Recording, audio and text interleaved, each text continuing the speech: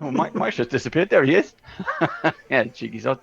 Welcome to Band of Badgers. We're going to be continuing our AVERNUS Rising campaign. I am Dame. I am Dave, your DM for this evening. We are Dame. Dame. You can call me Dame. I don't mind. And these are my lucky heroes. Our little band of victims, yeah, pretty much. Who are we? Just a little bit about us. We are Band of Badgers. We are based in the UK. We have 50 members, real life people, all locals, and we get together several times a month to play tabletop games around a table in person, because that's what we like to do. However, this thing called COVID got in and kind of really crapped on us and messed things up. So now we have taken some of our games, we're doing it online, and we're recording them. We're mixing up the tables just for you. These are short mini campaigns, and we'll see what we're how it goes. I don't know. Will I survive? We're about to find out. Really. Yes. Yes. No. Thank you to all our supporters out there and our collaborators. Thank you especially to Ed Gaming Emporium, 3D&D Dungeon Folk, Galforce 9, and Eldritch Foundry. Which reminds me, we have another Eldritch Foundry mini to give away. Ooh, I hope I win. Ooh. Only if you enter, Mike. You remember this. This is the rules. You have to enter the competition to win. So in which case you get a free custom mini. You basically go onto their website, design your own 3D mini, and then pay the shipping, really. And it turns up in the post. Nice little tin, and you get your mini. So that is available. To do that, to be in with a chance to do that, you need to leave details in the comments below if you're watching this on YouTube. And that word is, Steve, give us a word. Infantry. There you go. So I know why he's picked that. So infantry is the name. All you got to do is put that into the comments below in this under the YouTube video, and in 2 weeks' time we will pick a winner. Plus, if you check the descriptions of this YouTube video, you'll see a load of discount codes and all the links to all our supporters and friends of Badgers. I think that's pretty much it. You can check us out on Facebook. We're on social. We're on Twitch. And we've got loads of merchandise. Other than that, it's back to the game. So, guys, we had a quick chat before we started filming. What do you remember from where we left off? We were just about to chase down some screaming. We'd already been in that big room, hadn't we, with the corpses. And we didn't see anything other than a door. So we've gone out the door, gone back, and apparently there's going to be something, even though we searched the place, we couldn't find before. Hopefully. And a bag full of magical weapons to boot. That'd be nice. I definitely remember the bag full of magical weapons. Yep. Yep. It's strange. I just don't see that in my Galforce 9 cards. I just don't see bag full of magical weapons. There must be somewhere a bag full of magical weapons. A bag of holding, which is fully stocked. That's what you want. Okay, so you are indeed in a very large room with 9 burnt corpses chained and shackled to the floor. And there's that bird, Steve. You might want to mute for a little bit. And then he's going into his active period for the evening, so I'll just be quiet for a small while. Mute with a hammer. So then Lauren, I think it was Lauren, or sorry, Calamity. She heard something in the distance which pulled you into the main room, and it seemed to be sounding like screams coming from behind the wall. What would you like to do? Find where the screams are coming from. Yeah, investigate those screams. What screams? From behind the wall, can't you hear them? I wasn't really paying attention. What screams? Is it a man or a woman screaming? Don't know. I suppose it don't matter. You show us where it is. Well, it's behind that wall, but I'm not sure how to get through to it. So we look for where the screams are coming from. We go into the big room. Can we see or hear? Can we see anything? False doors, false walls. So do a perception check. Or actually, sorry, do an investigation. Lauren, you can hear the noise coming from the north wall, left side of the north wall. Okay. They're very faint. 11. Do I find the wall? You find the wall. It's strange. It's one of those things. You're kind of walking around the room and suddenly, boom, there it is. There's this giant 10, 20, 30, 40, 60-foot long wall holding up the ceiling. You didn't notice that when you came in the door opposite. Would you let them believe it? Look, there's a wall here. It's a wall of screaming. Just screaming wall. Wailing wall. Aha, I've been there. I have been there. So, is there anything fixed to this wall? Any like a lamp ceiling, down, maybe. fittings, fixtures, any sconces? It's a bare wall, but if you want to roll an investigation. Oh, go on then. I'll have a little look. I'm going to prod some bricks with my rapier. Is that something sexual? Can I assist? No Everything is with me. That's something sexual. I've never heard of prodding bricks, but I can imagine what it is. But let's not go there. I'm going to push on bits of the wall to see if anything pops out, and I got a 21. Investigation. Can I assist Carl with his investigation, please? Oh, you got advantage. Okay then. Well, that'd be a bit better then, won't it? In that case, that is 19. Oh, well done. Or 9 if I hadn't been helped. No, 19. So Cal and Calamity are Calamity's just pushing random bricks, and Carl's just poking them with his big sharp stick. And yes, just by luck, Cal, you hit the right brick. Goes in, and part of the wall just in front of Carl sinks in and moves to the left. Ooh, So Carl, you are this. now Is it standing in false front wall? of an open room.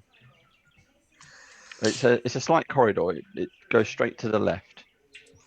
Corridor, to go to the left. Is this on fog, or we're not doing that on fog? Not yet. Should we go down this corridor? It could be where some people are being kept. Are we still there screaming? We think we better just have a quick look and see if there's any kind of, death traps or the like. Yeah. You know what they're like? Can I just investigate to see if there's anything on the floor which looks a little bit ropey, or anything that might fall from the ceiling and squash kin? Yep. Go for it. Yeah.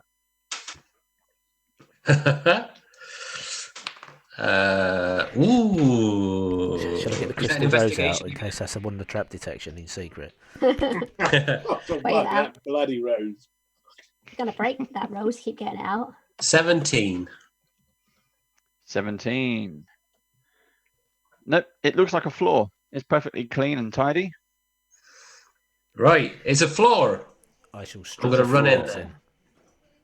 Let's go, quick. I'm going to rush in. I'm going to run down the corridor. I'm right behind you, Car. Come on, sis. We're all right behind you. Close, but behind enough. So what's our marching order? You in the front then, Car? At least so. I'll be second. I'll go third. And I'll bring up the rear. Okie dokie. Prodding those bricks. Oh. Oh. So I'm just getting the other screen ready. Okay, so this takes you in to a larger room. It's basically a 5-foot wide corridor. So as the door opens, you're right at the end, it immediately turns left, and you go down for about 15 foot into a much larger room. This room appears to be more prison cells that you saw in the other room. If you remember the previous session, you had to fight the Hellhound. Yeah. And there was some various kind of crudely made prison cells. So these small squatted cells are currently empty. but one has been unlocked. No more. There's Oh, also there's also one door in the middle of the east wall. You've come along the bottom of the east corridor. The room is higher up, and in the middle of the east wall is a door. Along the north wall, there are 1, 2, 3, 4, 5, 6, 7 cells. And one of those cells is open. One of those cells is open. I'll go over Unlocked. to the east door and listen at it. And I'll go and Okay. look in the open cell, and I'll just wander over to North One, look in all the cells, but obviously wander in the one that's open. Okay. Both make a perception check, please. Cal, Carl, what do you want to do? Woohoo! 18. I might make my way to that open cell as well, actually, to investigate it. You can over with Kin, yep. 20. I just look at the other walls and see on the north and the south. Okay. There's tables and chairs, a table, a chair, a couple of other units, which seem to be holding maybe like whips and chains and that kind of thing. Whips and chains? Whips and chains. It's a proper little dungeon. Been there before. Yep. I rolled a 20 on perception. Okay, let's do a Neville first. You go up to the door, and you do hear echoes of screams and maybe some chanting. There's definitely something rhythmic about it, but it's quite faint. We've got cultists, kids. Oh, And- bloody cultists. Not them again. They're right. I bet they've got skulls on their knees again.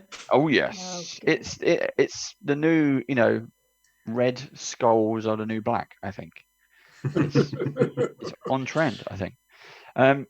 Right, Steve, Kin. Okay, so in the cell itself, you're having to kind of poke around, and you find some bloody drag marks. Bloody drag marks. And they seem to be heading from the cell towards the east door where Neville's standing. Right, I shall point them out to Neville. Okay. And then you also spot what appears to be. Let's see if I've actually. Did it go in? Yes. You see what appears to be a message written on the floor. Oh. Oh, not again. Oh no, not. Oh, this is in English this time. It's written in common. Yeah. I thought, here we go. Half an hour later. Do you think that's an E and an X or an E with a kiss? Oh. Well, he gives himself like, willingly, so Elizabeth. Kiss. Kiss. How have we come across anyone with those initials? We've got Sans Coric, who's a jeweler from last week. We've got Marcus Hall. This is, bear in mind that this is picking up from last week. So this is last week's session. We are still in. Yeah. We're still in last week? Oh my God. We're still in last week. We'll jump forward to today. The days are confused enough as it is without time dilations. You've got the light behind you, Paul. We can't see your gorgeous beard. I'm afraid it's my camera. When it starts, the light balance goes everywhere. We need that torch in front of you or something again. Just a little desk something. lamp. Anyway, shall we go and beat these cultists up, kids? They're through this door. I'm going to grab this whip. Is the chain big enough? Is there chains like enough to fit in my backpack, or are they like? You could, they're leather chains and metal chains. Leather chains. Leather chains. Manacles, all kinds of bits and pieces. If you want to take, I'll grab some manacles and I'll grab a whip, and why is nobody's affair but my own? That special room in your garage, Paul. I don't call it a garage. You know, that one you like to take friends to. They don't come back though, do they? Well, not for a second time. They don't sit down for a month. I know that. Sorry, where are we? So we're going to. I'd like to take a whip as well before we move on, and then I'd like to go through the door. So I'm going to cast. I don't need a whip. I'm fine. I'm going to cast. I'm okay. The spell. Divine Favour. Is that Divine Favour? Yes. So I'm going to cast Divine Favour. As a bonus action, take out my 2 trusty hatchets. Everyone else ready? Yeah. Prepare yourselves. Take out both my swords. Right. I'll get my bow ready. I've got a bow inside that I spent all the money on, so I'll get my. I'll limber my fingers up. I've got 40 arrows, if I recall. And I'll enter through the door. Okay. You try the door handle and it is indeed unlocked. You're going to step straight into the room? Straight in, Governor. No mucking. Okay, let's go. So this appears to be a pretty much the same size room as what you've just stepped out from, equipped with countless complex torture devices. This blood-stained room is used to convert captives to cult service and to slowly end the lives of those who resist. At the center of the room, a large leather-bound gimp. I'm sorry. What? Exactly. A large leather-bound contract book sits on a table. Can I hear where the screaming's coming from? In this room? It's not. This room is empty of people, but at the north side of the room, there is a slight corridor, and the echoes seem to be coming from that direction. Are they louder in that direction? Much louder now. I'm running down that corridor. Okay. We can come back to the room afterwards. Yep. If we survive. So you run around the room. It's literally a kind of a U-bend, ends at a door, and behind that door you can hear a lot of rhythmic chanting and some screams. I'm in. Try the door. I'm going in. Okay. Marching order, please. Mike's Neville's going to bust the door down and go in. I want to be third, if that's all right. I'll go second then. I'll go in last. You're right with that, Ken. Do you want to go anywhere else? I'm happy to be in the back if you want. No, I'm fine. I'll go in last. I can cover the room with my spells anyway. Righto. Okay, so Neville, as you bust into the room, it's a large size room. We're doing this on fog. Oh, I will show you. I will get there. No, I know you're excited. No, I'm either on D&D Beyond or fog, and I don't just want to know which one to do. We're staying here at the moment. This is a large, blood-stained and black-walled room. Gruesomely carved stone altar adorns the east end of the room. You've come in from the northwest. A large stone altar adorns the east end of the room and is fitted with heavy ropes. There you see a woman bound to the altar, screaming her head off. Standing, well, actually flying above her is one of those spined devils that you witnessed before. The same thing. This is holding the trident or the fork above her. Around in a semicircle are a bunch of red-robed, clad cultists wearing their summer matching outfits. Got to be cultists.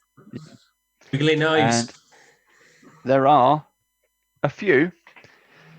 And then as you all burst into the room, the door slams heavily behind you. Oh. No. And the voice in the corner says, "Ha! We got them." We are going to roll initiative. And Steve, if you'd like to turn the other camera on.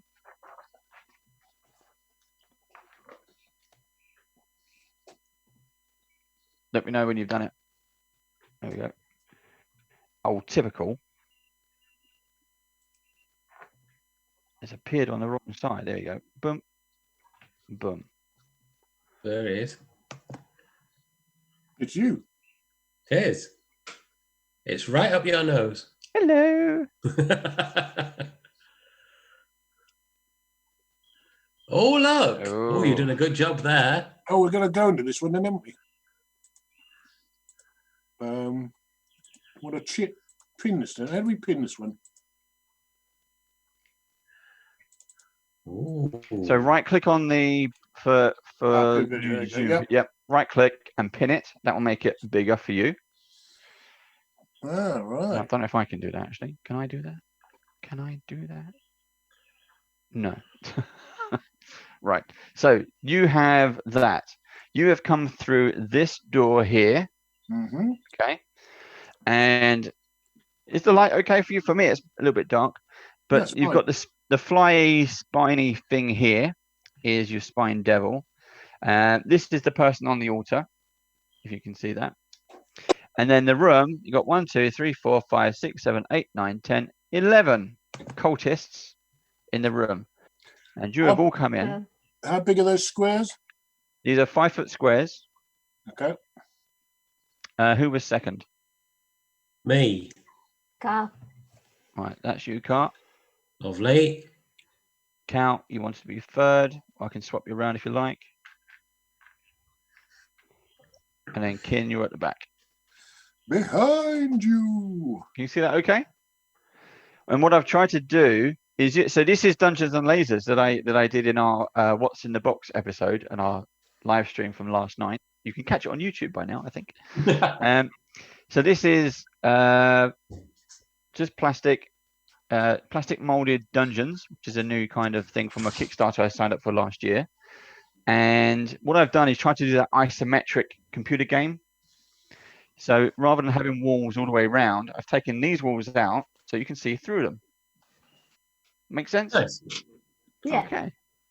And I haven't painted it yet, but I'm getting there slowly. Right. So where's my pen gone? Oh, I left it over there. Right. Everyone's initiative. Kin. Ooh. That was a nat 20, so that's 23. Okay. 1 second. 23. Kin.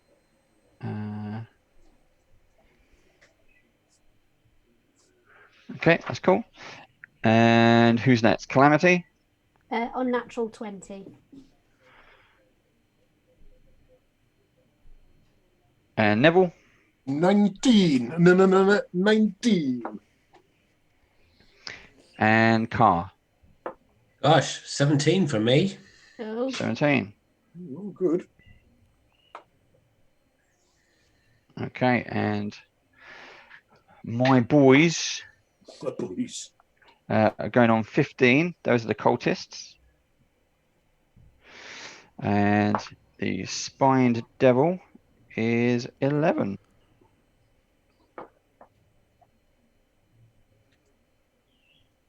And I'm using my new initiative tracker just to keep track of everything. Right. It's the top of the round. We talked about it earlier before we start the thing. So this is on Amazon. This is a 100-page booklet which has all various things on it. And this is the first trial run. And basically all the bad guys are written out. And the heroes are written out. So I can just add the initiative order and away we go. Bit of pre-planning. Right. Show you that later on. Yeah. Kin. You're up first. I would like to cast Mage Armor upon myself. Okay. And boom. Followed by using one of my sorcerer points to cast another spell's bonus action. I would like to cast Dragon's Breath. Ooh. Yep. And I would like to maneuver myself into a position where I'm not going to hit any of my teammates and breathe into the room, please. You can move forward 1 square. Yep. You will get attack of opportunity by this person. Yep. Because they were hiding behind you. And then you could do a cone effect this way. Yeah, it's a 15-foot cone. So I'm probably going to end up getting the 2 yellows, the green, the purple, and possibly the green at the back. Yep. I will do so that, you're going to get those 5, 10, 15, yeah? Yeah. Go for it. Okay. So I'm going to make my saving throw. Sorry. I'm going to make my attack first. Yep. Because as you're stepping out, that might affect what you do. So attack of opportunity, cultist. I have my 17. Just hits, yeah. Okay, 1d6. I got a 6 plus 1, 7 points of damage, please. Okay. It's all here. on my initiative tracker. See? No, we don't. Oh, blimey. Well, no, you don't. It's for me. Once we get back to our tables, and I need to have a chat to you about an idea, Mike, I had. Once we get back to our tables, we'll see. Okay. And if you roll, also, by the way, we're going to also, I had these literally arrive just as we were setting up. We're going to try these. These are critical fumble and critical hit cards, just because they add extra bonuses and it's kind of random. So we might try that. Mm. So do let me know if you roll a 1 or a 20. Doesn't count for initiative though, does it? Doesn't count for initiative, no. Right. So you need to make a dexterity saving throw and a DC is 16, please. Okay. DC 16. No, I got a 9. Okay. With the bonus, I get a 10.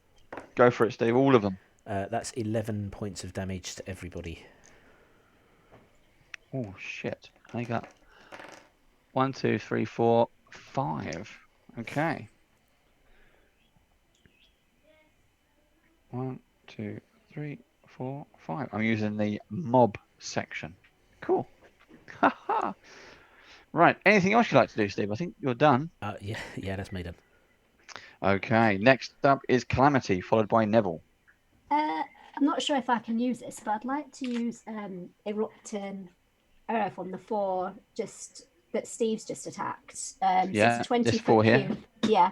It does make it difficult terrain once it's happened, but I'm sure that's fine. But Yeah. it's a dex save of 14. Okay. Dex save of 14. I rolled a 14. So we're doing it as mob. They all did it, but they're all now on. You still do it. So the floor erupts with earth and soil as you break up the floor. So it's but they all half as managed much damage. Yes. So it's half damage. Yeah, so a creature takes 3d12 bludgeon damage on a failed save, or half as much damage on a successful one. Okay, so they saved. Yeah. So they passed, I'll roll my your damage and divide by 2. So it's 3d12s. It's quite nice. So that is 10. So that is 13 divided by 2, 6.5. Well, I'll roll it up to 7 on the same 4 in the middle. Yep. Well, actually, in that case, so the floor erupts, and it's a mixture of stone, earth, as it all kind of erupts from the middle. They try to get away, but instead the bricks and everything else just seems to clamp down on their legs and pull them down. And you can hear is their bones cracking and bending as they all get. Yeah. That's not a good way to go.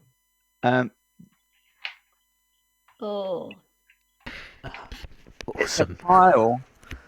It's a mangled pile of rocks, dirt, and bodies, all twisted and contorted. That's 4 down in one go. That's good. Nice one, Calamity. 4 cultists. Go. Guns blazing. Okay, Neville, you're up, followed by Carr. Right, I'm going to Misty Step up to the bottom right-hand tile. 5, 10, 15, 20, 25. Yep. So I'm next to my little mate. Him or him? Him. And I'm going to whack him, as we call it. You're going to go for the Spine Devil, yeah? Yep. Go for it. So, 15, what's my doings? So 21. 21 hits. The Spine Devil has an armor class of 13. And guess what? You got a 20? I got a 20. Let's test your cards out. Okay. So, what are you using? You're using your giant sword. No, I'm using my hand axes. So they're not slashing. It's slashing damage, yeah? Yeah. So this is called the paper cut. The target takes... basically, the target...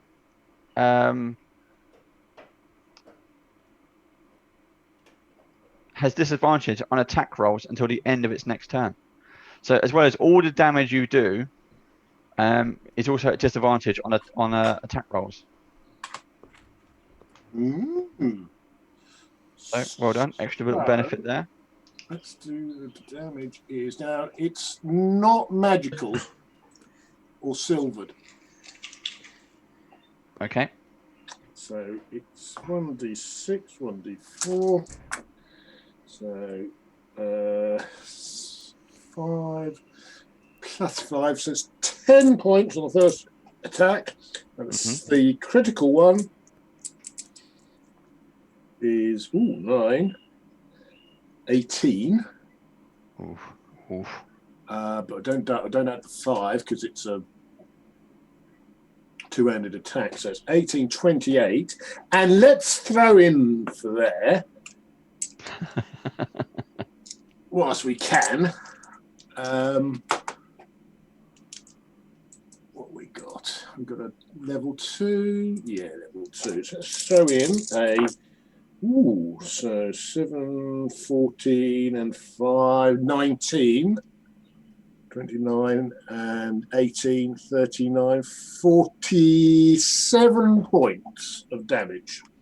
In complete total. What did you add on? Smite? Yes, smite. Right. I'm going to start using this now with Neville. Right. So he literally, you strike it with the holy word of smite. As the sword weapon glows, it enters the Spine Devil and just erupts the Spine Devil. Bits of light and blood and flesh splatter everywhere, completely taken out, completely ruining your shiny armor. Oh dear. He's and down. then my second attack, I'm going to attack the one standing next to me. Yep. You swing around, getting ready to attack this one in the back. It was just gone, what the fuck? So 23 and... Oh no. It's a 1, isn't it? Oh, you fumbled on this one. Fuck's sake.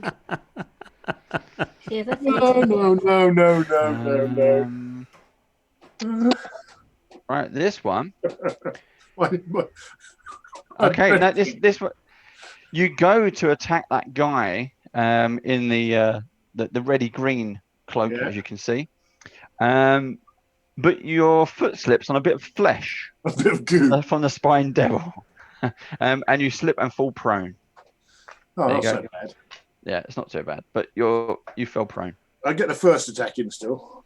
Yep, you got that one in. So that is 8 plus 5 is 13 points of damage. Okay. Yep. And I'm down. It was a nasty hit. Something happened. You shoved your axes into him. Something happened, probably the weight distribution, and your legs have just gone out from underneath you. You wasn't able to get that second hit in. Yep, you are now prone on the floor. Car, you're up, followed by the bad guys.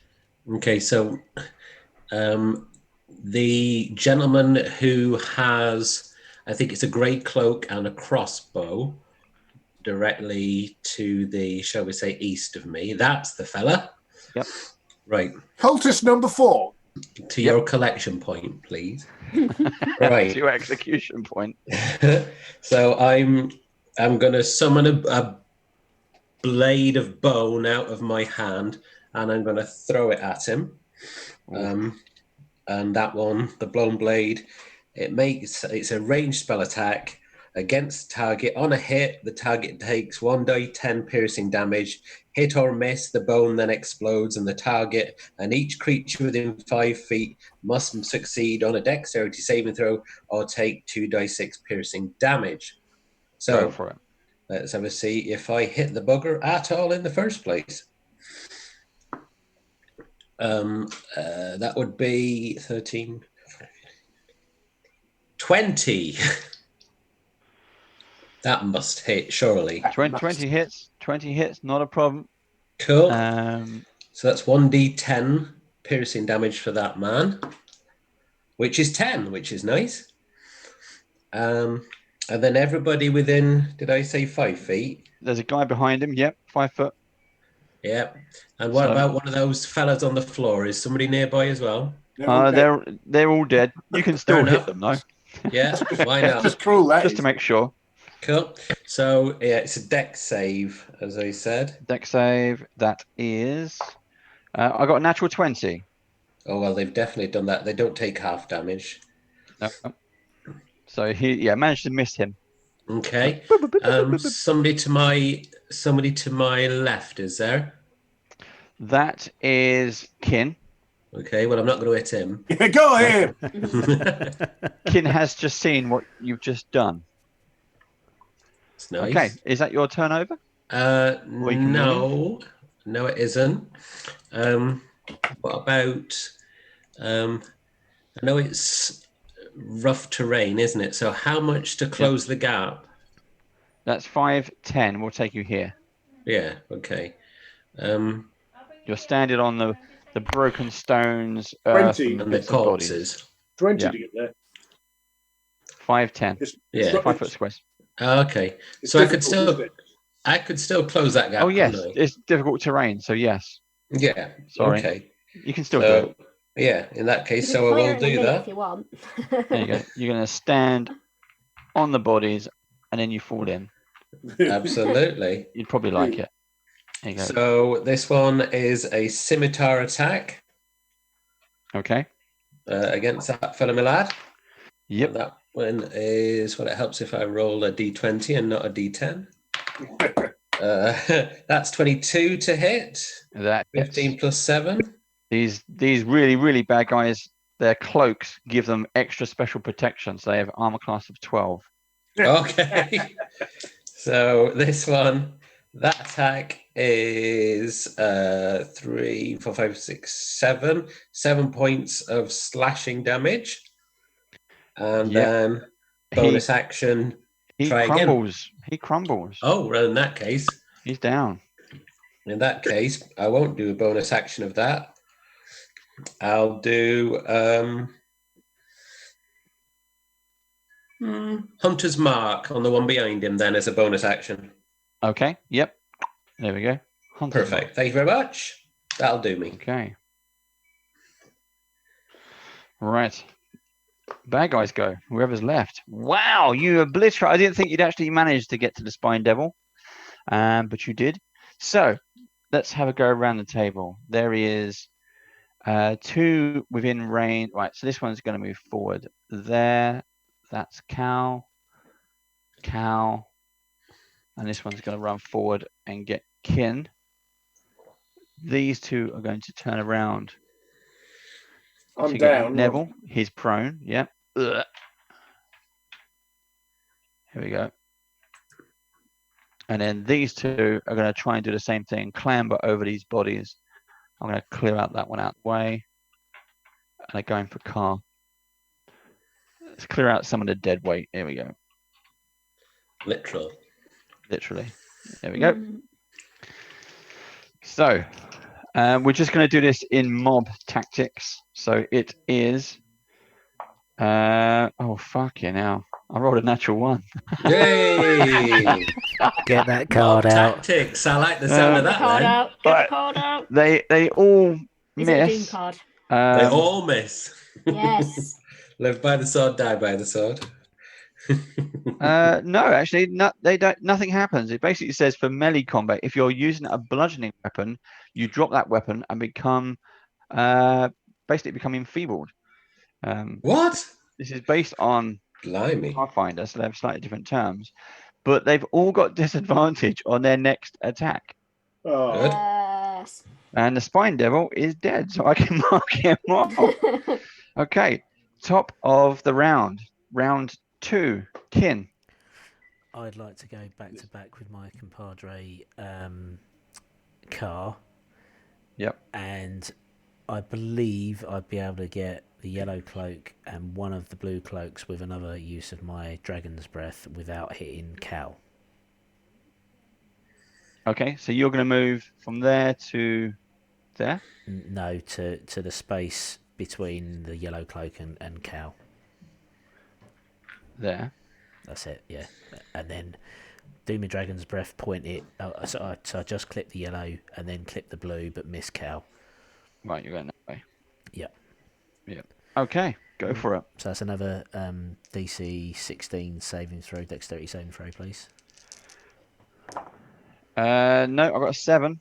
All So that's 3. 14 points of damage to everybody. Blimey. Okay, they all get engulfed in the flame. They really don't like it. Their cloaks, there's no protection. They're not even fireproof. They're made of nylon, so they I think go these up in cultists flames. need to think again. And just because I can, I'm going to burn another sorcerer point off, and then I'm going to cast a Shocking Grasp cantrip and attack the yellow cloak in front of me. Okay, go for it. That's armor class 15. That hits. So that's 2d8. That'll be 7 points of damage. Okay, so while he's trying to put out his super red outfit, which he thought was flammable, unflammable, you just stab him, and he goes down. He's done. Okay, that's anything else you'd like to do? No, Anyone that's else me. you want to burn? Well, actually, yeah, no, I've got some movement left, haven't I? So now that he's on the floor, You have, yeah. I'm going to move up to the sort of top of the map, if you like, so that I've got more options for Dragon Breath next round. Yeah. Yeah, lovely, thank you. Yeah, cool. Okay, Calamity followed by Neville. Oh, I've got 3 cultists there. I'd like to maybe use Thunderwave. It's a 15-foot cube. Yep. So hopefully that'll catch all 3. It will. So it's a con saving throw of 14, and on a failed save you take half damage. Okay, so this is mob tactics. We do 1 roll. We've got a 13. Oh, that is. Oh, let me roll my damage. So that's 3d8. Oh, nice That's one. 10 points of damage for all of them, and you push 10 feet backwards. Okay. If you can move 10 feet, I'm not really too bothered by that, Right. to be honest. Dun. These two just get slammed into the wall, and you hear the bones break, and they just crumble to the floor. Oh, Nice. This one slams into the corner, lands on his knees, but although he's kind of prone or knee bent or whatever you want to do it, he's still alive and starts to kind of get back up. died. Never mind, 2 down. 2 down. Very Anything good. else you like to do? I may. Oh, let's have a look. I don't know if I've got any decent bonus actions. I may move 10. Shillelagh. Bonus action Shillelagh, just in case. Okay. Sorry about that. There's a bit of throat clearing going on there. And It's like he wants to be a millionaire. Move 10 steps forward. Which way you want to go? Towards not the door, but opposite to the door. So move you that way. Yeah, that's it. So kind of next to Kin. Okay. There Yeah. we go. And that's it for me. Okay. Well done, sis. She's got the big guns today. Right, Neville, She sure you're up, does. followed by I'd better Carl. stand up, Lisa. Yep. And then I think what we call that thwack, that one in front of me. Okay. Well, it's an action to stand up from prone. Is it? I thought it was just half your turn. It's half your movement. Oh, it's a half movement, so he still has an action, but Yeah. less movement. Right, go for it. Thank you. Jeez. 16 and 13. Both hits, aren't they? 60. Yep, these are on 12. So, Yep. doing to him for a 12 and 5, 17 points on him. 17 points of damage on the first one. This one. Yep. Okay, he crumbles. And can I climb over him to the second one? Yep. And 2 attacks on him. 23 and 14. Both hits. Doing 4, 8, 12, 13, 14, 15, and And 5 is 20. And then he crumbles as well. There's not much left, is there, really? They're not very good. No. So I've got 15. I've moved 5, so I can move 10 up behind the one in the blue. Zip. There we go. Okay. Car, you're up. Okay, Followed by so any bad guys that happen to be alive. so the gentleman in the grey, he's the one with the hunter's mark, if I Yep. remember correctly. Him, yeah. So I'll also mark him. I think it's a free action. Actually, I'll just check that. But I'll mark him with my planar warrior feature. But I will just check to see if it's free or not, because that will. Oh no, it's a bonus action. So planar warrior. So I'll mark him with that as well. So here we go, and I'll try and whack him with the old scimitar. Oof. That's 18. 10 hits. Okay, so that's Hunter's Mark plus my damage plus Planar Warrior, which is 6, 7, 8, 9, 10, 11, 12, 13, 14, 15, 16, 17 points of slashing damage on that gentleman. He crumbles. And then an attack on the gentleman on my right. Yep. This is just going to be a straightforward one, because the other bugger had all my juicy bits. We want to keep one alive. 18 plus 7, so here you go. Do you want me to keep this one alive? What about... there's a couple 18, more. 18 plus There's 7 one by the is dead. Well, that's my attack. That's not how much damage. Oh, that's the hit. Right. Yeah. No, there are more people alive, though, aren't they? You don't There's need one to... by the door over there in the corner. Yeah, exactly. He might be at that door in a minute if we're not careful. Well, let's have a see. It's pretty ropey. So that one is 5, 6, 7, 8, 9, 10 points of slashing damage on that one. Okay. He's still standing. She's still stirring it. That's it. That's all my actions. Yeah. Okay. Mine go. Who have I got left? Right. Here we go. He's going to come in kicking and screaming. Ah! And this one, and they both hit you. 4. I've got a natural 1 again. Well, they don't then. I duck out of the way. This one tramples all over that hard ground and bodies and lays flat. And this one just happens to slip on some more bits of Spine Devil. There you go. Lovely. And other body parts. Dear, oh dear. That's unfortunate, isn't it? End of round 2, start of round 3. Kin, if you'd like to do anything. Both of them are prone. You have feet. Bodies everywhere, and you still have this woman tied to the... Oh, yeah. Forgot about her. So I'm going to move over to the altar. So we probably don't need them alive, do we? Take out one of my daggers and cut through whatever bindings are attaching her to the altar. Okay. So we don't need them if we've got her. You've Can I be picky and go to the other side? Yeah, quite right too. Verisimilitude. There you go. Thank you. Bloody dungeon masters. So yeah, I'll move over and start cutting through her bindings. I don't take any other actions for the round.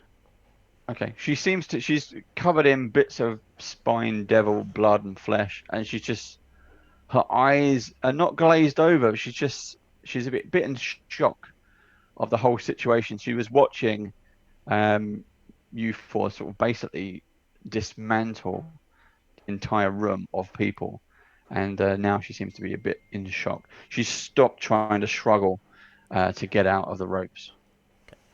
Well, she was struggling, which is a good sign that she didn't want to be there. But let's keep one of the cultists just in case she can't remember for some reason.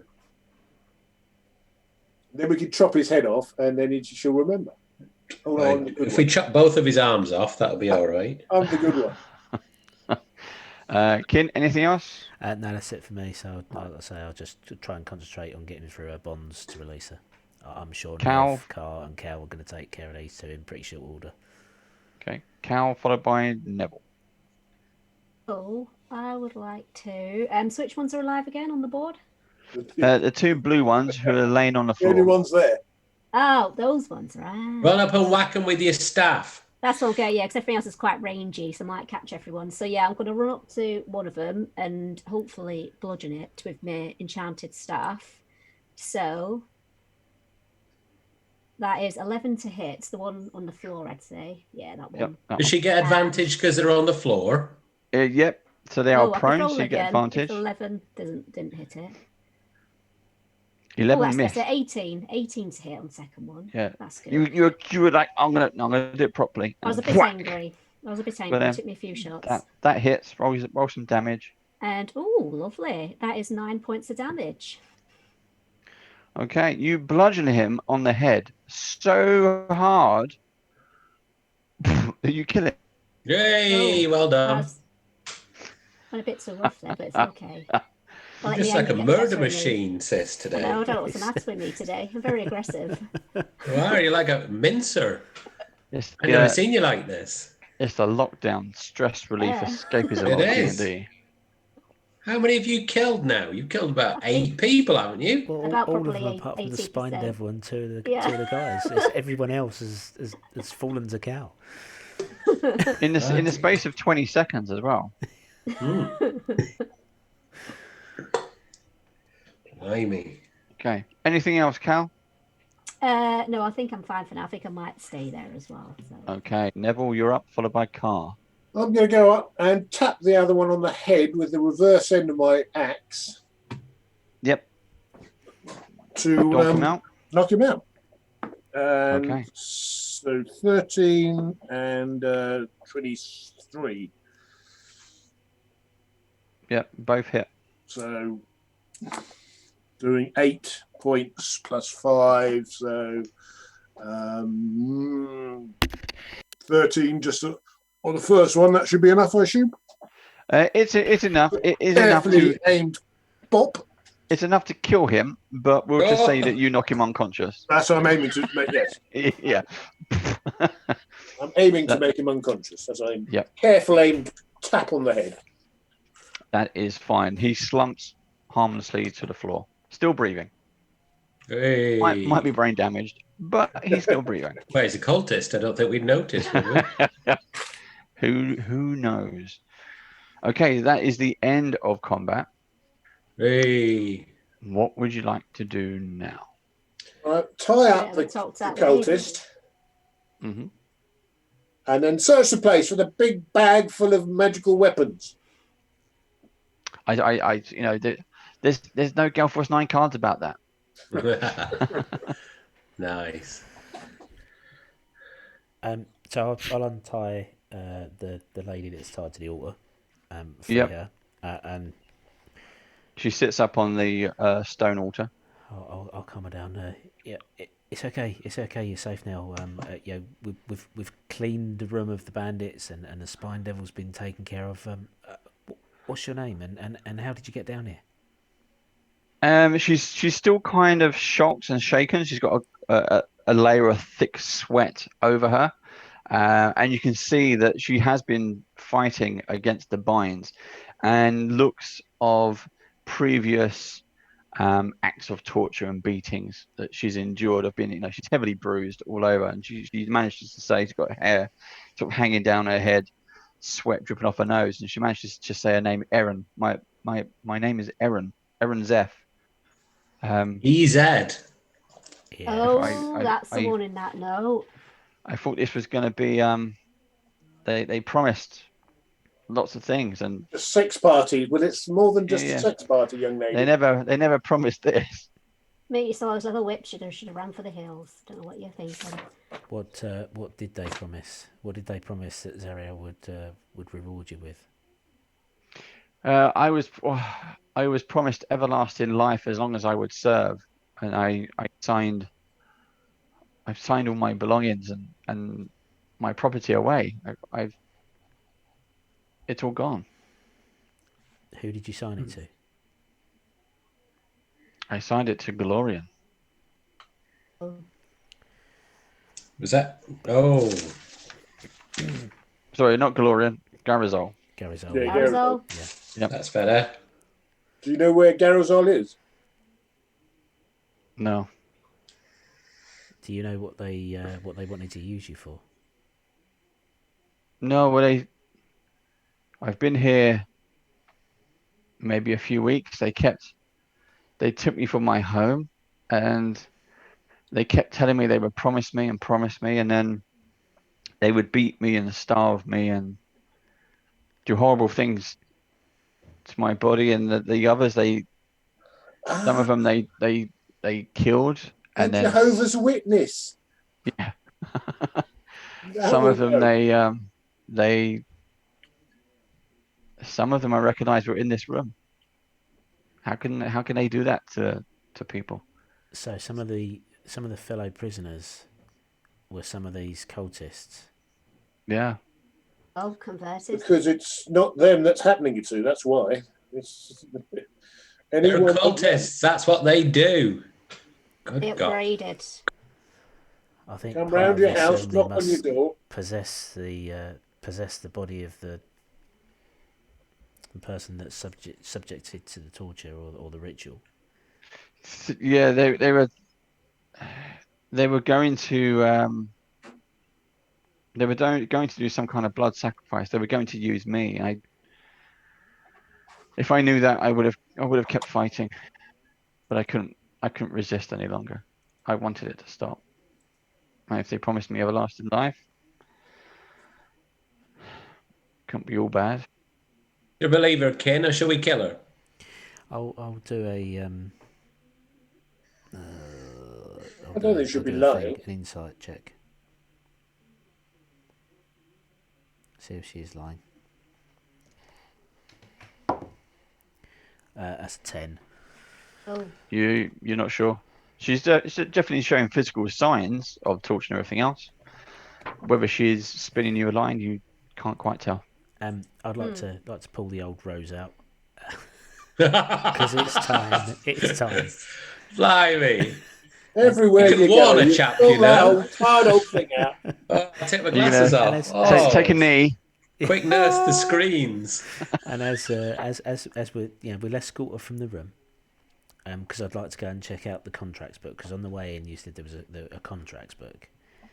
So everyone's name should be in there. Yeah, so all the people who've signed in there, including her, should appear in that book. Yeah, good idea. So I'll escort her from the room, and as I'm far enough away from Cow and Car, I'd like to wave the wand about and see if it highlights, please. Okay. First of all, you hop her down off the altar, and as you get halfway across the room, she stops very suddenly, and her body begins to kind of jerk and move funny. Oh no! Quick! I'd get the rose out now if I were you. Get that rose away! You break it. Last chance. You break it. And then suddenly her voice changes to something that's very guttural and animalistic. Oh, mate, Gharizol. And This Gav's gone. It's the Exorcist. The guy who's on the floor all tied up, his body starts to suddenly levitate, and he also goes through a similar transformation. She starts to float up as well. He's still got his hands tied behind, but you can hear the muscles and the bones start to kind of snap and twist. And Music to my ears. when you look at her nose starts to bleed black blood, and black blood starts to pour out of her face and mouth and ears and eye sockets. Her eyes just feel black, and her eyes are completely open, and they stare down at you as she's contorting. I mean, you just hear her getting squashed and things. And the voice comes out of both of them, and it says, "You have not seen the last of the forces of Zariel. Her honor shall be avenged."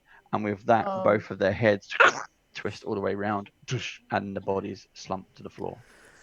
Well. Old exorcist time, isn't it?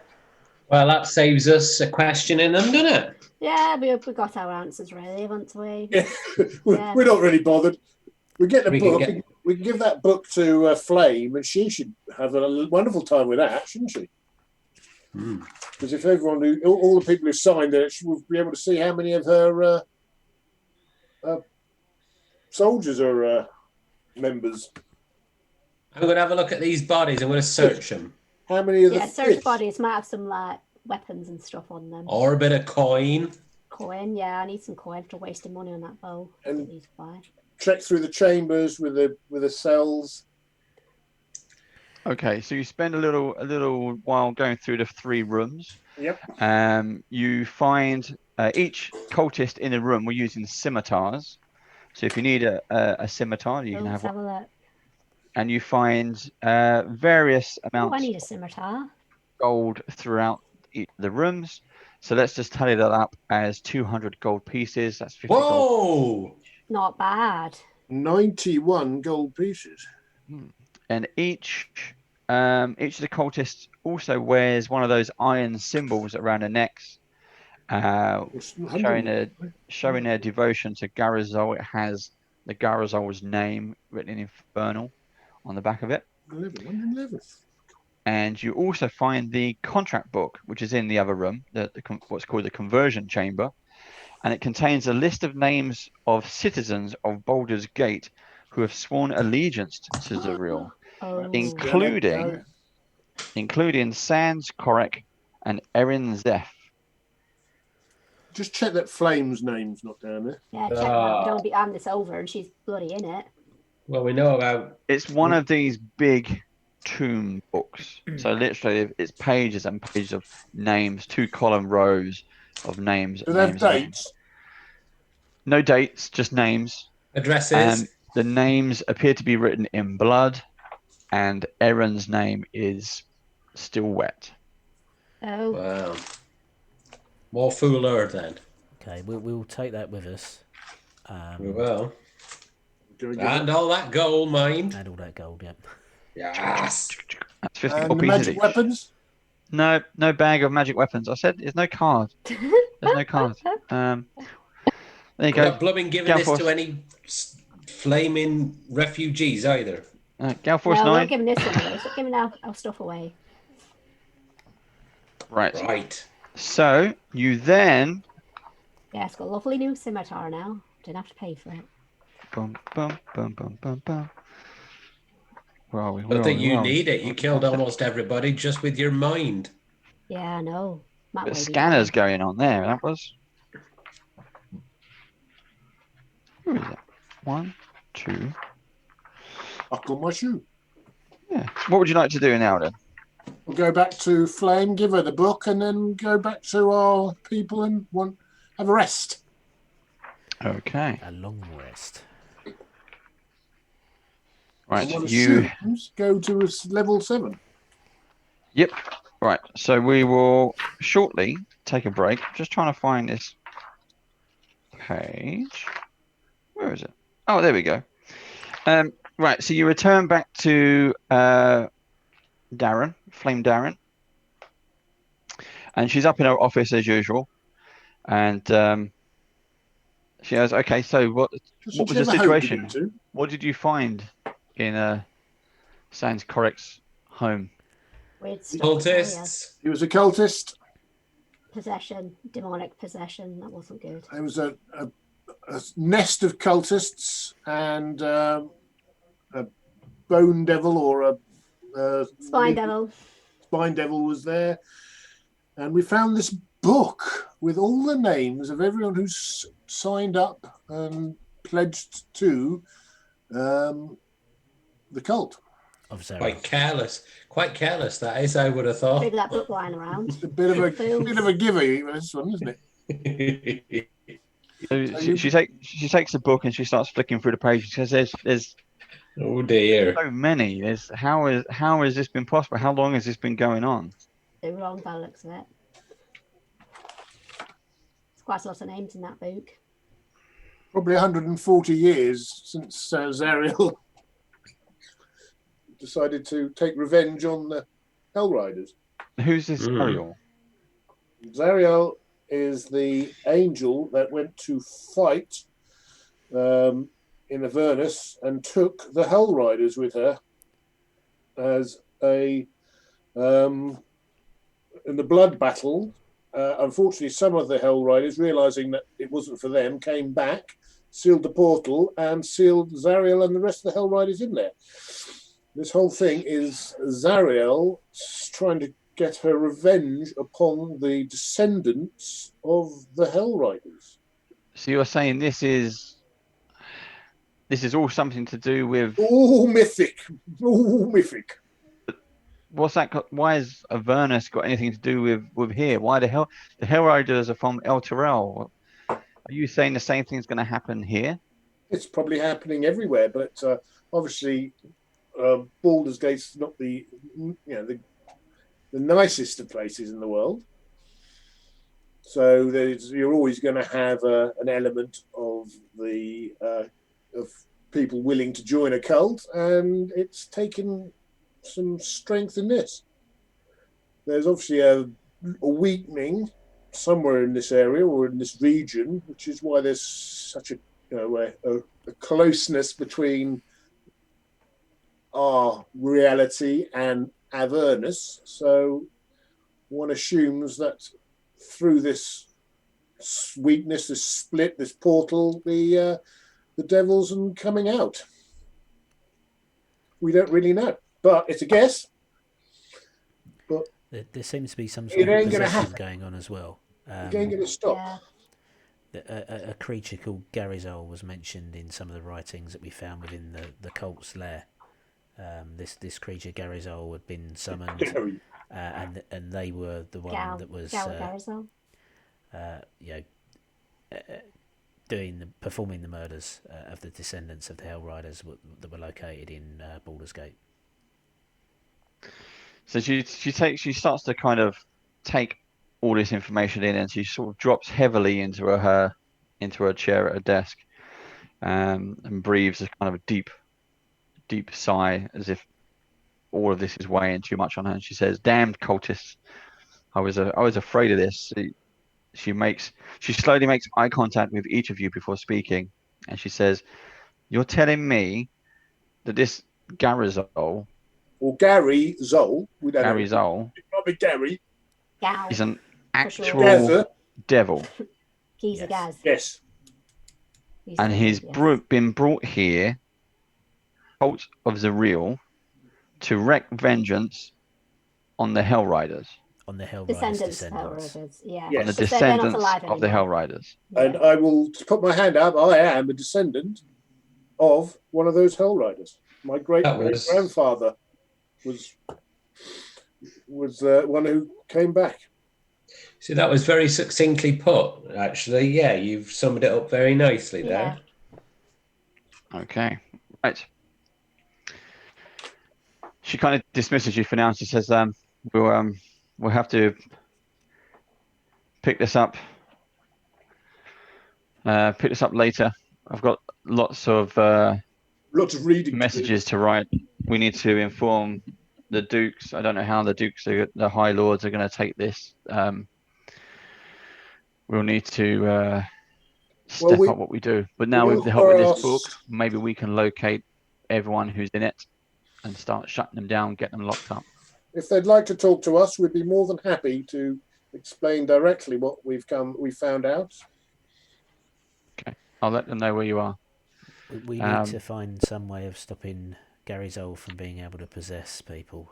We took one of the cultists prisoner, and we also freed somebody who'd signed up, the last person in that book, Erin Zeph. She flicks to the back. Erin Zeph. We rescued her, and she was willing to give us information. And as we left their lair, like most people we rescue, she died. Yes, she did, horribly. Very painful. Possessed by Gharizol, I believe. It wasn't nice. Okay. With no ritual manifestation. We stopped the ritual from being finished. So I don't know how this creature is doing that. We need to find some way of protecting ourselves, or for you to protect your trusted people. Or maybe it's to do with the book that they sign. Maybe they're signing some form of contract. Sold their souls and whatnot. Maybe, yeah. So they're marked for life. We can test that because Harwin, the guy who murdered Marcus Hallgate, if his name is in there, we know that he was possessed at the time, Harwin Lamlin. We need to check the book to see if his name appears, and then that theory, is valid. Yep, she hands the book back to you. You start flicking through, and yes, you find his name. Okay. Oh. So we need to round up all of the people in this book and isolate them, because then it would stymie Gharizol's plan for taking on the rest of the Hellrider descendants. I might bring Gharizol out to maybe attack us. Do we have to kill them, or that would make it happen faster, do you think? I was going for imprisonment rather than murder, but no, we lock them up. We don't. Yes, I don't think I kill can him. What's wrong with you? fully agree with just going around randomly killing people just because Well, they're cultists, aren't they? Made a mistake. Yes, but you know, you could join the Labour Party and you know, you could be, you know, and you wouldn't necessarily want to go. We could maybe just like maim them a bit, you know, maybe like cut them off at the legs or something. Off. Yeah. Let's take a short 5-minute break there, and we will carry on when we get back. You have now leveled up, so you're now 7th level. Well done, congratulations. And you've solved the next case. Bonus action hide. If you're watching this at home, we'll be back in 5 minutes. And or you can fast forward because you're watching it on YouTube. So just zip. But I'm going to fast forward then. How does it end? You. And we get straight back into the next case. Steve, just quickly, can you turn the battle cam back to off so I can change that up a bit? Hit the 5-minute tea break. Battle cam. Mute the mics, and we'll see you again soon. See ya. Bye. And so you lot can now.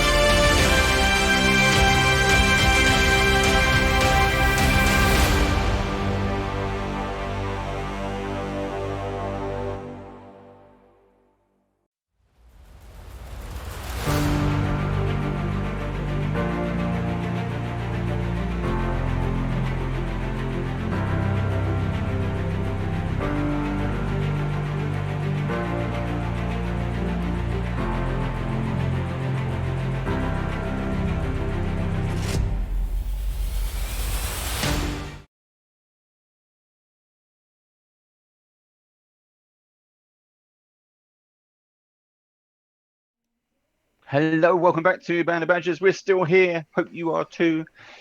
We've just had to have a quick tea break, literally just get a cup of tea because I'm the DM. That's why. And then we're going to crack on with our story, AVERNUS Rising. So, our band of heroes were dismissed by Flame Darryn and said, we'll get in touch soon. It's the next day. So is that a long rest in order? It's a long rest for everyone, yes. Hurrah! And you went up a level before the break. You can do a quick bit of shopping if you wish. Oh, yes. Is there anything you would like to buy? Magic sword. Do you have enough? No. Yeah, me too, actually. No. Magic sword? What are you doing those for? They sound expensive. I don't know how much they are. How much is a magic sword, Neville? More than we've got. More than I've got. Oh. Actually, thousands. I'm not quite sure how magic sword is. Even if you can find one. Ken, do you know how much a magic sword is? More than we've got, I would imagine. The cost of making one of those would probably run to about 300 gold. Blimey, Charlie. Bit out of our price rate. How much have you got, sis? I think I've got 50 gold. I'll give you that if you want. I spent it all on my bow last time, so you can have it. Oh, yeah, you did, didn't you? When you bought that bow and I lent you the money for the arrows, I remember. Yeah. I'd like to replace the potion of healing that I used. I used on Cal, so okay, it's worth investing in another one of those. Potion of healing was 50 gold pieces. I've got 111 gold pieces. Yeah, I've got some as well. A good amount. But I haven't really spent anything. If you'd like to see the equipment list, it's page 150 on the player's handbook. Oh, this is annoying. You can have me. There you go. Have that. Darkness. And then, anything else? Well, just to let you know, boys and girls, that let's find it for you. I now have an aura of warding. Oh. So any friendly creatures within 10 foot of me have a resistance to damage from all spells. Oh, nice. That's handy. Can I buy a camel for 50 gold pieces? Do they sell camels here? A camel? You can buy a camel? Yes, you can. You're eating on a camel? You're buying a camel? What are you buying a camel for? Maybe. A camel is 50 gold pieces. Yeah. Wasting your money on a camel?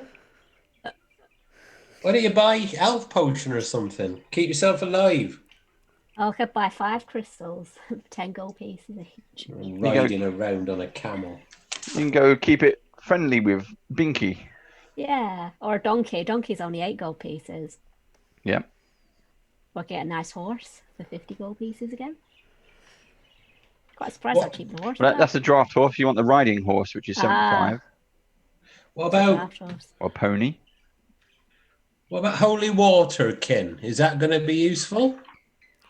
Oh, God, yeah. Oh, no, 200 for an elephant. We haven't really faced against any undead, have we? So I'm not sure that devils and demons suffer much from holy water.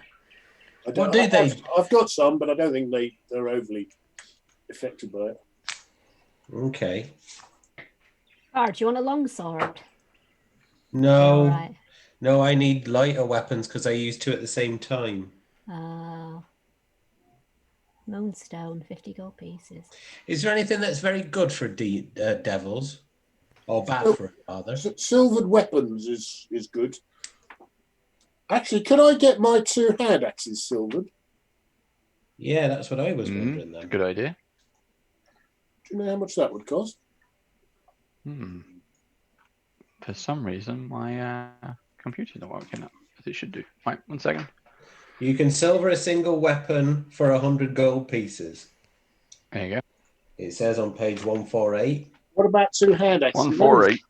They're only small, so surely you'd get two hand axes done for the price of a sword. Well, it says all 10 pieces of ammunition for 100 gold pieces, and they're very small, aren't they?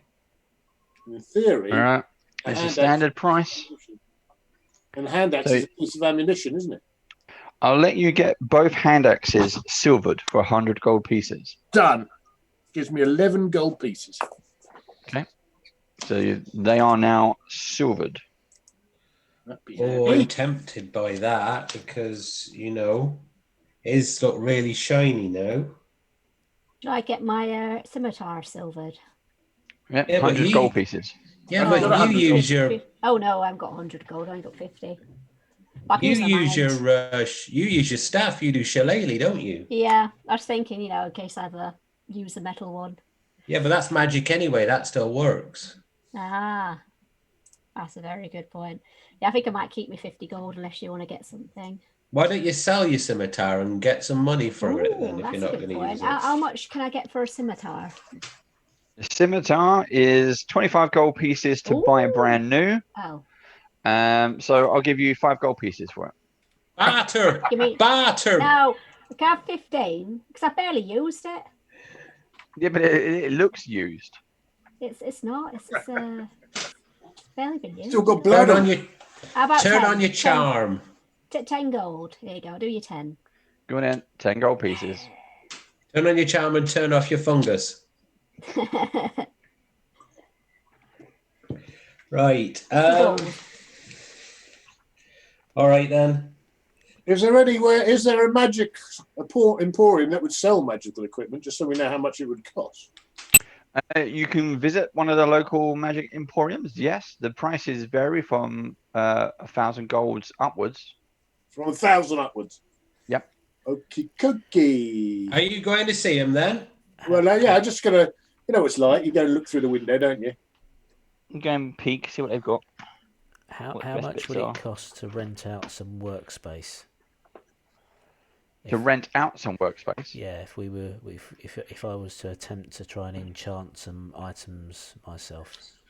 Haven't we got? Well, you've got a warehouse. Warehouse, that's right. Sure, we could do it there. All your survivors, you've all been bedding down in a warehouse that you've all rented together. So you could have a corner in there. However, if you're doing it now, unless you can actually do it overnight, you won't get your long rest. No, it takes 8 hours of solid work. I think it's 1 day per spell. I'll have to check it in the DM. What can you do with that? Well, I can enchant items for spells that I have. So I can, in a few days I could make an item, say, that would replicate my enlarge spell that Neville could use himself without me needing to cast a spell.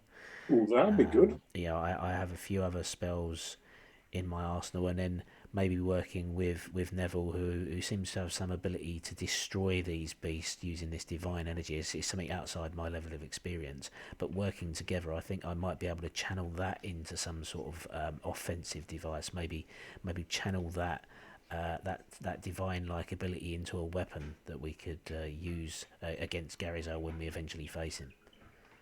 Right. And you can do that, can you? Oh, I haven't done it in practice, but I've certainly read about it. It's certainly possible. I'm always keen to try new things and give it a go. Would you need to do that then, other than the weapon? I need access to the spell. I need the time to study the effects. I need the weapon, as you say, and I need somewhere to work, somewhere quiet. A laboratory where I can channel the magic and carve runes into the weapon. So I will need some tools. What ability is that you're using to do that then?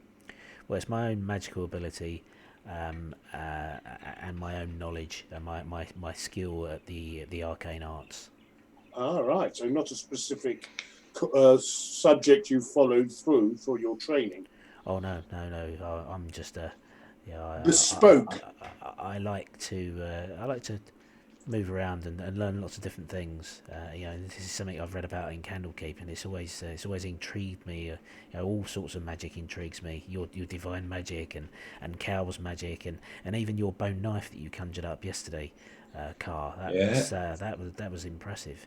And I've learnt some new skills myself, and with that I conjure a great axe out of nowhere, and it appears in my hand. I don't remember seeing you do that. No, this is something that I've just discovered. And it feels like every day that I'm with you guys, I'm learning new skills and gaining new abilities. Mm-hmm. Don't you feel the same? Yes, we're Funny that, isn't it? Yeah. Learning something new every day, getting stronger. I feel that I'm being driven towards something. I'm not quite sure what, but something. Or even a couple of times a day. I'm keen to face off against Gharizol, but I think we need to be prepared. I think it's important, as Neville says, to have the right weapons so we don't get caught out. These are creatures who are almost infused with magic. They're not born; they're created. Especially the demons, they're created from chaos, which is where all magic originates. I feel that there will be some form of divine intervention for us from that great Lord Master of Dungeon Mastery, David, who will give us copious wadges of magic items. Experience tells me he'll give us copious amounts of bugger all. Yep. So, would you like to visit the magic shop? I'd like to. Can I just leave? Can I just leave my 2 rapiers to be silvered, please, and then I'll pop across over there as well, because I'm just interested. I've never been in a magic shop. Okay, it's 100 gold pieces each. Have you got 200 gold pieces? No. Oh, I'll have one of the rapiers done then. Okay. Do you need any money, Carl? I can lend you Yes, I do. I need 50 gold pieces. I can give you 50 gold. So basically, before you after you come out of Flame Darryn's office, you head straight to the blacksmith, get your weapons silvered, and you pick them up the next day. He does a rush order overnight. Thanks, sis. I owe you 50 gold pieces. That's all right. All right, then I'll take you as read. You don't mind. Fair enough. And in the morning, you go back to the blacksmith to pick up your silvered weapons. Yes. And you pop into the magic shop. Hello there. What are you looking for? Magic things. Lots of magic things. Magic weapons, sir. So, are you after some kind of consumable? Some kind of combat item? Some non-combat item? What, you got in the way of sword? Well, first of all, how much money do you have? Infinite amounts. Yes, that's not a worry. Well, if you have infinite amounts, I have an infinite amount of swords available. A nice Holy Avenger. How much for a Holy Avenger? A nice Holy Avenger. Well, a nice one. We'll start at 10,000 for one of those, I think. Ooh. But it is a pricey item. But have if there's something, no. But I can order one in. It'll be here in 2 weeks. Oh, right. Maybe. 2 months. The road between Baldurs Gate and Waterdeep is a bit treacherous at the moment, I hear. What have you got here? You've got a nice long sword, a nice good +1 long sword. How much would you have? Any +1 in this shop is still 1,000 gold pieces. Oh Lord, what are we doing in here? Right. Do you enchant these items yourself? No. These are tried and tested magic items. Out of interest, how much would you be interested to pay for these fantastic eyes of the eagle? I'll show you my Okay, let's have a look. Try them on, sir. See what you think. Let's have a look. See if I can. 10 Well, I mean, they are a bit dented, and they have this strange symbol on the side. But I will give you 2,000 gold pieces for that. What? Huddle. Huddle. 1,500. Well, that's not how it works, dear. But nice try. So okay, well we just so right. We don't really need Eyes of Eagles, Not really. but we could get some a couple of weapons. Steve, Kin, do you need anything magical?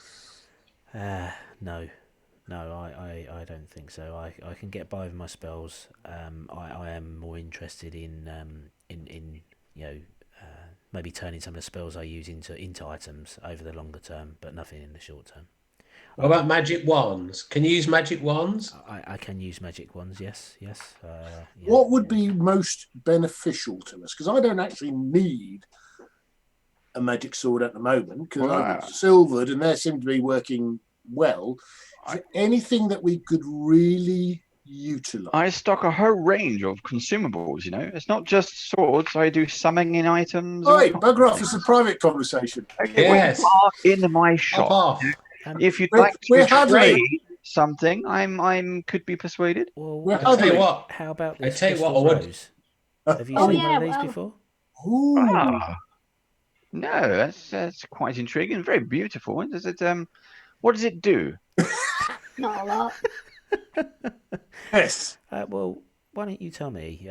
You're the store, and I'm sure you've come across these before. Look, it's a detection device, and I proved that by waving it at a cow and car, and it lights up.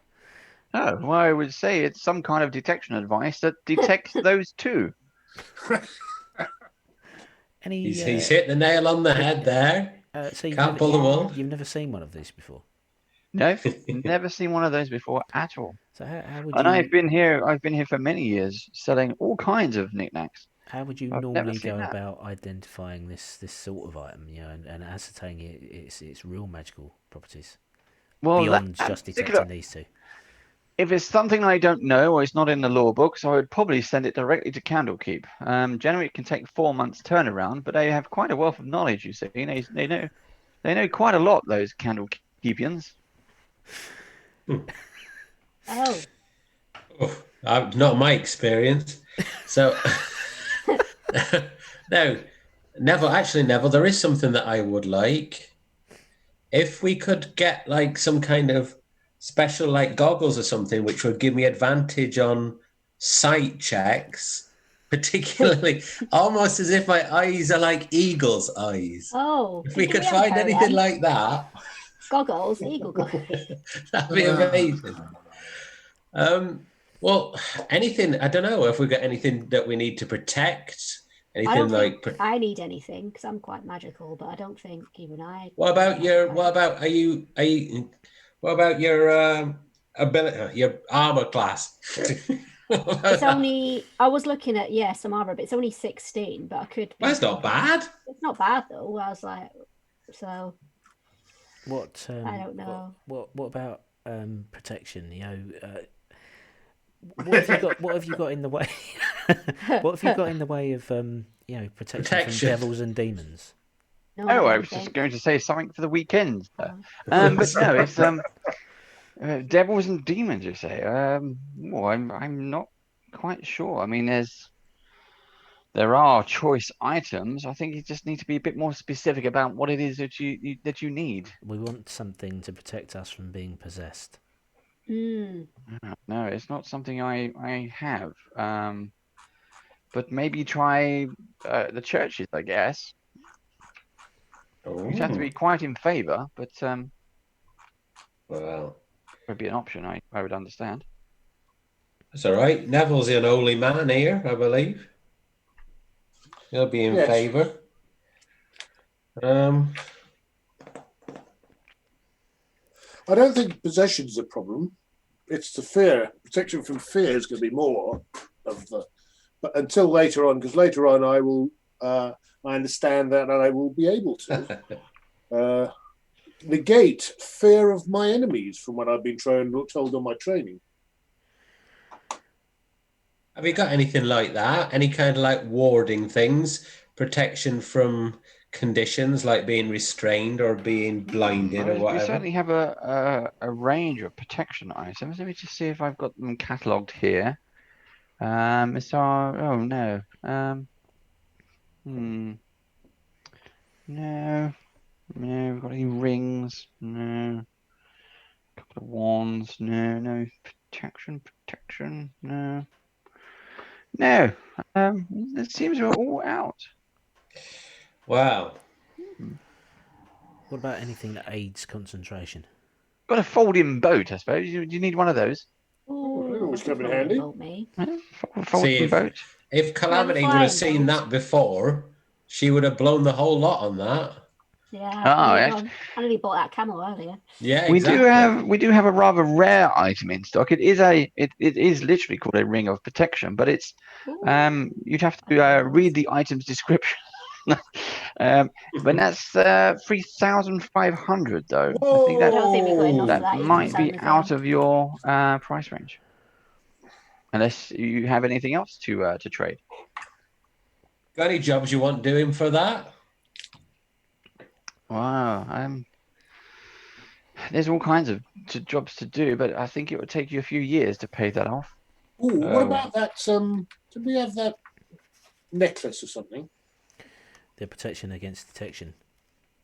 Yeah, we won't keep that, don't we, for the car? Yeah, cars wearing that. Might I've come got in useful. Yeah, but do we need it? I've got some ashes. Can we sell those? So do we need the protection against detection? Because we're not exactly, we're all together. So if one of us is going to get detected, it's all of us, isn't it? How much would he give us for that, out of interest?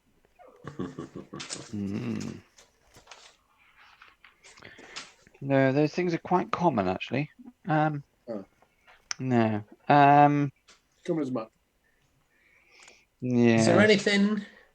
Is there anything close at hand which I might be able to suddenly swipe into my pocket?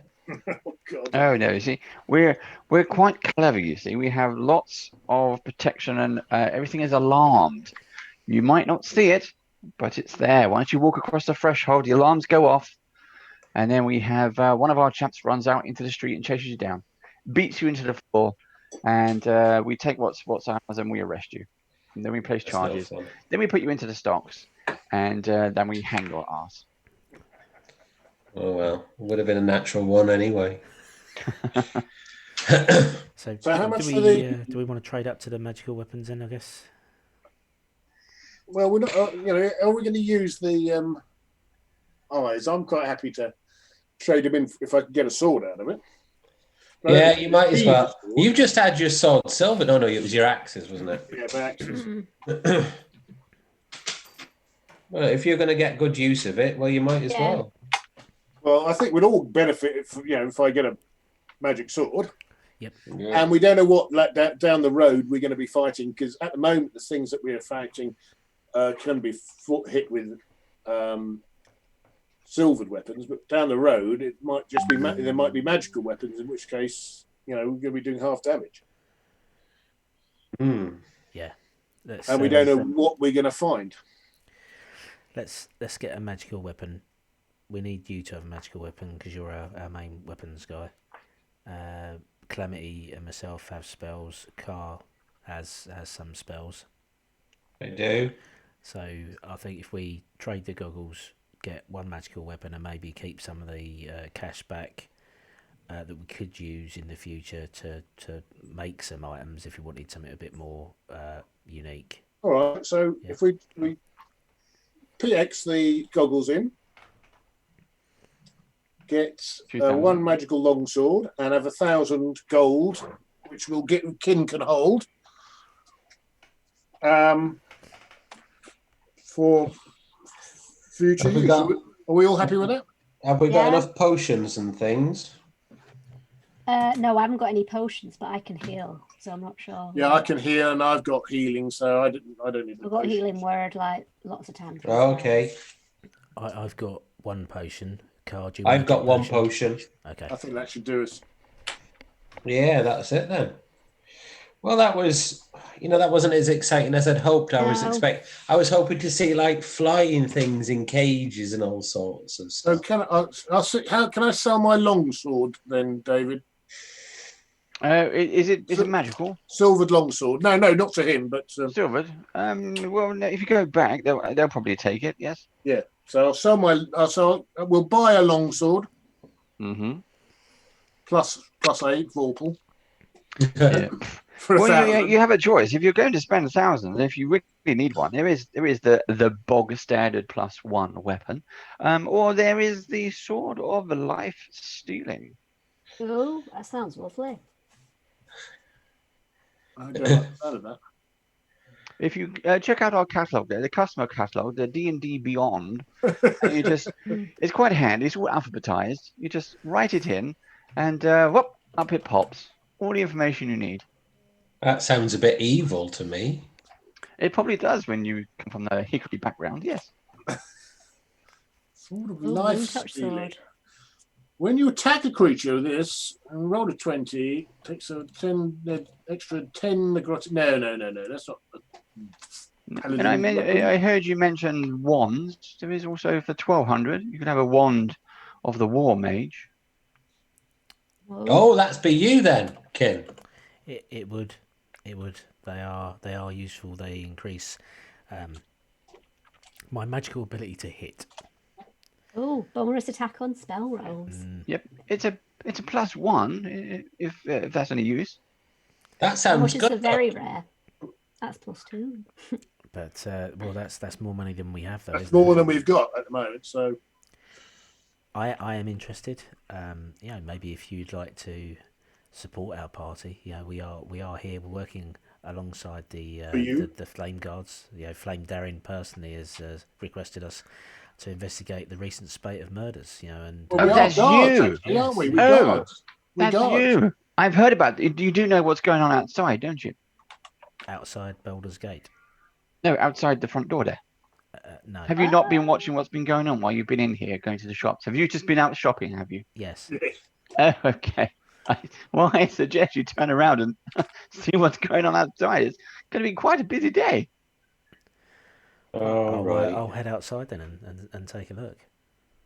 Okay. I'll do the deal and get the sword and Cash. Yep. You can have those. +1 weapon. Dum, dum, dum, dum, dum. If we get a chance, or when we get a chance, I'll sell that sword of mine. Very expensive, I tell you. My gosh, never expected anything like that. Oh well, I'll learn. Okay, here we go. We're going to move on to the next part of the story. Dun dun dun. So there's a bit of a description I'm going to read out to you because it's a bit long. So this is the next day. This is the morning. You've been going around to the shops to pick up your bits and pieces, and from the crowds that start to build up outside, you start to hear whispers of an event that's taking place. But you haven't seen Flame Darryn, and you haven't seen your mate Steve or any other guards around until here. So the people of Baldurs Gate are deeply troubled by recent reports of several hideous murders and cultists and possessions that have been going on.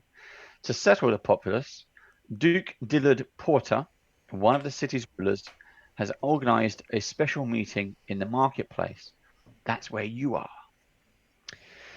You are attending this meeting along with thousands of other Balderons. The famous open-air marketplace of Baldurs Gate is called the Wide and is situated in the upper city.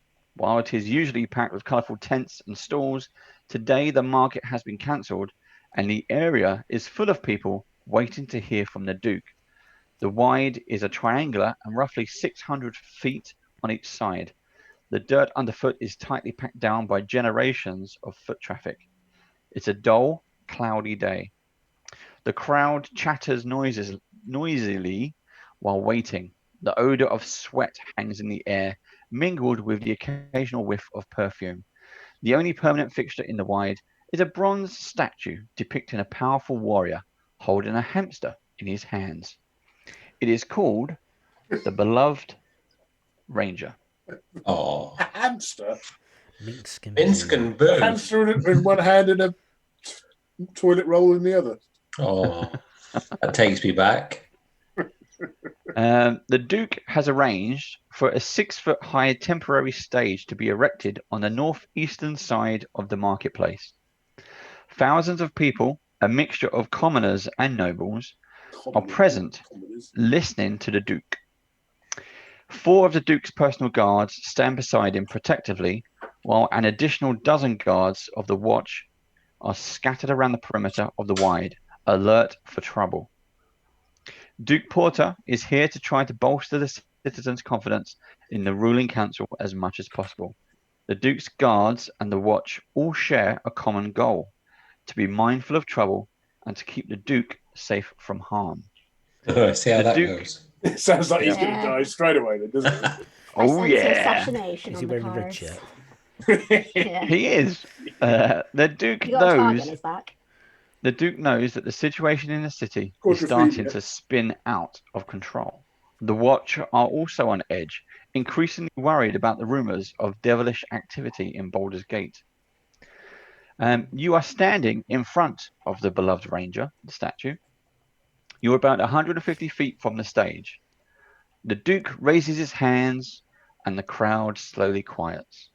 He speaks in a loud, occasionally hoarse voice, and pauses often to catch his breath.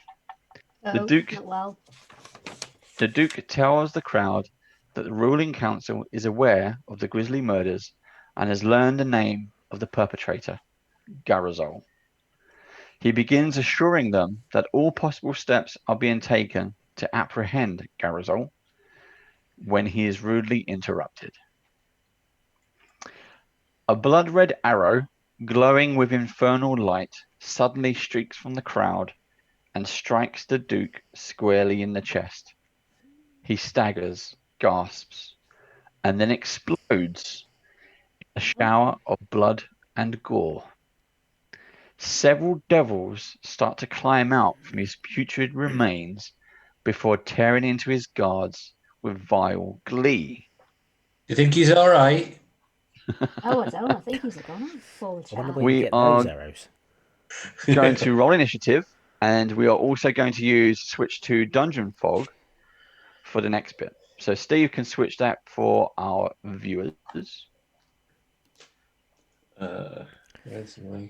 and you can switch to Dungeon Fog as well, so you can see what's going on. Yeah. Try and get you down there. And roll initiative. Uh,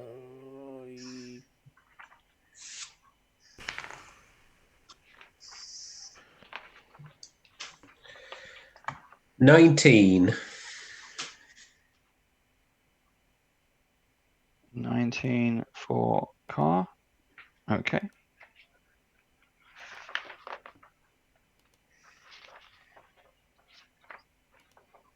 Good. Okay, Kin.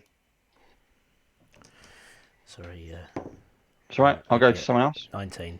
Our OBS says our windows have screwed up somehow. Oh, Windows. Yeah. Has Right, Mike dropped? I'll leave. Mike's dropped, hasn't he? Oh, Mike's left. Yeah. We'll just wait and see if he comes back first. Yeah. Okay. Yeah. If you start adjusting things, then it all goes to pot. Yeah. I'll leave it. I wonder why it'd gone. Okay. Yeah. 19. Sorry for initiative. Okay, so Kin is 19. Cal, Only 10, unfortunately. 10.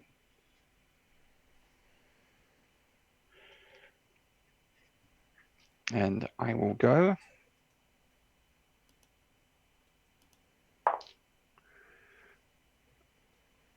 I got 16.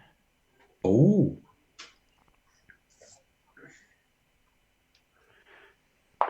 And I got 1. That's interesting.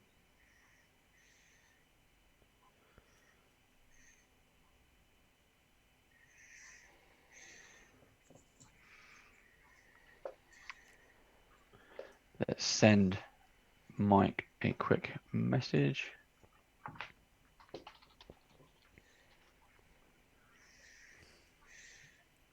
He did say he wanted to quit early, so he gave his beauty sleep.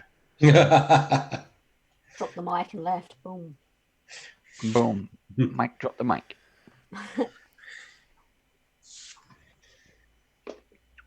Right, what do we need? What do we need? What do we need? Get my monster cards.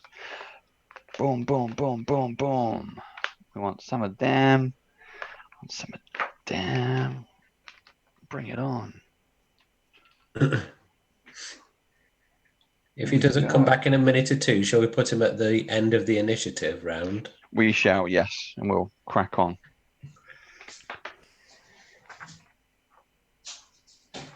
He's paused with fear. Oh.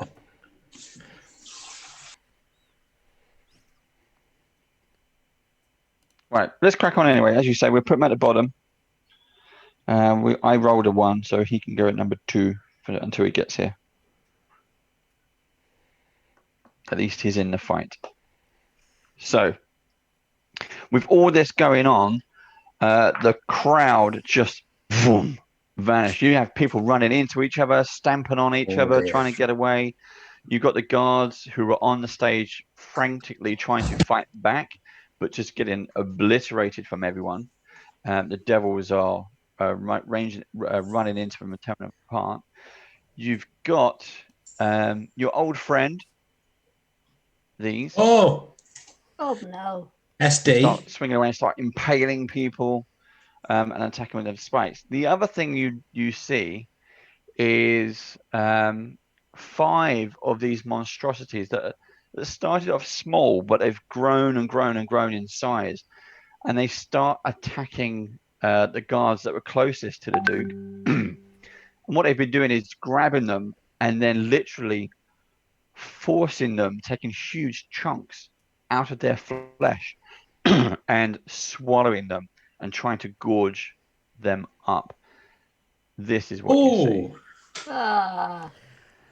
And they just kind of waddle, boom, boom, and then grabbing these things and pulling people and just biting these chunks. You see these flies and sturges and things just buzzing around their heads, stinging people and getting into their eyes and things as you get closer. What would you like to do?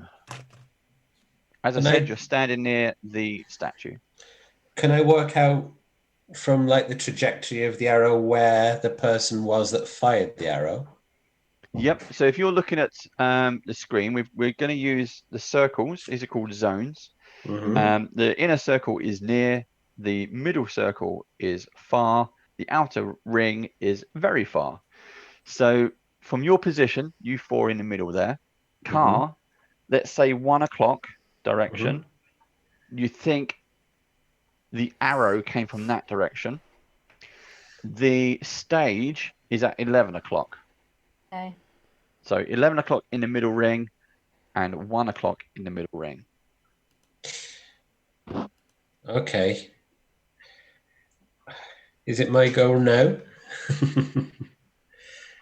Right, so first up is Kin, followed by Car. Right, so on the stage there's 5 of the blobby mess things. And how many spine devils did you say there were? There's about 5 blobby things, Mr. Blobbies, and then you got probably 3 of those spine things, but you can't get a clear view. You're 150 foot away. You can't get a clear view, and you've got people screaming and running into you and everything. Kids, old people, shopkeepers. What would you like to do?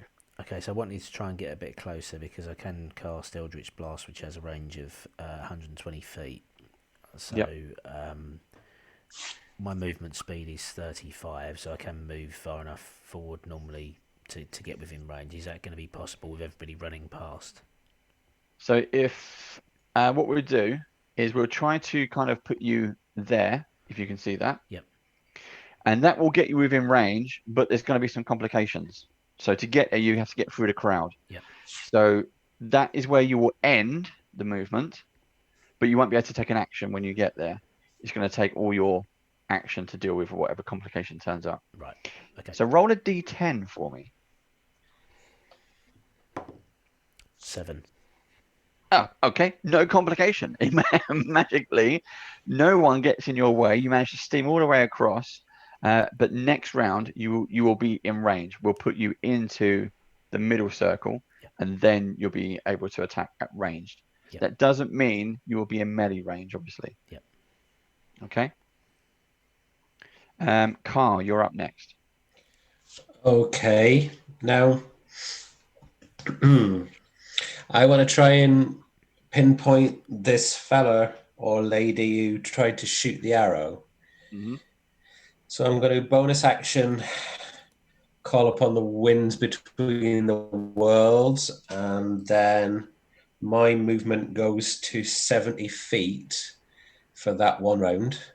Yep. So I'll go there. Want to go about here? Yeah, probably. And if I use my, let's have a see. Dash doubles your movement anyway, doesn't it? It does. Okay, because that's all I'll be able to do anyway. So that would be 80, 90. That'd be 110 feet I'd be able to go. Okay, let's put you out into far distance. Okay. And all that time I'm trying to find out, I'm looking for the person to see if I can see anybody who has, an outfit which looks like they're hiding, maybe that their hood is up, that they've got a longbow in their hand or something. Okay, let's also get you to roll a 1d10. And Steve, Mike is now in Dungeon Fog. If you want to send him a quick message or send him the link to Zoom again, just in case.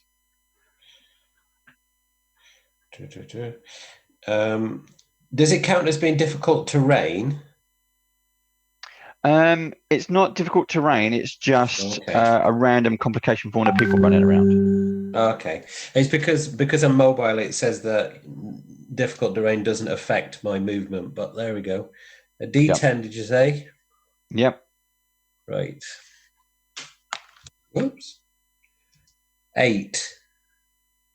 Okay, no complication again. So you managed to get there without hindrance. People just seem to avoid you. Oh, cool. Any sign of anybody? Not yet. Okay.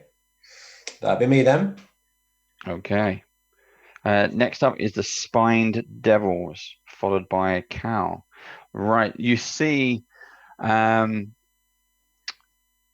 what you start to see now above. Is it going to let me? Above the crowds is. I need to move them out of the way. Let's put you down there. Bink. Bink. And bink. They start to float higher or hover higher using their wings, and they're just stabbing down randomly into the crowd now as they start moving off the stage. They're impaling guards. They're impaling women and children. They're just stabbing people at random as people just go across everywhere. You also see, let's do these ones as well. Bump, bump. Oh, wow. Bump. The blobs. Bump. They're eating everyone. They've finished with the guards that are on the stage, and they're going to start to get into the crowd soon, or at the start of the next round. You see a few more guards disappear under the spine devils. That is their go. Cal, you're up. Would I be able to cast flame arrows, please? And bonus action shillelagh? Yes, what's your range of the flame arrow? It is touch, but it adds on to my longbow range, which is 150. So basically, it's an extra 1d6 on top of my longbow damage. Okay. It's at the maximum of your range. Mm-hmm. So what do you want to do to make it as most advantageous to you as possible? Because I'm going to fire it at some of those blobs. Maybe I'm going to walk to get to that. Walk more to 11 o'clock, so I'm near the edge, so I can make up a bit of range. Mm-hmm. So you're going to also follow kin, basically? Yes. Okay. So also roll a 1d10.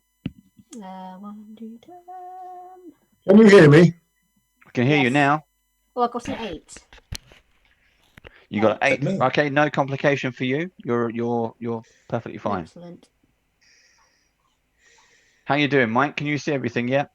I can see I can see the beloved ranger. I can't see anything else. Okay. You can't see no Zoom feed cameras?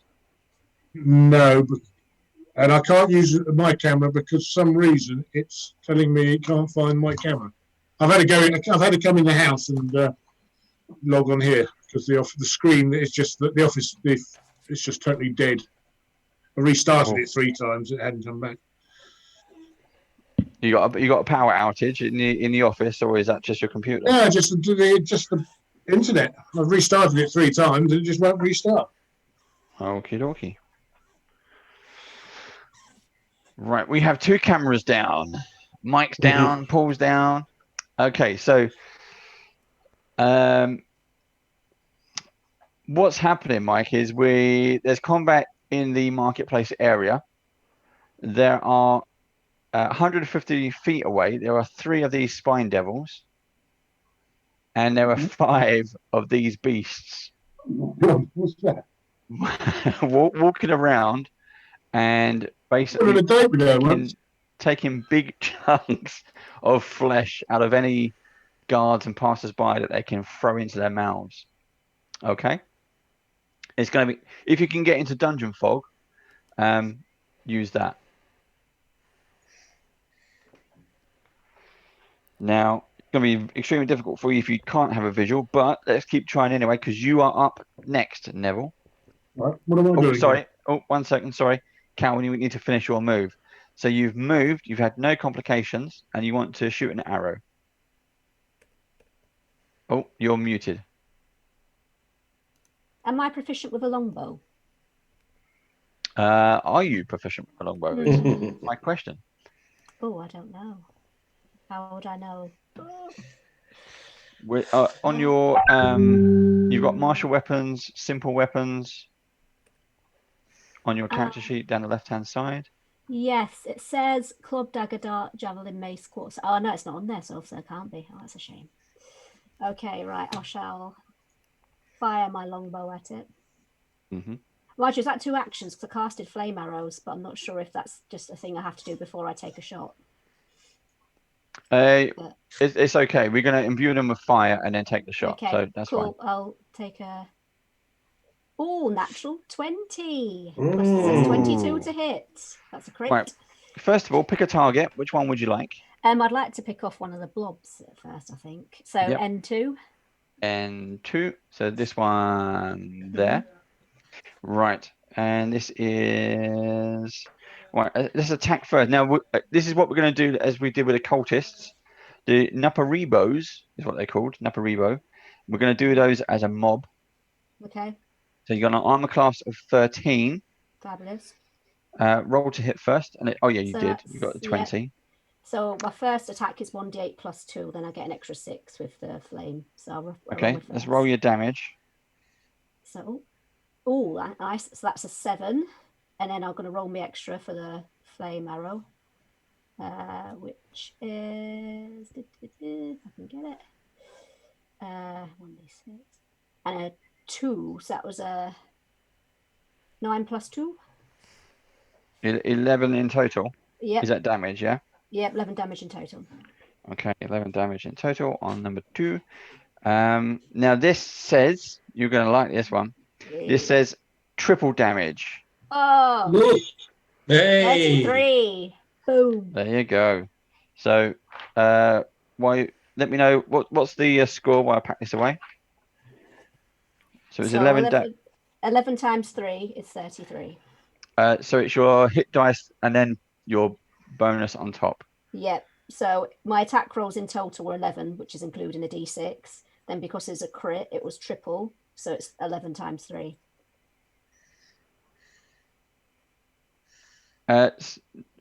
So hold on. You've got the fire. What's your basic arrow attack before you add your pluses? So my basic arrow attack was 7. So you got 7, and then you added on. What was the plus? Then that was plus 2. Okay, so hold And on. So then- it's hold on. So it's 7 plus. 7 times 3 equals. Yeah. 21. But I had a Yeah, plus 2, 21. so it's 9. Plus 2 is 23. And then I had a 2 from the 1d6, if that counts. From the flame Yep. arrow. So it's 25 damage in total. Oh, that's not bad. Yeah. Yep. Oh yeah, because you don't do the total because you take off the pluses, don't you? It's just the rolls. You just have one set. You don't triple the one set of Oh, pluses. that's fine. is the damage itself.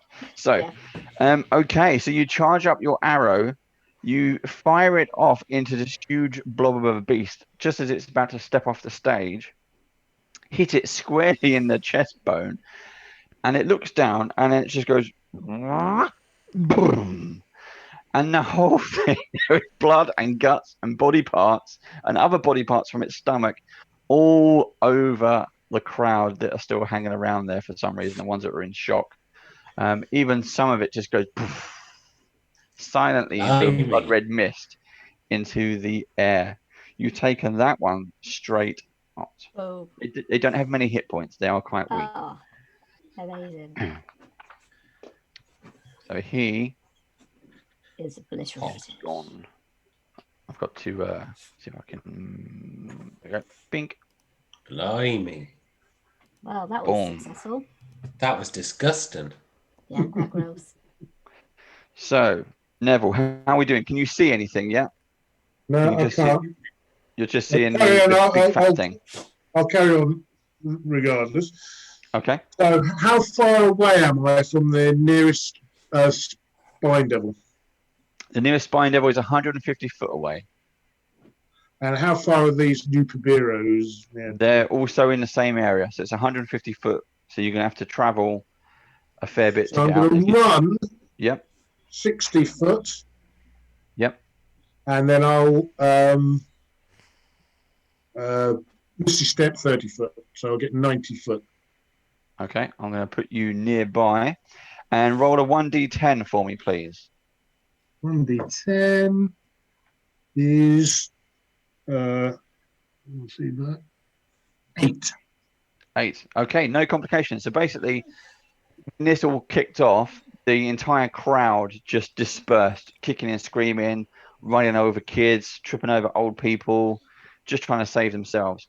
You've managed, so far, everyone has managed to get across the crowd with no complications at all. So well done. Okay, so next round, you'll be able to get up close to them, okay? Right. Okay.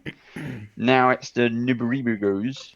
Now they can see you and they start moving, see you. They kind of got their eyes sewn up by the looks of it, but they can see you and smell you.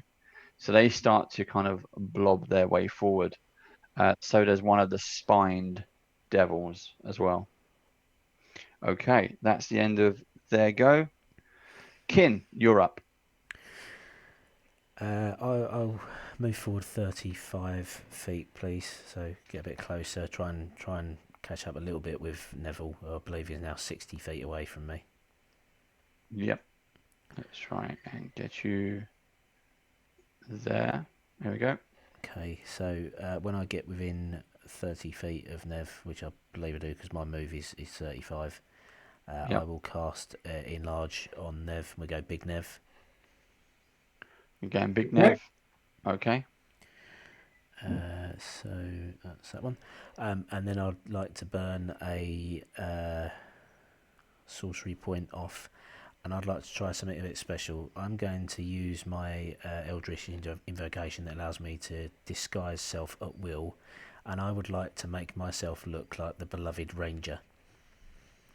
Okay, cool. And then I'm going to try and bolster the guards' confidence and get them to help us in attacking the blobby things by shouting out in a slightly Russian accent, "To arms, my friends! Let's protect Baldurs Gate! Minsk ahead!" Butt kicking, for goodness! I couldn't remember the Baldur's Gate. Go for the eyes, Boo! Go for the eyes! Jump on my sword while you can, evil. There you go. It's all coming out now. All bit of Minsk. Right, yeah, So that's do you all want me to, good. do you want me to roll a persuasion check or roll a something? persuasion, yeah. Persuasion. 16. Yes, so a few of the guards who are nearby see you and in complete disbelief, seeing this 6'6" bald warrior giving out commands. They're like, what is going on? But yes, loving it. Well done. Okay, that was Kin. Over to Carr. You're up. Still looking and trying to pursue the attacker. So Okay, heading in the direction. do a perception check and a 1d10 for me, please. A perception check and a what, sorry? A 1d10. Oh, yes, for the movement. Right. So perception. What is it? Perception. +5. 14, 15, 16, 17, 18. 19 perception. 14 + 5. Okay. Yep, you start to you think you can see him? How far away is he? Not far. So probably about 30 to 40 foot away. But do a 1d10 first. That's a 6-sided dice. That's not going to help. No. 7. 7. Okay, you're fine. Everyone seems to stay away. So basically the crowd parts and moves away from you, and you get a clear view of a red-robed figure who is actually laying prone, face down in the street. There's a bow nearby them and a quiver of arrows. And standing above him at his feet is one of the guards you recognize as Steve, but is almost in shock.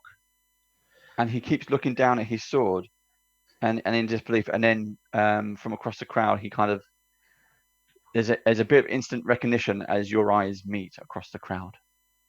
Oh, isn't it nice? Oh, blimey. So he was possessed then.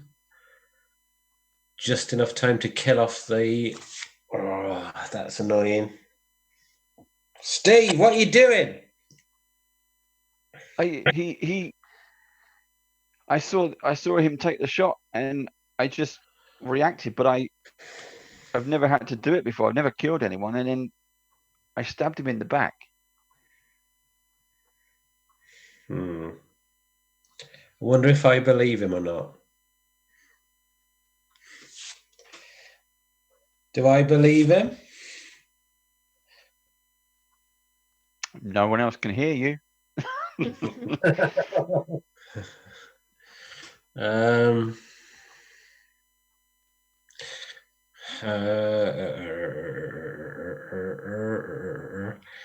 I'll close the distance then to the body and see. Has he been stabbed in the back?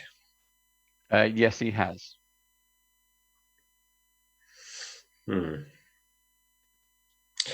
Right. Well.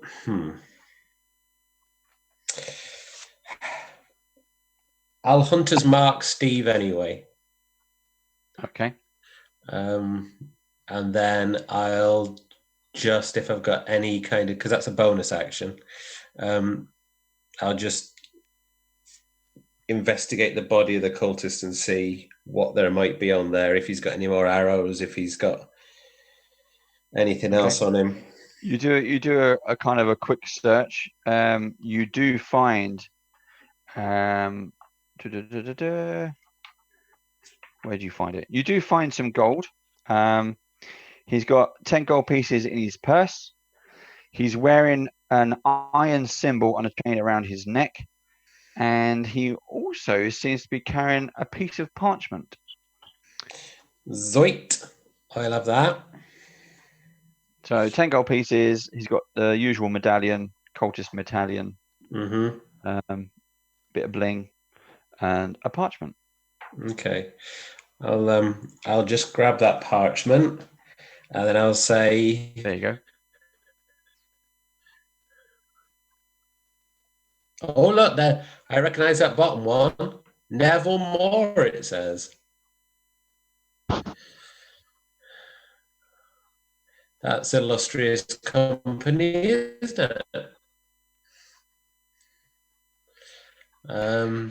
Illustrious and fatal company, I would have thought. Right. Quite potentially. Okay. We know Willem. Steve, come with me.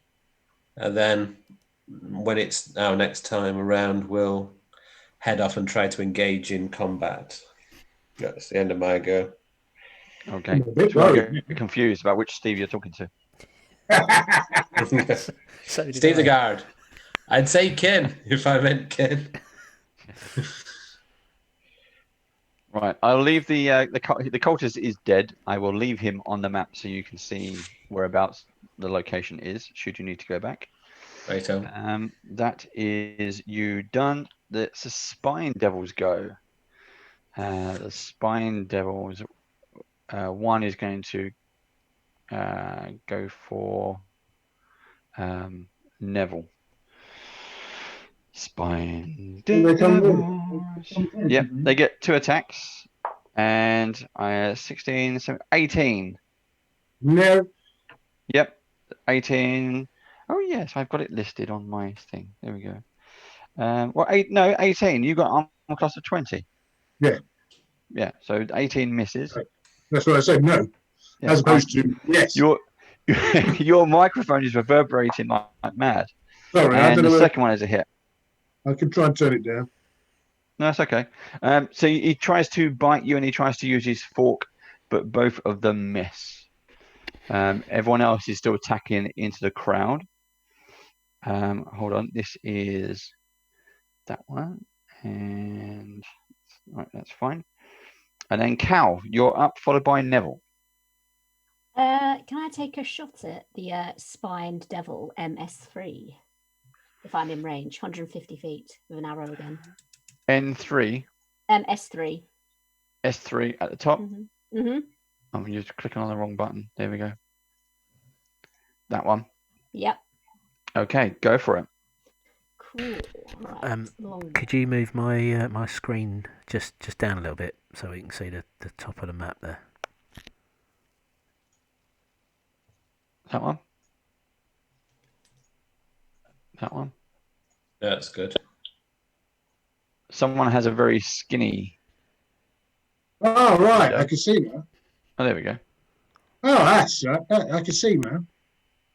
So the ends are the new heroes. Yep.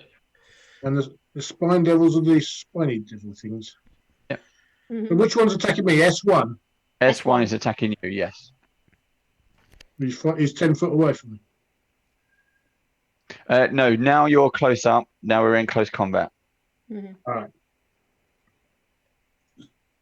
So he's moved right into contact. Steve, does that help you in your view? No, you just need to bring mine down just a touch because S3 is just off the map. Sorry, the other way. Up. Yeah, perfect. Lovely. Thank There you. we go. Okay, so who are we? Cal.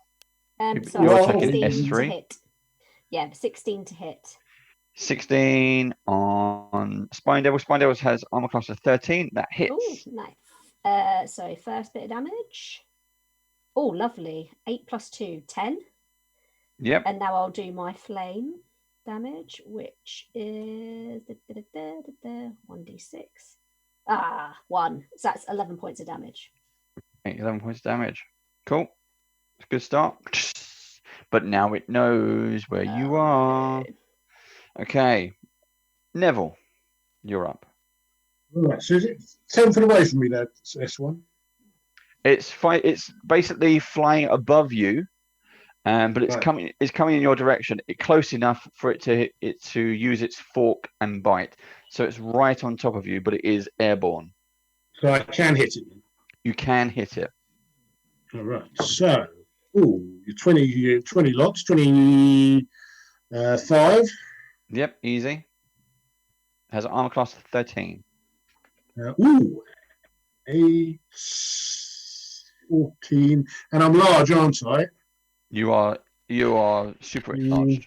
Yeah, so you get an extra D4 damage. 3d4s for that. So, 21 points of damage. 21 points of damage. Yep. Seeing it Good dead. hit. No, it's hurt quite badly. If anything, it's going to try and fly away. Right, I will hit it again with a 13 hits. Yep. 13 hits. Yep. Doing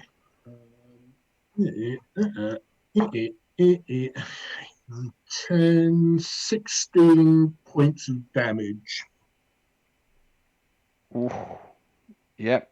Your other hand axe sinks into it quite deeply, and you just drag it down to the floor and continue to just hack. This is my sword. Okay, your sword, that's fine. It's done. That one's dead. Yeet! Yay!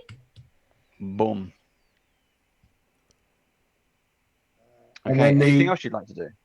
And then move. Well, the new heroes are coming towards us. Or going away from us? They're coming towards you, yes. And then they come towards me then. Okay. They will get to you on the next round. I've Sorry, moved on down their again. go. On their go. Okay. I will wait for them. That's better. Okay. Right. And it's their go. So this one, N1, is going to blobber his way across to you. Mm-hmm. N4 also blobbers his way over to you all, as well as N3. Come on, if you think you're hard enough. And yeah, in their mob tactics. So, so they've moved closer. We're going to end that round.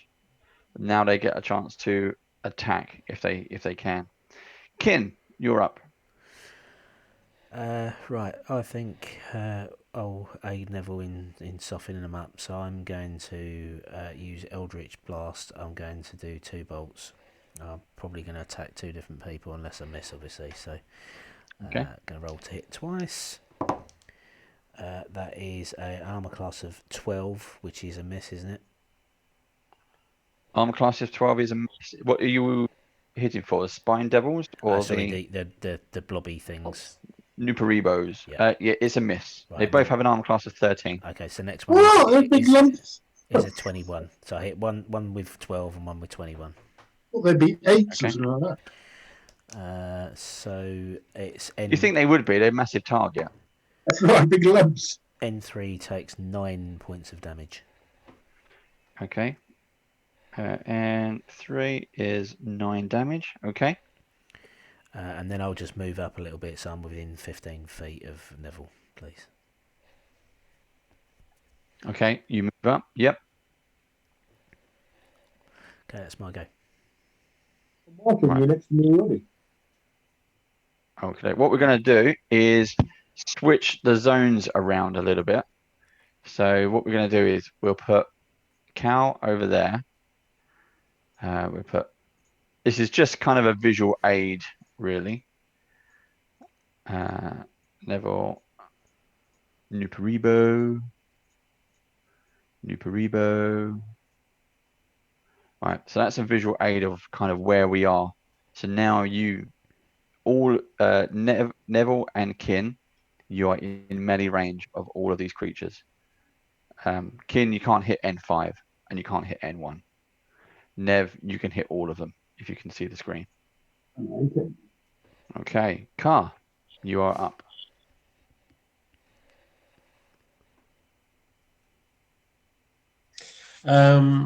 Sorry, I'm just trying to work out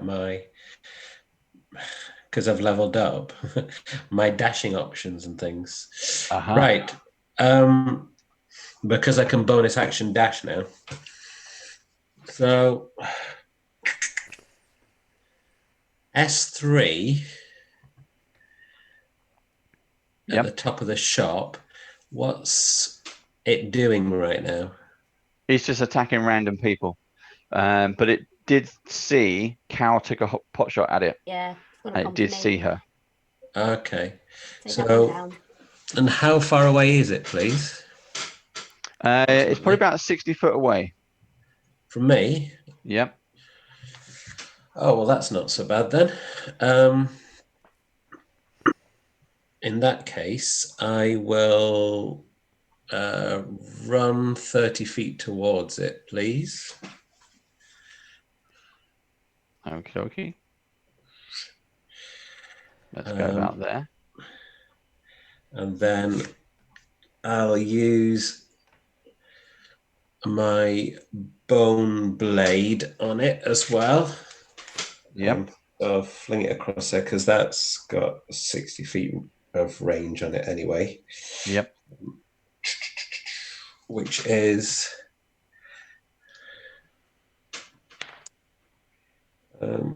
20 to hit. That's fine. Is that a natural 20 or? No. It's 13 plus 7. Definitely hits. Coolio. And then it's 1d10 to hit. So 1d10, which is this one here, which is 6 points of piercing damage. And then it also takes another 2d6 as well, which makes... It's got to make a dex save of 13. Okay. I got 12. So Good stuff. Ooh, and an extra 10 points of piercing damage as the bone explodes inside its body. It did not like that. You see it start to drop out the sky. It doesn't hit the floor, but it's looking pretty tired. It drops it's got a massive trident fork thing. It drops that by trying to sort of steady itself. Okay. Bonus action. Hide. Go ahead. Hide into the crowd. Boop. Yeah. Go for it. Yeah. Is that stealth? Sorry. Yeah, there you go. Boop. Hide. So that's 12 plus 12 plus. Come on, you son of a. This is dragging. There we go. Oh, plus 10 apparently. So 22. 22 in total to disappear. Yeah. Yep. Boom. You've gone. Excellent. Cool. Thank you. No problem. That's my own done. Right. Spine Devils go. Okay. This one is in a really foul mood and is frantically looking around to see what attacked him. This one is going to start moving in that direction. There we go. Okay, and that is all the Spine Devils can do. Cal, you're up, followed by Neville. How far away is S2 from me? 60 foot. 60 foot, okay. Yeah, if we count each square as like 20 feet. Okay. 2, 4, 6. Yeah. I think I'll just stick with my longbow then again. Mm-hmm. So that is a 10 to hit. Probably doesn't hit, does it? Does it? It's go straight past it. No. Could I, if I haven't already, could I bonus action Shillelagh just in case? Go ahead. Yeah. I think I will step back 2 squares. Okay, that's 40 foot. Oh, that's a 1 square. So we're step 1, so you're, yeah, that's fine. That's fine, yeah, and I'll stay there. Okay, Neville, you are surrounded by these, I was going to say giant Naparibos, but you're also enlarged anyway.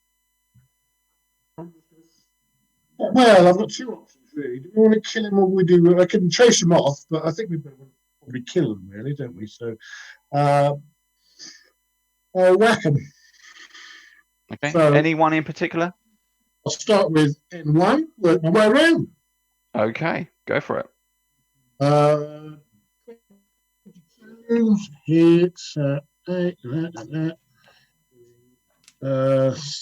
7, 14, 21 points. Is that damage or to hit? get damage off N1. Okay. You open up its belly, and all its insides just blob out. N1 is dead. And then N5. Natural 20. Right. Okay, roll for damage, and then we'll get the bonus. Got 9 and 5 and 6 is 15. 15 damage. 15 damage. Yep. It's still standing unless you're using your sword. I am. And weirdly, it's called wide open. The target is basically flat-footed and at disadvantage on its next turn. So disadvantage on his attacks next turn, if it survives. Okay. Okay. Is that you done?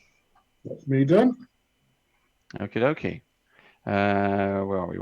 We're Neville. Naparibos. So they get a chance to hit you now. So we're doing up N5 because he's got disadvantage. Oh shit. Maximum was 10, so he misses. They only get the one attack. N4. He rolls a natural 1. I was going to happen when it explodes. I'm not sure. Well, it'd be unarmed, I guess. Your target gains a +2 bonus to attacks against you until the next turn. So +2 on N4. Okay. Yep. Oh, I just dropped one. Misses. Yep. N3. 9 is a 14. That also misses. They're all trying to like blah, blah, blah, blah, to feed their way towards you. That's the Nuparibos go. That's the end of the round. We are on to round 4. Kin, you are up. I'll do the same again. I'll attack N3 and N4 with an Eldritch Blast each. That is 1 miss and 1 hit again. So N3 misses, N4 hits. N4 hits again. That's 7 points of damage this time, so that's 16 in total between this round and last. Well, you hit N3 last time. Yeah, you hit N3 last time I got. So yeah, okay. This is a fresh one. Yes, right. Yep. So N4 takes 7 damage. Cool. Good. And anything else? Nope. I'm gonna stay where I am and try and look encouraging in my disguise as Minx. At the moment, they're not interested. So the Nuparibos, all they want to do is feed, and they are pretty. What's the term? Kind of. They're kind of like brain dead creatures. They're like zombies. They've been given a command, and all they do is search out new food, right? And eat it, gorge on it. But Neville, even though he's in shiny armor, he's big, which means more food. More. Yeah, more food. As long as they're leaving the wafer thin mint, the commoners alone. Well, exactly. They're all focused on you now. Car. I'm gonna try and stealthily attack S3 with my crossbow, please. Okay, go for it. I'm presuming because I'm hidden, I'll get sneak attack. Yep.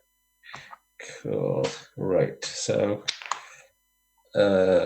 17 to hit. 17 hits. Coolio. And that is 6, 10, 15 points of piercing damage. Well done. It was flapping around anyway. You can see it, the blood dripping off of it, and it's trying to pick up its fork and just hissing at people as they run past. And the arrow comes out of nowhere, hits it in the chest, and it just flumps down to the floor dead. Cool. Well done. bonus action, dash in the general direction of my S2, please. Okay. So what we'll do is 1, 2, 3. And that will put you there. Cool. Thank you. Okay. That's it. Thank you very much. Right, Spine Devils go. We've only got one left. His movement speed is he's flying, so he's got 40. He's getting closer. That's all they can do. What about your fungal spores? Do they kick in yet? Within 10 feet. Is he within 10 feet of me? Not That's yet. 20, isn't it? No. Not yet. That's necrotic damage. Will that work on those? I don't think so. Actually, it can do something. I've just read the distance on this. It has 80-foot range. You're within 60 foot. So it's going to launch a tail spine at you. Oh no. So its tail comes over its shoulder and fires an attack. Doesn't mean it's going to hit. So he gets 8, 9, 12, which misses you.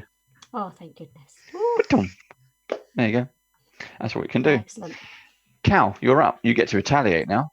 Brilliant. So you say he was in 40 feet? So he's within 40 feet. Okay. So let's say those squares are 20. Makes it easier. Just try to see if I can blast him with something.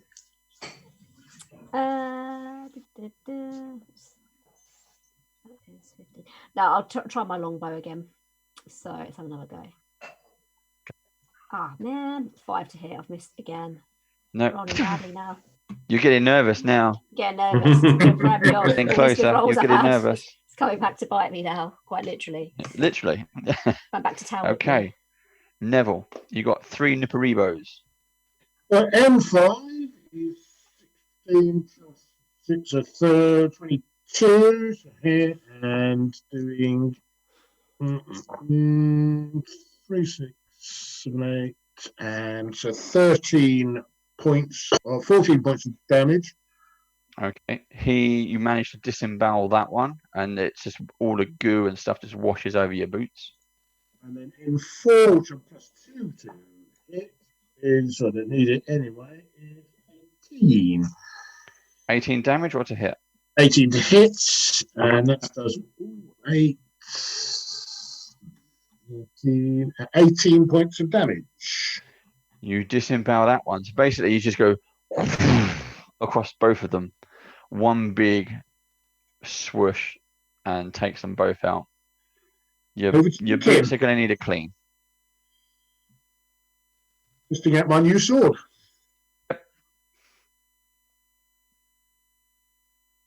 Anything else? Happy That's to stay there? done. Okay. Nuparibos is only one left. Yep. No, actually, yeah, I'll just stay there for a moment. Okay. Nuparibo number 3. He makes his attack. 7, 8, 9, 10, 12. No, got no way of getting to that. So he misses. He only gets the 1 attack. End of round 4, start of round 5. Kin. Oh, I think you're on mute. Oh, I can't hear you. Yep. There you go. Up there. Yeah, I'd like to cast Toll the Dead on N3, please. So that's a Wisdom saving throw with DC of 16. Oh, this could be the first time anyone ever hit me there. I got a 16. No! I've never known anyone ever do any damage with a Toll of Dead. Ever. I'll put the dice back. So you hear a big boing, but it doesn't seem to have any effect. Maybe it doesn't have ears. No. Maybe. Oh.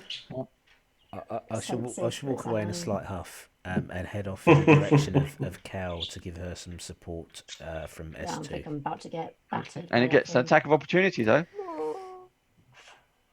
Was I standing right next to him then? Yep, this is close range. Okay. It's a 19 to hit, which hits. Yep, that's fine.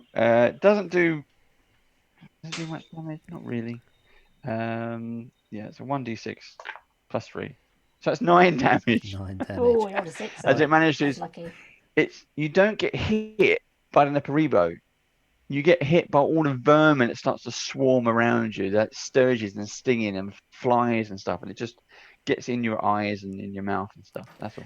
So as has happened before, I get a bit petulant when things don't go quite right. So I'm going to get annoyed, and as he hits me, I'm going to use my reaction to cast Hellish Rebuke. Okay. So that's a dexterity saving throw, DC. Dexterity 16. saving throw. I got a natural 1. Oh. There you go. And what does this do?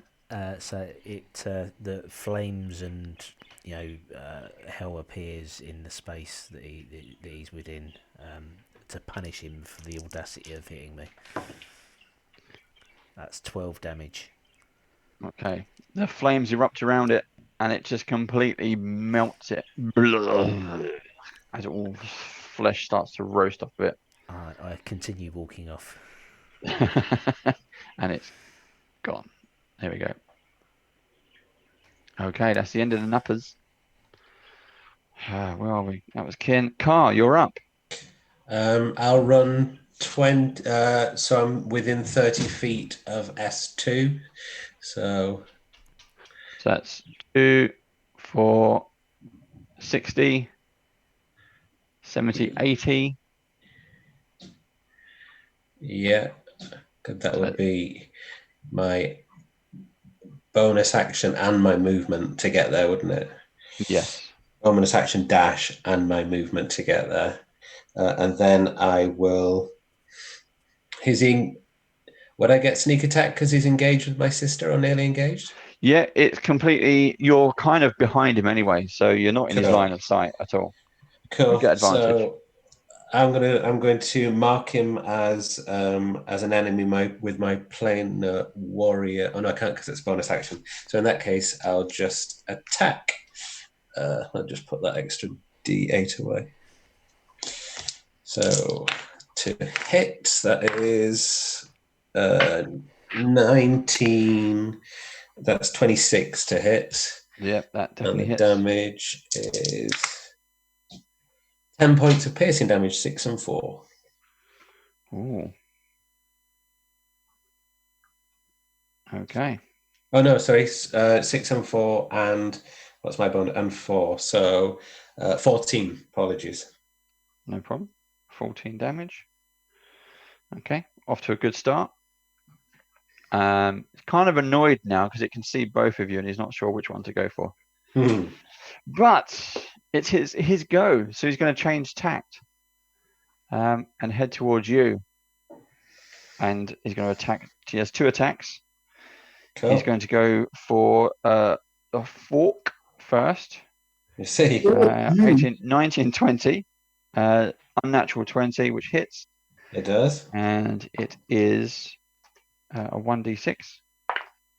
I got a 1, so 1 point of damage from the fork as he realizes you're at the edge of his distance, and then it tries the tail. You see the tail whip up behind it for 22, and the tail does 5 points of damage plus so 5 points of damage plus an additional 4 points of fire damage as the tail spine goes in, and you can feel the searing heat burn into your flesh. Right. Thank you. No problem. My pleasure. And that's all I can do. So, Cal, you're up. You've just seen it attack your brother. How much damage did my brother get again? 11 altogether, I think. 11. You see it get impaled by by its tail. Bonus action, healing word. No, I can't. Yes, I can. Boom. So I'm going to have a go of my longbow again, and hopefully I roll well. So let's give that a go. 14 to hit. 14 hits. Yes, finally. Right. Go for it. 4 piercing damage initially, but I'm going to get the fire thing as well. So that's a D6 Where is it gone? Here it is. That's an extra 4. So that was 4 plus whatever I just said, because I can't remember. And can I bonus action healing word as well? Go for it. So I'll do 11.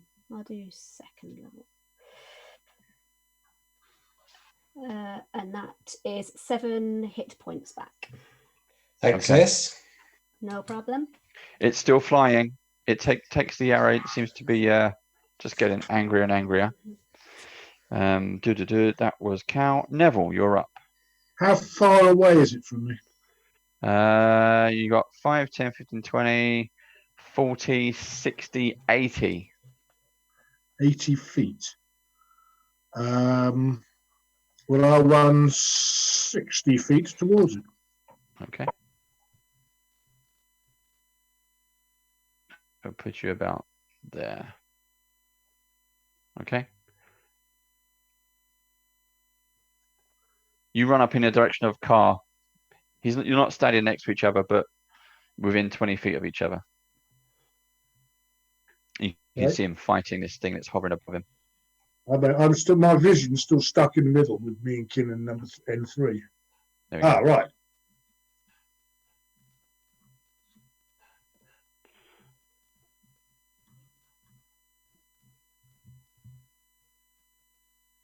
Okay, Nuparibos, they are out of the game. Top of the round, end of round 5. Kin, what would you like to do? I'd like to solidly blast S2 with Eldritch Blast twice, please. Okay. So that's an armor class 15 and an armor class of 11. First one hit, second one didn't.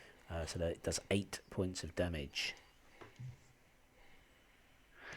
Yep, how do you want to do it? Yeah, I knew it was ropey. I knew it was on the rope. I'd like to raise Disguise Mink's sword and yell, "Evil, fall on my sword." So nice. Thank you, Paul, for that earlier. And it's gone. The marketplace is cleared out from all the people. You still hear screams in the distance. Something's obviously going on. You can see Steve seems to be kneeling down at the body of the cultist that he attacked in the back. What happened to Porter, by the way? I take it didn't go well for him. For who? Duke Porter. Did you miss that bit? Did you drop out that Yeah, part? I missed I think he did, yeah. The Duke got shot by the arrow. And he turned into lasagna after that. Yeah, and then exploded. And all the demons came out of his body remains. Oh, yeah. It was. Well, out of the Duke? Yeah. Yep. Oh, yeah. And I've got a letter climbing out as well. Did you see my letter? Did you see the letter? I saw your letter. I feel happy about that. Nice. Wellham Smith. That's Wellham who's in our group, isn't it? And Segrin as well was in with us. But Segrin died from electrocuting and died from a beam and various levels of mutilation of the corpse. Yes, but Wellham's still alive. Yes, yeah. Let's hope he doesn't need your help, so we can. I'm mixing up Wellham and Billham. The next question, we don't need Dungeon Fog anymore. That is it for that one. So you can disconnect.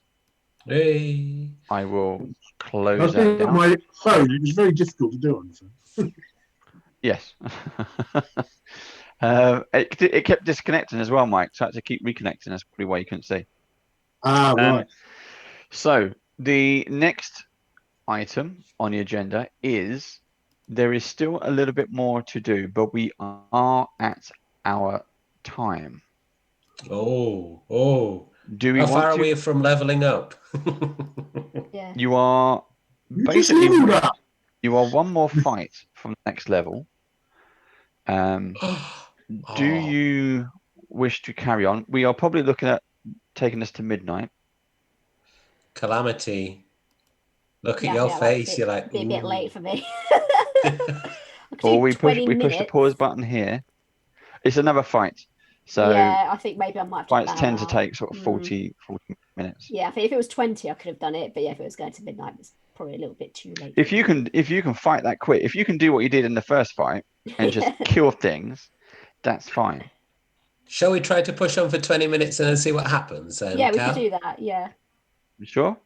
Yeah. Well, it's yeah, pointless sure. starting it if you suddenly get halfway through and you think it's too long, because then we're going to be stuck in the middle of the fight. So it's probably better to finish it now if you don't, or just Yeah.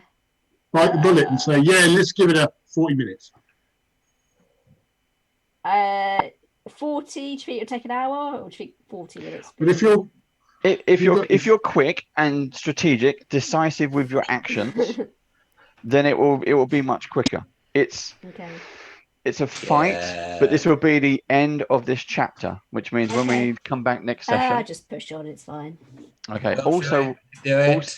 We're fast. Also, while we're here, next week, although this is a fortnightly game, next week, Thursday or Friday, we have no other games running, which means if everyone is available, do you want to run an extra session?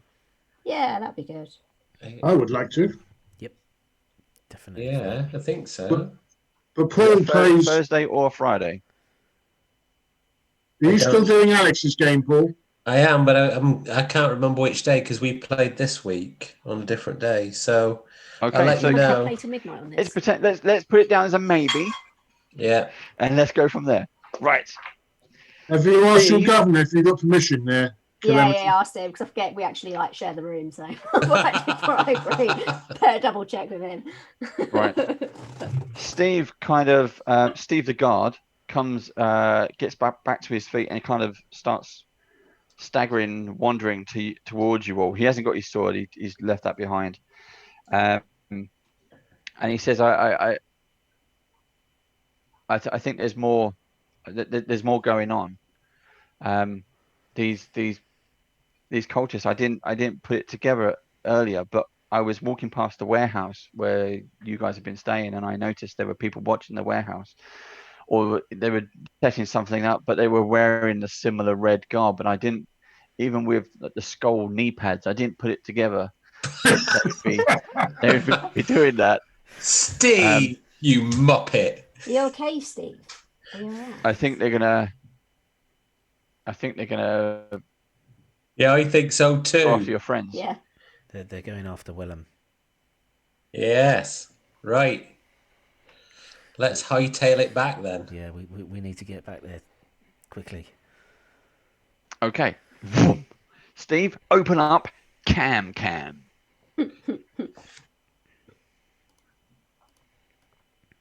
here, love. Cam. Cammy. Oh, hey, wait. Oh. We're back at the gate. Baldurs Gate. The advantage of being in the house is I can make myself a cup of tea. Oh, hey, there it is.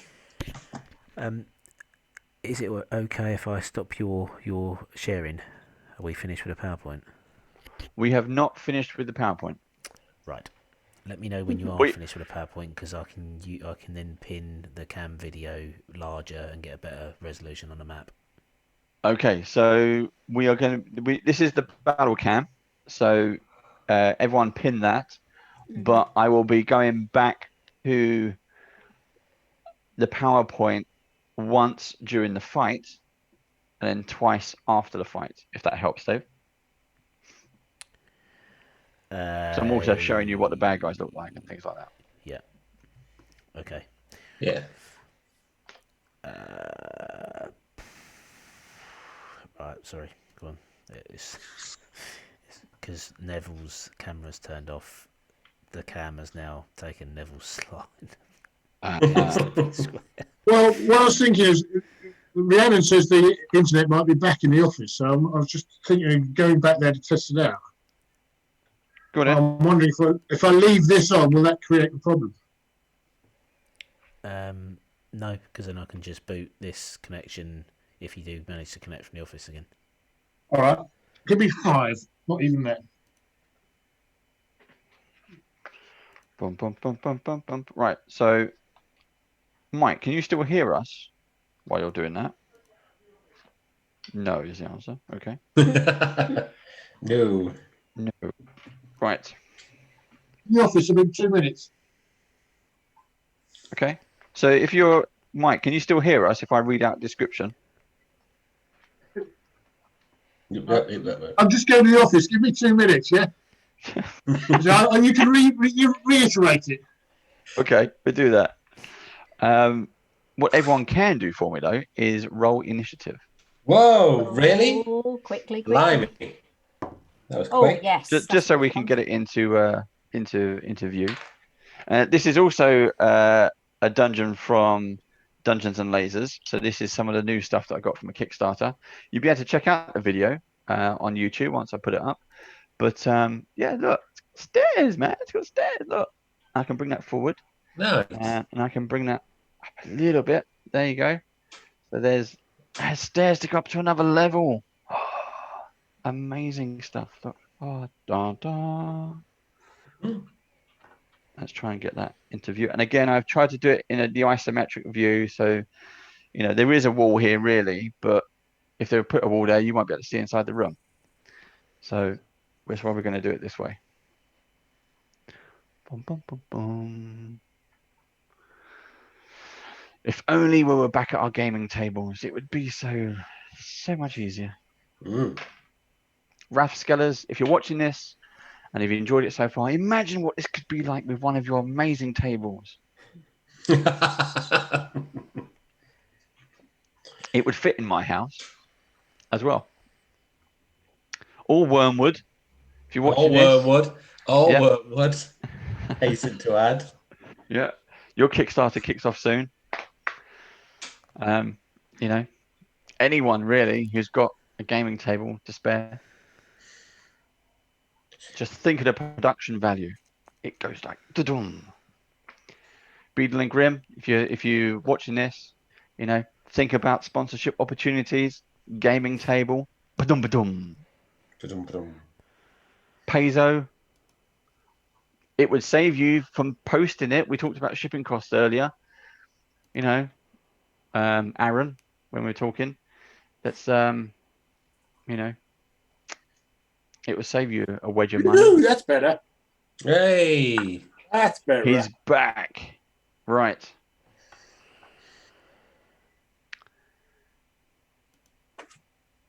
Right, I will read the description while Steve is getting set up and why Mike is getting comfy.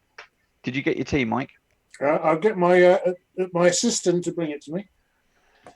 Okay. This is your warehouse. Ooh.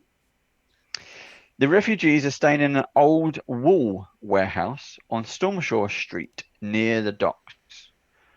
Oh, I've just lost everyone. Just say. Yeah, I've lost the thing as well. Where's Cam? I think it's me. Can we get rid of fog now, yeah? Yeah, get rid of dungeon fog. Don't need it. Right. We're clinging to the wall. It's on the unk. Oh! There we go. Is that better? Yeah, that's good. Much better. Ooh, that's our warehouse, is it? That's nice. There's your warehouse, yeah. Where is everyone? So, I'll give you a quickish tour in a minute. Space for your workshop there, Ken, at the side there. Plenty of space. We get some titration and paraphernalia going on. So, the refugees are staying in the old wool warehouse on Stormshore Street near the docks. Hopefully you've been writing that down in your pen and papers. They rented it from the owner, a merchant, and are using it as a temporary accommodation. The slate garbled roof peaks at 20 feet above the ground and is supported by 4 wooden crossbeams. Pillars going up and then crossbeams at the top, as you can see. Okay. 2 10-foot wooden doors are set in the southern wall. I'll try and rotate the camera for you. Doors. They are 2 massive doors. Okay. This is not a hole. Baby. There is actually a wall here, but isometric gaming view turns it invisible. You are the best daughter ever. Right. Just want to And then specify she is the best daughter ever. you keep telling us she does fuck all. Well, she does do fuck all, but she's the best daughter to do fuck all. Was it no presents on your birthday, no presents on Father's Day, no presents on Christmas I Day? would never mention that at all. Oh, she's looking very guilty. You didn't even get an Easter egg. What's that? I've got her one there. Right. Oh, don't So go away, baby. the 10-foot Come tall back, wooden baby. doors are set in the south wall, though they don't lock and they have partially succumbed to rot. A 10 by 20 office up here, as you can see, in the mezzanine area, Ooh, fancy. is constructed of grainy hardwood and is in the northeast corner of the warehouse. It is 8 feet high and has no windows. Again, this is my isometric gaming view. That is the doorway. That is the stairs to the doorway. If I put walls here, you can't see what's going on inside. So No, that's isometric true. gaming view gets you in. You see. Very, very fancy. So, that's it. You are inside the warehouse. All the refugees are in there as well. I think they got 23 people all huddled around doing different things. What are your orders? So what are we expecting? We're expecting an attack on us, are we? Cultists. Yep. Well, This is. Right, they're going after Wellham. yes, This they're going to be is- going after Get the Wellington. Wellham. I So will we say wanna- to Steve, this is Siege 6, protecting the asset. Oh, Okay. Right. Neville, stand next to the asset. I know exactly what we've got to do then. We've got to get him upstairs into the office. Put Yeah. him in the And office. create a choke point. I think someone should be up there with him. Should I be up there Okay. with So him? who's going up? I'll go upstairs in the office with Mr. Wellham. Do you want to? Well, you're going to large me up as it kicks off. You need to be next to me, do you? To do it? Within 30 feet. So if you stand at the base of the stairs. Yeah. Okay. What have I got? What have I got? I need a dwarf. I've got a dwarf. Whiz kids, I need some dwarves. Haven't you got your little man on a throne? No, he's in the box downstairs. You're I the took him ball. back down. Here we go. I've got one. Oh. Right. There is Wellham. Okay, he's a dwarf. He's in the office. Oh, actually, sorry. The door's locked.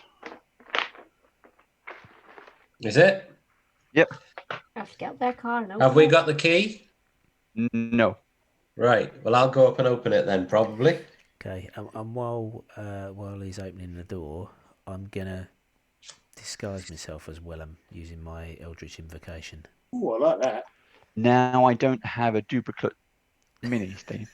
So We'll know. They Shall I, won't. shall I do a Naparebo? Oh, great. Yeah, do that. Go for it. All right, there you go. Where'd you So- get that from? They're like little marshmallows.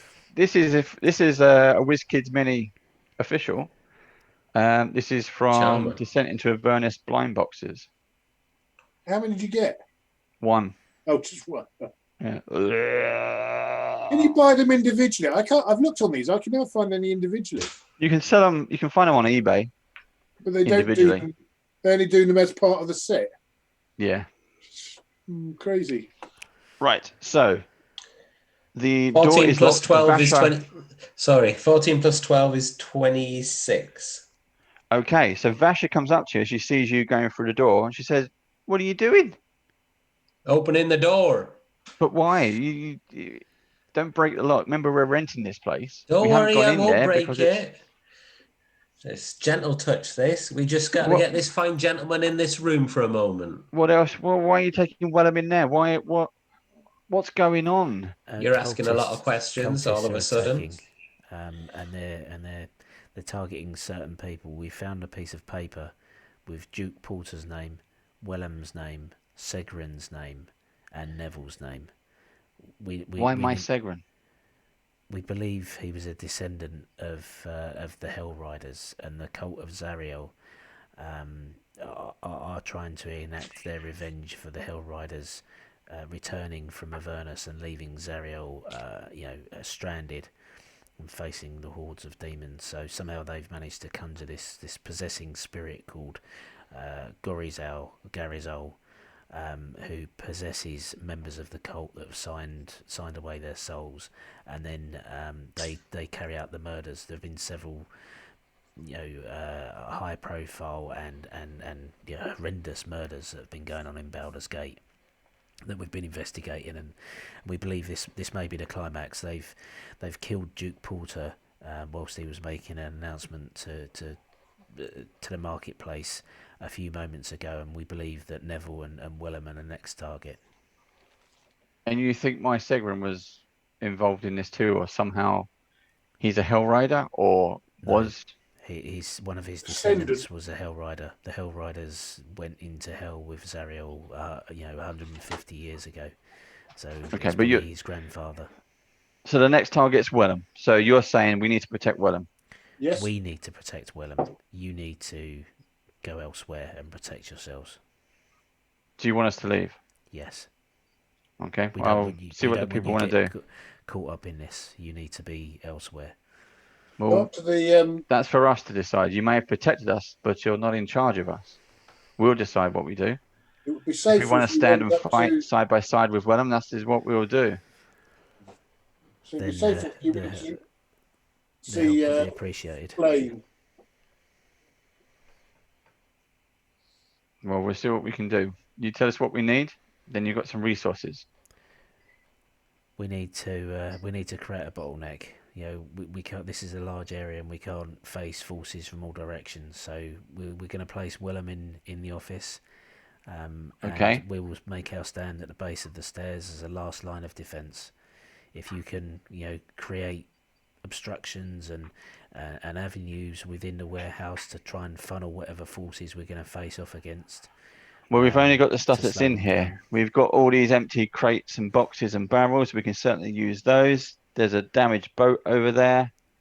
Anything you see, we can use. Well, pile all that up in front of one of the doors. The doors can't lock, and the doors don't look very secure. If you place all of the debris and empty crates in front of one of the doors, so they can only enter through one place, then that would help. Are there any able-bodied fighters amongst them that we could use use a weapon? Well, we were if our lives are on the line, like last time. We will. We'd rather just you stay at the back as you can, and then if any come through and attempt to make the stairs, you take them out. So you will form a front defence. Kin will go upstairs and protect Willem, and we will be the main defence. You stand at the back, and then any get through trying to get in, you take them. But if any are non-combatants, really, they should get out of here now, because it's just going to make it easier for those who are combatants. We'll see what we can do. Some of us will probably stand and fight. We'll get rid of the rest. They start getting in. Vash is very good at getting everyone organised. They don't mess around. She also explains that Binky, they've put a makeshift stable at the back here, where Binky is still there, being kept and looked after. So I'm going to hand out. You ride around with a Binky with my lance. Yeah, go for it. That's awesome. I think we'd have been too tight. I'm going to hand out the 2 daggers I have, the light crossbow and crossbow bolts, the scimitar and the whip. So I'm going to hand over all my weapons, and then I'm going to conjure a magical scimitar from the ether. Vasha comes back. She says, "Right, we've got rid of some of the sick. Where's Dara? Who are wounded? We haven't seen Dara all day. We haven't seen her for the past 2 days. her and Goran have gone. But we've on just peeking outside the doors. There's a load of cloaked figures in the opposite alleyway. Is these the people who are coming for us? Yes. More than likely. Okay. There seems to be many more turning up. So this looks to be like the last stand. I hope you're ready Make for this. sure that they don't come through the roof. Is there water here? No. We're near the docks if you need water. Prepare a bucket line in case they set fire to the warehouse and try and flush us out. Okay. Right, everybody ready? Yep. Everyone in position? You're going to stay where you are? This Um, is Well, as soon as they start, they make their. Cal. I'll just tuck myself behind the pillar, which is kind of to the southeast of me. That one? Opposite, actually. So down and to the left. That'll do. And I'll hide. Yep. Bing. So if Cal, you want to go on the other one, and then Where's that? I'll stand Yeah. in the middle. Yeah. There? Yeah, once or a bit more forward between the two pillars. I just had an idea. I could create a wind wall around the office, but if someone's in there, they can't attack from the office because it's like a force. But it could be a thing to stop the people getting through. They take a lot of bludgeoning damage if they breach our defense. Yeah. That's a good idea. So am I within 30 feet of the office there? Of the office, it's 5, 10, 15, 20, 25, 30 to the bottom of the stairs. So moving back 5, and that will give me, or back to the grill. That means once they attack, King can large me up. I'll cast my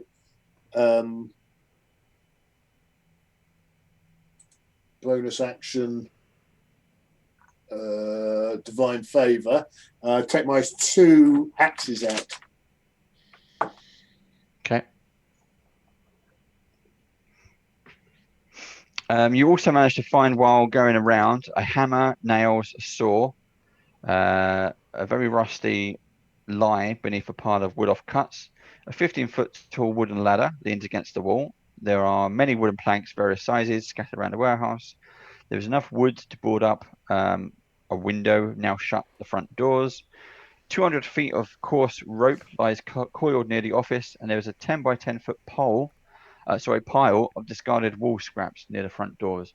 All of that has just kind of been, at your request, piled up towards the front door.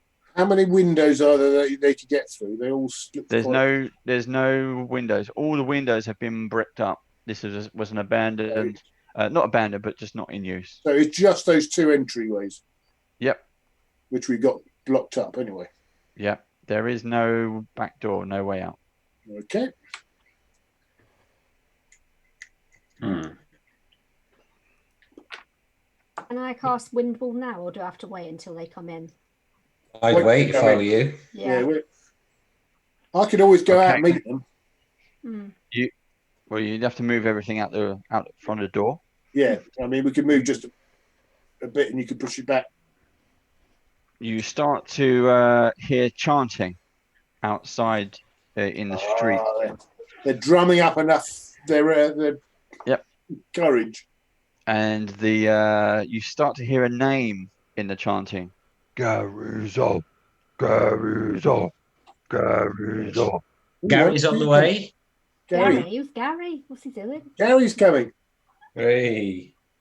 I'm looking forward to this. Everyone, let's roll initiative so we get the initiatives in order. I got 21. Okay. I got 21. Oh, So, twins. who wants to go first? You go first, sis. Oh, okay. Cal, Neville. Okay, I'll go first. I got a 24. Oh no, I got a 4. You got 4. Oh dear. Right, Neville. Kin. 14.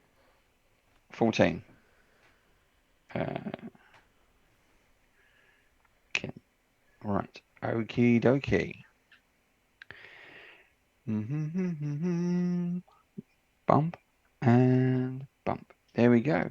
Mine are 2. Even shitter than me. Yeah, I know. I've got to change these. I'm going to hold on. Let's swap that one. And 11. That wasn't great. Oh, that's 11. Does that sounds like that's a Gharizol then coming just yeah. here. If that's the case, let me deal with Gharizol and you carry on with the others, yeah? If there's a demon. Right. Again, you hear the chanting. Gharizol, Gharizol. And suddenly, the front doors and everything you've put in front of them explodes inwards as a fireball erupts. Ooh, fireball. And take out the front doors. They are hanging off the hinges, whatever parts of the doors they got left. And like Matrix, yeah, and like magic, and like Matrix, Agent Smith, the red robes start flooding in, all in different directions.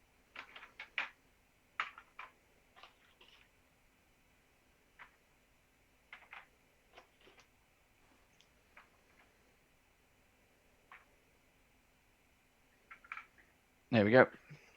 Let's try and turn that a little bit. You got 8 on the first count. Okay. And now, does anyone look like they want to cast a fireball? Who knows?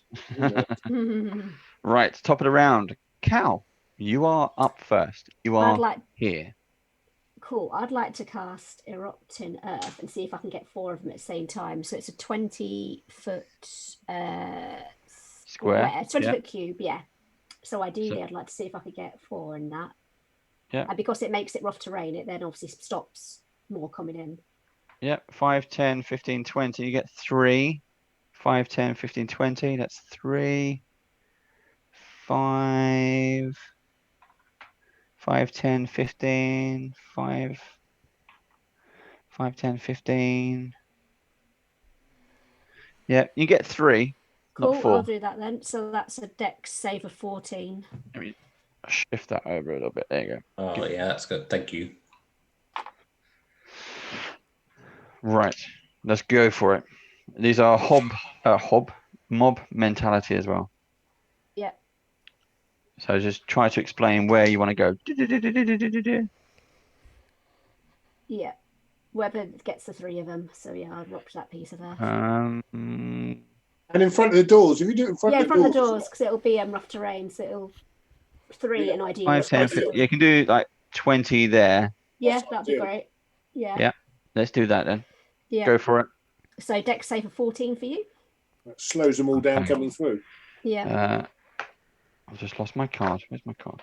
Don't need that. There we go. I got 12. Oh, so they all failed. So that's 3d12 damage. Sorry, say that again, damage?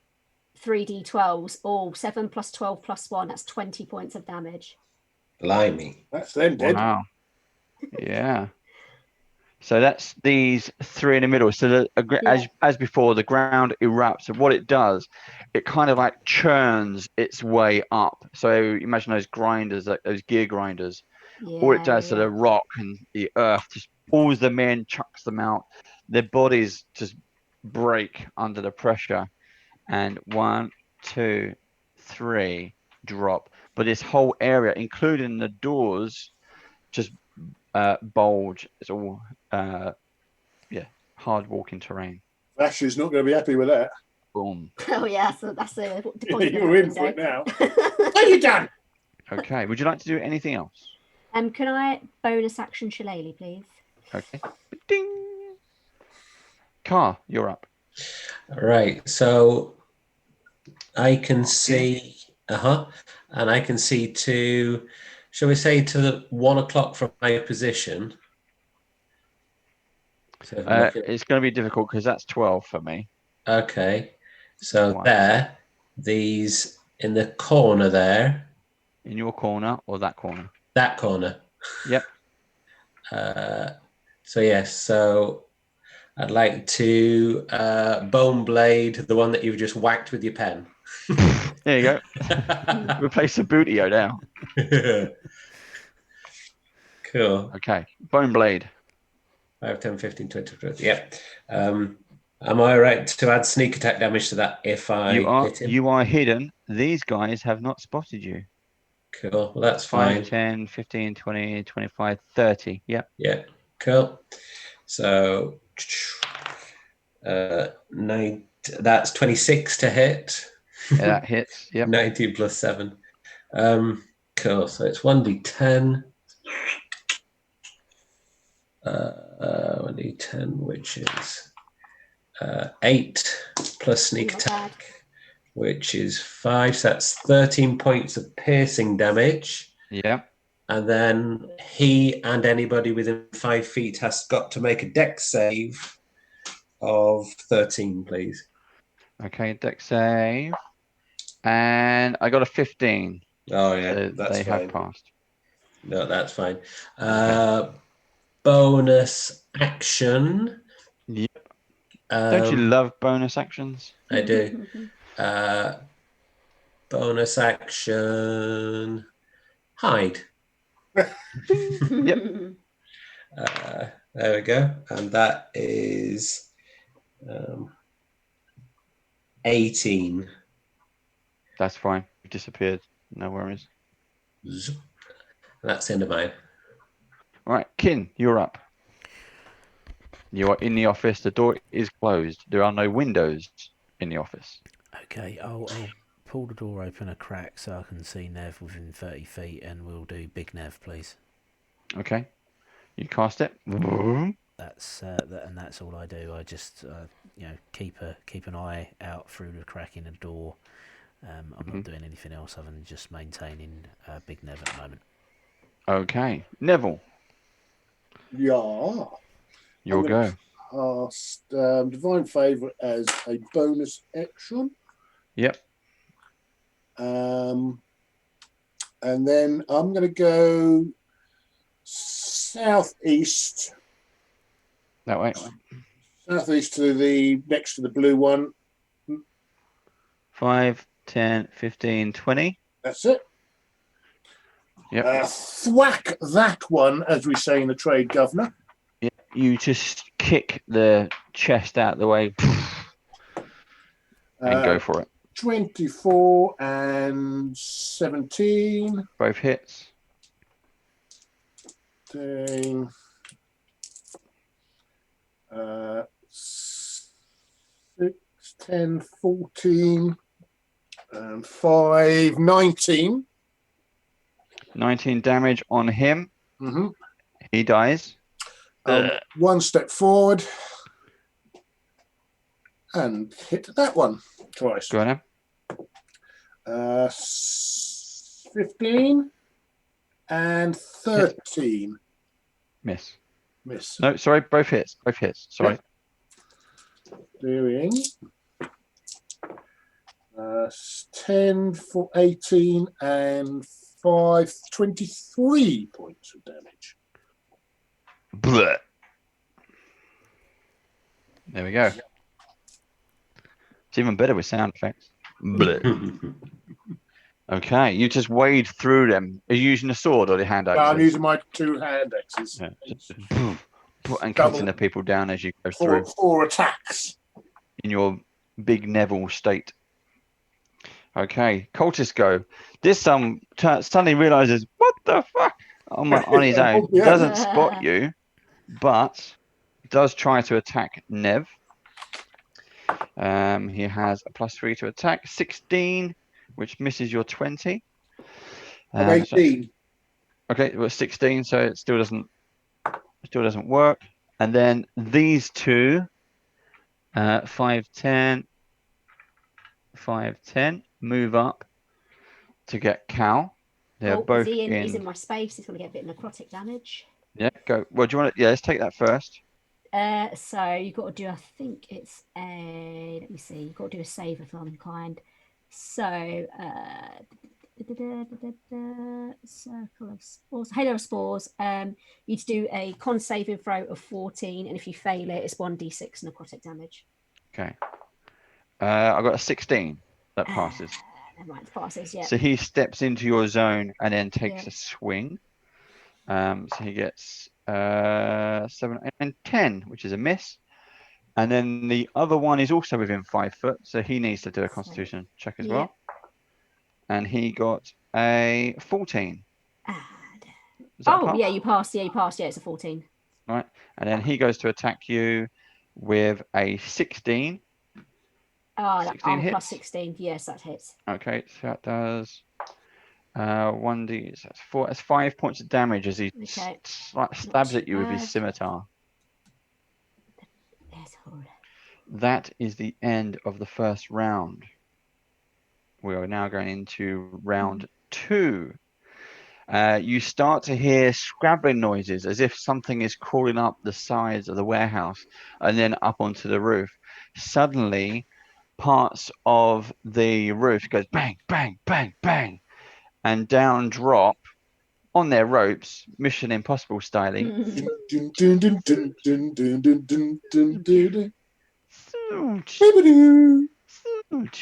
And then over the rubbles of the doors, in come some more cultists.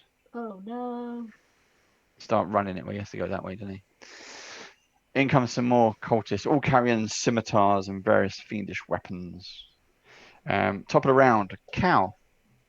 Do I have 3 in front of me? You are here.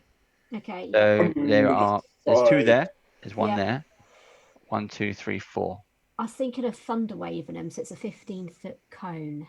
5, 10, 15. So these are out of range. Yep, that's fine. 5, 10, 15. But all of these are in range depending on what direction you fire. Okay, so you can do those 2. I can get is 2 or 3 at a time. It's probably 2. You can do 2 or 2. Yeah, I'll get the 2 closest to me. So the one on the left and one on the right, I think that is, isn't it? Those 2? Yep. So they've already had damage as well, so. Yeah. Yeah, so that is a con saving throw of 14. Okay, con. I get no bonuses. I rolled a 1. Oh, yeah. It gets it's a 15-foot cube centered on yourself, so it's not a cone. It gets anyone within 15 feet of Cal. So I can get 3 of them. Okay. 5, 10, 15. 5, 10, 15. 1, 2, 3, 4, 5. Oh my God, yes. So and we're using mobs, so they all failed. Nice Boom. spell. And it's 3d8 of damage. Okay, so this massive literal sound wave explodes from you in the center, boom, outwards. And that is 13. Is it a force damage, Steve? It's thunder damage. So it will throw them, or is it just sound? 10 foot, frozen 10 feet away from 10 me. feet away. Right, let's see what the damage is. Are they prone as well? Damage. They will be, yeah. Sorry, how much damage? Sorry. 13. 13 damage. So, okay, boom. 13. He's over here. I'm prone. 5, 10. He lands in the boat. 5, 10. He's over here. It slams into the wall as well. There we go. All taking 13 damage. 1, 2, 3, 4, 5. That one's down. We'll get rid of that one. He's alive. Right. I'm alive. Just. Okay. Anything else? Not at the moment. No, I think I'll actually no. I think I might. So how many of those are by the door? Is that 4? You got 4 in front of the doorway now. Okay, I'm just going to check what's it. Yeah, I think I might. Oh, I don't know. I'll put myself at risk by moving. No, I think I'll say well, actually. Yeah, no, I won't move. Thank you. Yeah. Okay. Carl, you're up. The person who's behind me, I guess they've not seen me, have they? Nope. Cool. In that case, I'll attack them.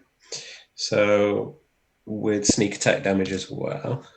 So that's rapier attack number 1. Oh, natural 20 for the Yeah, thank God for crit, that.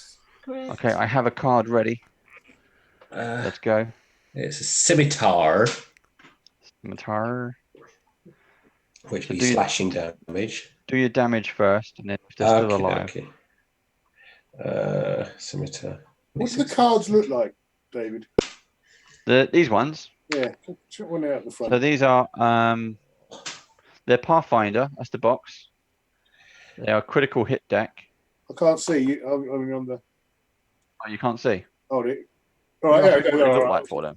Okay, so critical hit pack. Okay, what does the actual cards look like? So that's the back. So the idea is they're face down, and then you pick one at random, and then you get the options. So bludgeoning, piercing, slashing, bomb, or spell, and then you pick what it is, and then get the benefits. They're aimed at Pathfinder, but you can use them in any. Yeah, quite fun. It's a good idea, I think. Makes it slightly different, doesn't it? Well, it makes it slightly random. Plus, you get the extra bonus. So it's not like, okay, you've dropped your sword, or you've done that, or you cut your ankle off, or something like that. At least it says you like as one we pulled earlier, and you're aiming down your arrow down the bow, but something reflects, so you got blinded by the sun, so you get put off, and that's it. So it's a different kind of effect you can put into place, and I quite like it. Right, so I did 6 points of I did 6 points of slashing damage plus 4, so it's 10 points of slashing damage before I do my critical, and then I did an extra 6 points of sneak attack damage. Do I double the sneak attack damage? It doesn't matter. He's You dead. roll it. Okay. You managed to slice and dice. And then I will endeavor to bonus action dash around. This chap's facing Nev. Is he engaged with me? This one, no, he's watching Nev. Okay. Don't forget it's big Nev. Yeah. So I'll dash around the pillar that I'm 5, 10, 15, 20, 25, and I'll engage that one as well. Yeah. That kitty there, yes, please. There we go. 19 plus 7, so it's Hits. 26 to hit. Yeah, you literally just need a 12 to hit. Cool, that's worth knowing. And that one is 6. That's 10 points of slashing damage. Yep. And will I take a bonus action? No, I'll take another hit at him. And 13 to hit. That was just, wasn't it? That hits. And that one is 4. And that's another 8 points of slashing damage. Please. Yeah, he's down as well. Hooray. And that's it. What do you get your bonus action attack with? What's that ability? That's because I'm a rogue. So you get a bonus action attack every round? No, I don't. I get 3 attacks. So I can attack, and I can, like anybody, I can bonus action attack if I want to. I can't bonus action attack. It's because I'm dual wielding. You still only get 2 attacks, don't you? You get 2 attacks each round. Each attack you get 2 attacks, so you get 4 attacks. Unless I miss my guess, which I could conceivably be wrong, I get 2 attacks, 2 standard attacks, because I just get 2 attacks per round as normal. But you're a 5th level ranger, aren't you? So you get. No, I'm not a 5th level. Well, through 3rd level ranger and 2nd level rogue. Ah, right. So you only get 1 attack as standard then? No, I get 2 attack. I get 2 action attacks per round. Plus, I can, because I'm dual wielding, I can do another attack if I want to. And because I've got the dual wielding feat, I can still use my proficiency for that for that bonus action attack if I want to. Now, if I do any of my rogue bonus actions, I can't use that attack. All right. It's a bit of a mix and match. Mm-hmm. It's when I just wonder why you get to attack if you're not 5th level.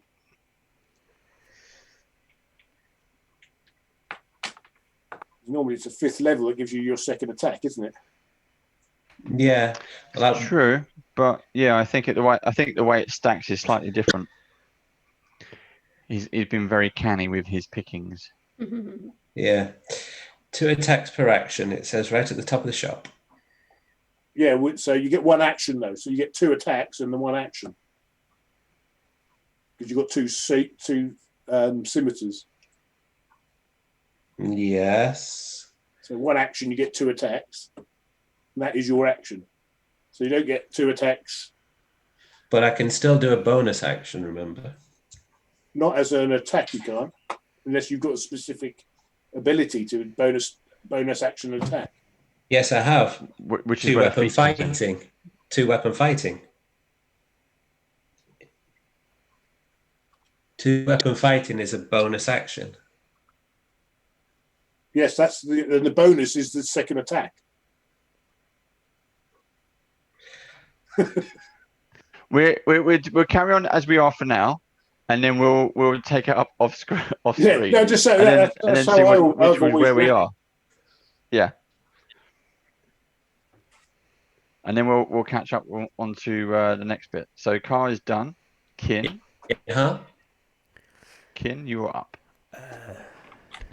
Right, I think I'm going to just poke my head out the door a little bit, and I'm going to Eldritch Blast the blue cloak nearest to the stairs, please. Okay, the one at the bottom. Poke your finger out. That is an 18 to hit and a 25 to hit for a total of 11 points of damage. Okay, they both hit, and 11 damage. They know where you are. They do. Okay, anything else, Kin? No. No. Not Okay. I'm Neville. going to wait for wave 3. If you survive. I'll whack the 2 with me. So the one with the crossbow. Yep. Attack that one first. Okay. Douche. 13's a hit. 13 hits.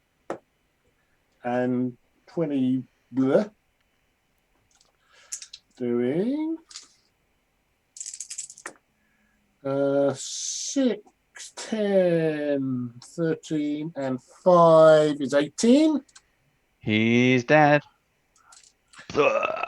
It's On a the proper other one? red shirt. Yep. Spin around.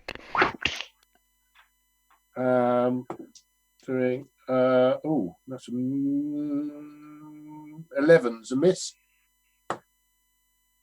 And an 8. So Wow. Two misses. Unheard of. I can retire. You go. You slam the your sword into the hole. Yeah. Right. Cultists go. So the closest one is going to move a little bit closer and attack Neville, or at least try. No, he rolled a 4. That's no good. These ones start to move in the hopes to surround Big Nev. 5, 10, 15, 20. This one moves in. This one moves up. Oh, are they my little range again? This one jumps out and gets out there. Right. So we'll just do it as a mob of 3 attacking Neville. They will miss. Oh, he's I already did, haven't I? Yeah. The mob attacking Cow is nope, all missed. I rolled a 2. Wicked. And then the blue cloak attacking Kin. Kin, what did you do?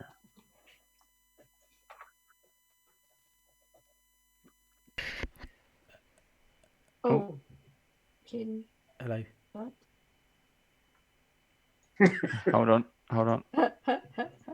Kin, Yep.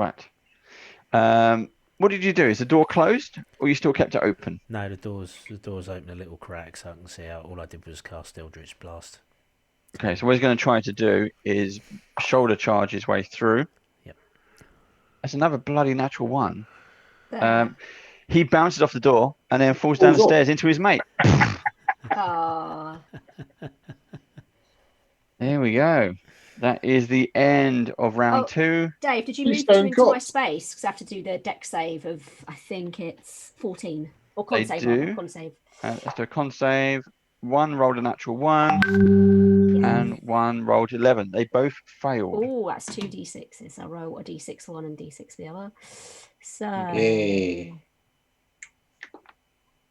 oh, that's 2 damage for one. Yep. And 1 damage for the other. It's not great, but better than nothing. Okay. That's fine. They're both still alive. They're both still Yeah. standing there. Okay, so that's the end of round 2, the start of round 3. Let me get rid of that. Don't need that card anymore. Don't need that one. The ground starts shaking, and suddenly from the blimey. middle, where the grate is, or rather was, the whole floor erupts in a bit of explosion. Ooh, Can we've trashed this place. Cal, This is Not why good. we're can not you allowed take anything a good. dexterity check? Is that a check or a save? Do a save, dexterity saving throw, please. This is why we can't have nothing nice. Oh, 17. 17. Yep. Okay, so all the bits of bricks and piping explode out into the room. They shower you, but you manage to not get hit. Well done. And erupting from the floor Can't be good. is in the middle of the warehouse is, and I will Who's beeping? That's bring what up he a said. picture. Oh, Barb's Devil. Oh,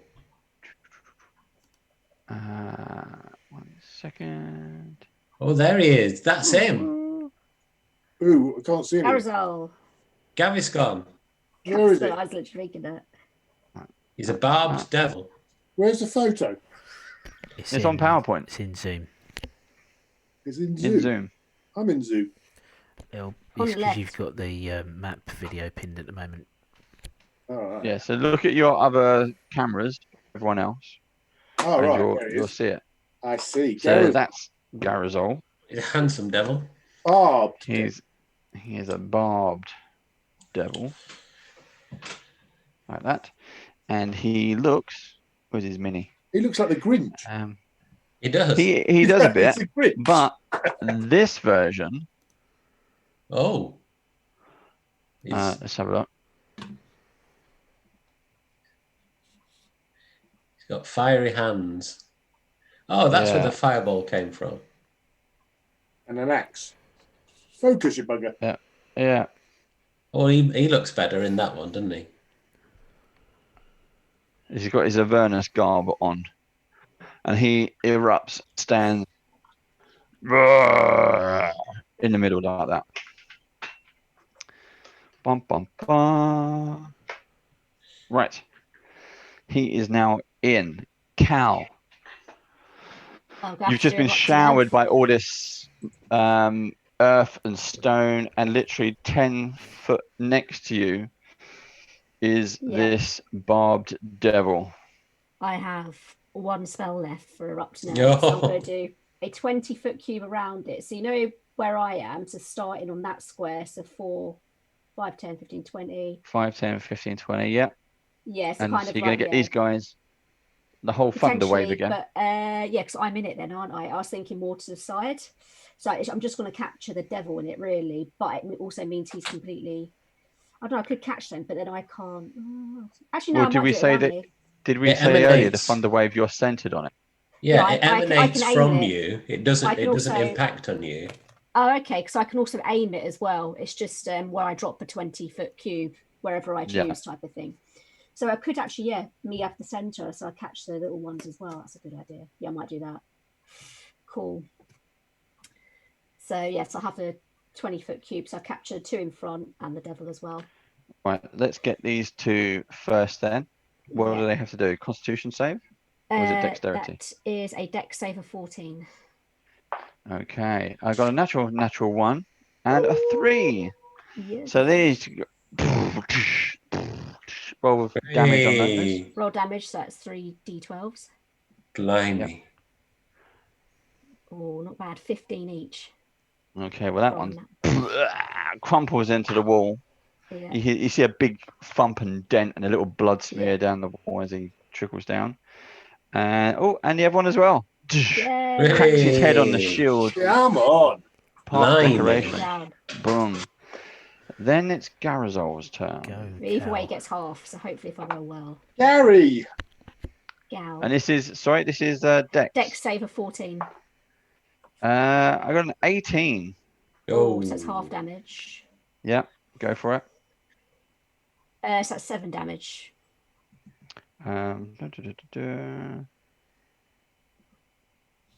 Yep. Okay. Cool. We're off. Oh, is he within 10 feet of me as well? He is 5'10". Okay, I might do a bit. So that's is it con save of 14, if I remember correctly? Yep. Yeah. 9, 10, 11, 12, 14. Just. He's made it. Right. Carl, unless you want to do anything else, Carl. I think I might move out of his way a bit, so maybe like 2 squares back, or as much as I can without, To the wall? Yeah, that's fine. Okay. Carl, you're up. Okay, so I'll run around the pillar towards Gharizol in the most direct route as possible. 5, 10, 15, 20. Cool. I will try to. I'll take 2 swipes. He was engaged with my sister, wasn't he? Not to be married, but It makes such a lovely couple. So not in melee. Not in melee she anymore. attacked him. He hasn't attacked her yet. Okay, so I'm not getting sneak attack. Is that right? No, he's there and he's disappeared. She's done some attacks that didn't really affect him. Yeah. Okay, so first one is 20, 13 plus 7. 20 does hit. We need a 15 to hit Gharizol. Okay, so that is 10 points of slashing damage with my silvered blade. Thank you very much. Yep. 13 and plus 7 again, 20. This one is 3 plus, and that's 7 points of slashing damage. Bonus action, disengage, and kind of run, because I've got 40 feet of movement, run around and head towards my sister as much as possible. So what was it? You were here 5, 10, 15, 20, 25, 30, 35, 40. Perfect. Yeah, that'll be grand. Thank you. Because you went outside of his area, he gets attack of opportunity. Bonus action disengage, so he doesn't. Bonus action. That's right. True. Damn you. DM players. I was going to say, because that's rough terrain, does that impact the speed at all? Because obviously, likewise, it impacts the devil from moving. Because where he was in that, rubble, does that impact speed? It would. Do you want to do that? Do you want to do that? I don't know if it will harm Carl more, but I just think if you send in the twin back. No, we'll keep it where it is. Yeah. Ooh. Right. I mean, if that was the case, I could run the other way. I could run behind him. So that's what I was thinking. You could circle around it there. Yeah. That way, you're not sort of cutting through it. You could row the boat. Yeah. Yeah, jump over the boat and gently down the stream. Yeah. Okay, that's fine. So basically, we're going to, and then you've gone that way instead. Yeah. Okay. So I was just thinking, it's a devil. Row that boat ashore. Cool. Thank you. That's it. Hallelujah. Right. Kin, you're up. So there's 2 of them at the bottom of the stairs at the moment, isn't there? Yep. One's knocked down. The other guy's helping him up. Okay, I'm gonna. So the one in the blue cloak was the one Eldritch blasted, so he's injured. So I'm gonna do Toll the Dead on him, please. Okay. Wisdom saving throw of 16. Go on, it's got to work. Boom. I got a 2, Steve. It worked. Yay! You see? That's 14 points of damage. 14 damage on him. Dong. He is dead. So you're gonna. You... Dong. You dong him so bad he's just trembles and then hits the ground. Dead. Anything? Does he ever get affected by that as well? Because he's straight there, isn't he? No, it's No. only one On a target. person, one creature. Yeah. Okay. Anything else? No, I'm still gonna hold my amazeballs action for probably the next round, I think. The amazeballs action. This is the Amazeballs game action. ender. The player TPK. This is either gonna be insanely good or amazingly bad. Either way, it will be epic. Right. Where are we, Kin? Gharizol's turn. Right. Here we go. He gets 3 attacks. That's just cheating. Yep. He's not interested in Big Nev. But he knows I'm on his list. Surely he'd be interested. It might be. So he's going over here. You would be. Go on then. He would be. And 3 attacks. He's going with a claw. And fucking hell, it's a natural 1. Yay! Oh, Zoink! Straight over my head. His claw falls off. I'm swapping that dice out. Loses a claw. His hand falls off. This is a claw attack. So unarmed. He loses 10 foot of his movement speed. Yes. Not bad. Don't know why, but not bad. Because he's moved already. Yeah. He's kind of staggered a bit, maybe. And if he's in that rubble as well, that's even more, isn't it? I suppose. Then he's going to use his tail because he's staggering a little bit. He's the rough terrain. He does a 17. 16 or 17 would hit. Okay, that's his tail attack. So he again from like the spine devils, pushes it forward. 6, 7, 8, 9, 10, 11, 12, 13 points of damage as a tail whips into you. It's got all these little barbs on it as well. So it goes in, and then as he yanks it out, it hurts even more. Ooh, bugger. And That's the then name, Barbed Devil. Yeah, he looks over at Big Nev. Come on. And summons a flaming ball and throws it at him, completely regardless of all the cultists. And gets 17, 18, 19, 21, 22 hit. And that is 3d6. 6, 7, 8, 9, 10 points of damage. 5 points because it's a spell, isn't it? Yep. Okay. What about the others? Is it just on me, that one, not a area attack? No, it's that one just hits you. Okay. But yeah, he's not caring about those. That is the end of his turn. Neville, your go. Right, I got 4 of the buggers. So starting with Mr. Blue. Blue. 15.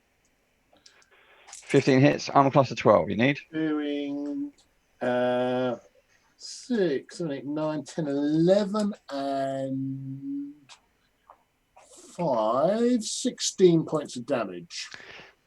Dead. It's going to be fun. So, next, with my left hand, I'll hit the next one to him. That one? Getting 22, so hits. Doing 4 and so 10. And we're going to give him fuck it. We're going to give him a smite. giving 18 points of damage. Dead. That's first round. Next one, we're going to hit him, and 18 hits, giving him 6, 10, 13, and 5, 18. 18 damage. Yeah. Dead. And the final one is 15's a hit. Hits. Doing 7, 8. Ooh, we'll have to do another one then. 7, 8, and 18 points of damage, and that's another smite. Dead. I wanted to clear the air. Clear the area, yeah. And then I'm going to go up to my mate Gary. Okay. 5, 10, 15. Yep. This is terrain as well. So 20, 25. And I'm going to say, hello, Gary. It's me. Big Nev. Only got 3 level 2 smites left. Oh, what a shame.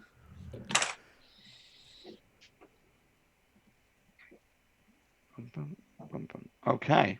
Cultists go. I'm a bit low on cultists. That was the general idea. Blasted. He's going to go up and shoulder barge the door open. With an 8. He doesn't get very far, but at least he doesn't fall down the stairs. That is the end of the next round. End of round 3, start of round 4. Same thing again. A whole bunch of cultists start running in through the main door. They come down through the holes in the roof as well.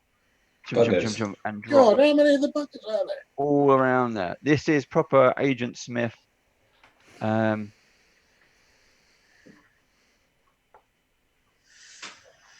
Agent Smith Matrix going on. Cal, your go. I think.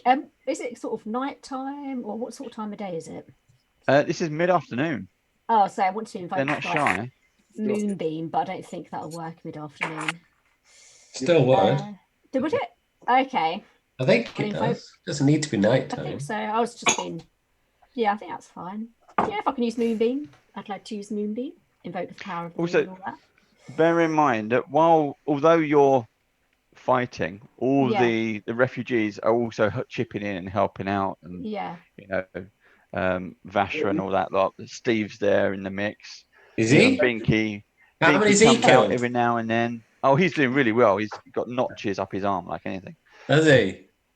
Binky comes out and like back hoof kicks every now and then when it needs to.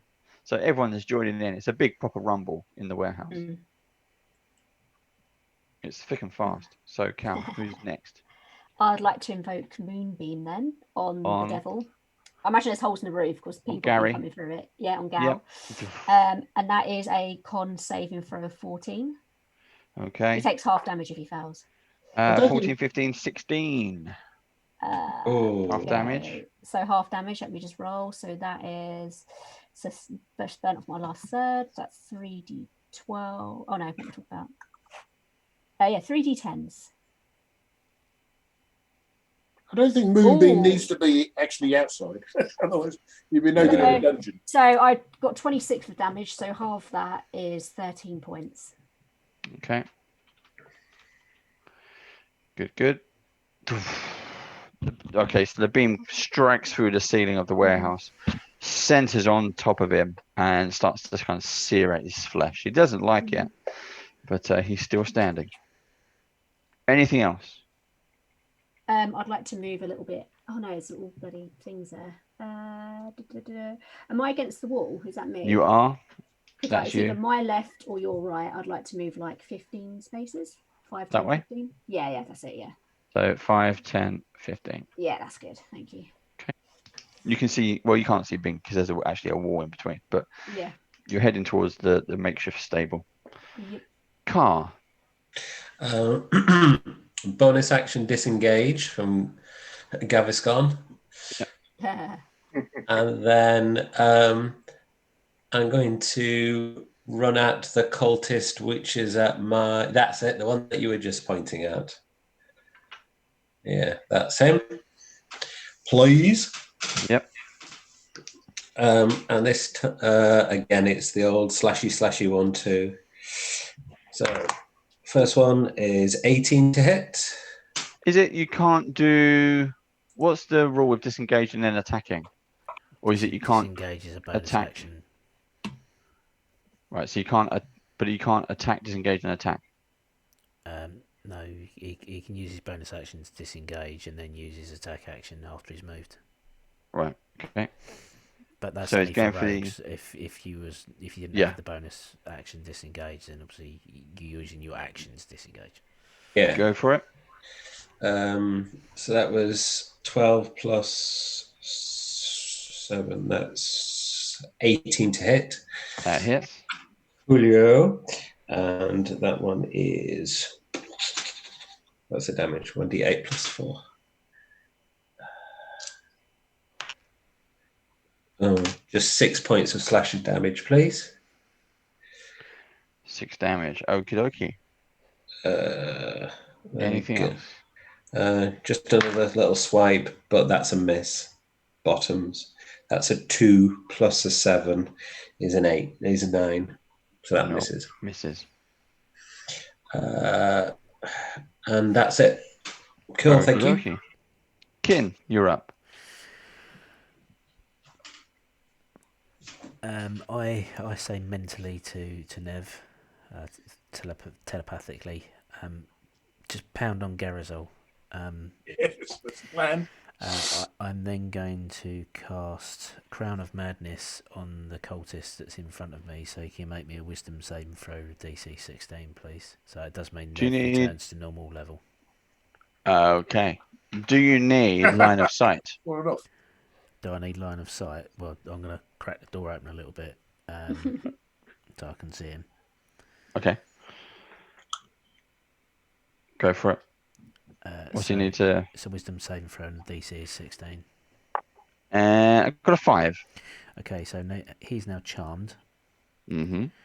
And he will do my bidding. Ooh. So I'm going to send him to attack. We're basically going to send him to the bottom of the stairs and tell him to attack any cultists that come within range. So he's now acting as my guard. Like it. I'm then going to use one of my sorcery points to cast Chromatic Orb at 2nd level at Gharizol. Okay. Pew! Pew pew! So that is armor class 26. Yep, easy.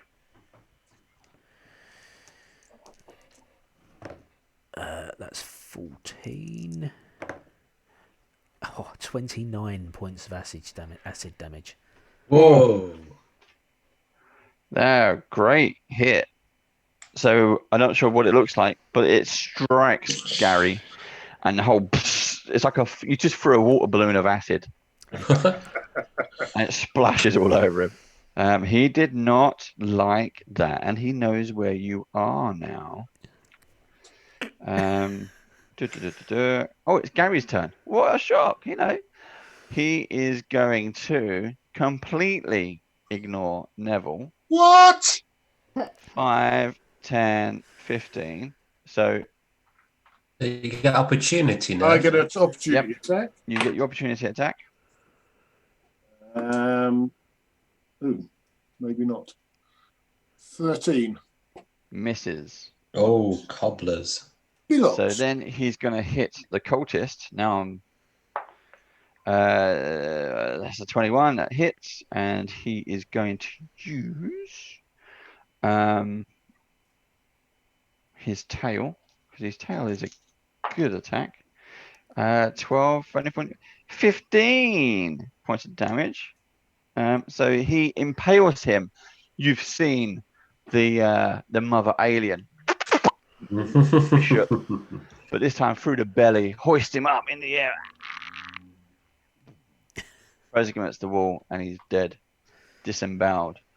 And then that's it. Can he make? Yeah. Can he move, attack, move the rest? He is It depends what his speed is, yeah. Yeah. He's going to be at the top of the stairs. He's going to be knocking very gently on the door. Avon calling. Neville, you're up. Can I fight on the stairs? You can. You would be at disadvantage because he's got the high ground. Chuck the boat at him. He's not Big Nev anymore. You can try. Dear. All right. I want him to make a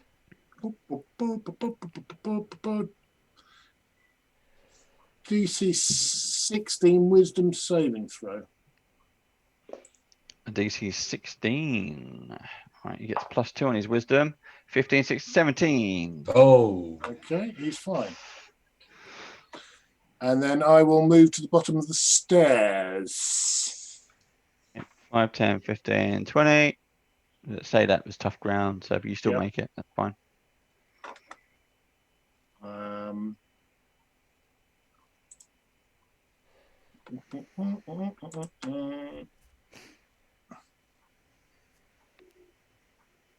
Oh, I'm tall though, aren't I? No, you've because I've cast another concentration spell. You've gone back to normal size. I'll go back to normal size. Okay. Normal Nev, For not the Big moment. Nev. And I will drop my hand axes and take my shield and sword out. Okay. Yep. You're going for it. Okay, cultists go. All of these guys rush you at the bottom of the stairs. Blimey. 5, 10, 15, 20, 25, That's 30. rough area, remember, so we won't get all the way across. Yep. Unless they're That's right. So they're going to be stuck in here. 5, 10, 15, stick there. He's on that one. He can go there. 5, 10, he can get there. They get part way. They get part way. They get part way. Okay. Now, mob attack onto car. Okay. That is 9, 10, 11, 12. Misses. Misses. They don't have any range weapons. We have 3 on Neville at the bottom. Mob attack. 14, 15, 17. miss. Because you're on 20. And that is their go. Top of the round. End of round 4. Cal, your go. I would like to get quite close to the cultists in the centre, so you say about within 5 feet distance, because I want to thunder wave them. And that is. Do you have your moonbeam still up? Yeah, I do. But it's not constant. I was thinking of either zapping. Well, I could just zap the thingy and move the moonbeam as an action, but I wasn't sure what to tackle first. Yeah, because moonbeam will only get one of them. That's the thing. Yeah. The more you can hit in one go, the more you can get rid of. Because I think I'll get close and thunder wave them. Actually, I think one of them is in my moonbeam. They probably are, if you can remember which one it was. Yeah, the purple one's in moonbeam. This one, yeah. Yeah, shall I zap it like as an extra? Go then. So that is, I think it's 3rd level moonbeam, so that's quite a high one. 3d10s. This is my last level spell slot. Lucky. 22 points of damage. 22 points of damage. You've got to do Do you have to do a save though beforehand? Because I can halve it afterwards if you're successful. Con save of 14. So depending on what you get, it's either 22. I got 11. So it's 22. So stupidly, he kind of stumbles and steps into the moonbeam and just steps into it and vanished. Just evaporated. Bit of quantum leap going on. I'll move 10, I think, 10 spaces forward. So now I can thunder wave the last 3. 5, so I'm just in front 10. of my moonbeam. Yeah, and then I'll thunder wave these 3. These 3, 5, 10, 15, A con saving throw of 14, and they take half if they're We do successful. mob. Got an 8. Oh, They all take full damage. So that's 3d8. Oh, that's 13 points of damage each. Okay. They are all still standing, but they all take the damage. They get forced back as well. Yes, 10 feet. 10. He slams into the boxes. That's quite handy because it gets away from me. I was worried about that. So. Yeah. End of your go? Yes, I haven't got anything else. I think, yeah, that's fine. Okay. Carl, you're up. I don't really want to leave my sister there to be overwhelmed, but I'm more roguey than anything else. You're a bit overwhelmed where you are. I can disengage and move quickly away. Yeah.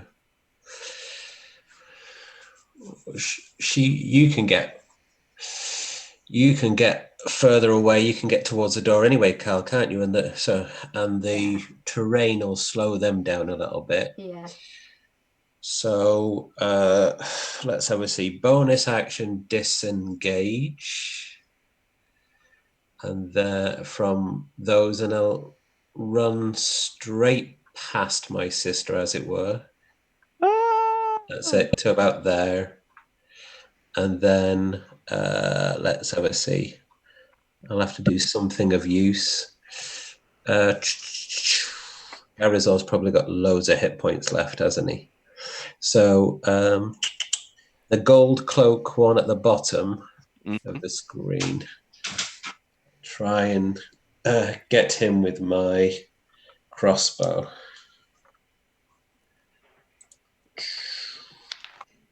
Oh, natural 20. How exciting. Oof. Okay, do I have a card ready? You roll damage first. Yeah, light crossbow. 1d8 plus 4.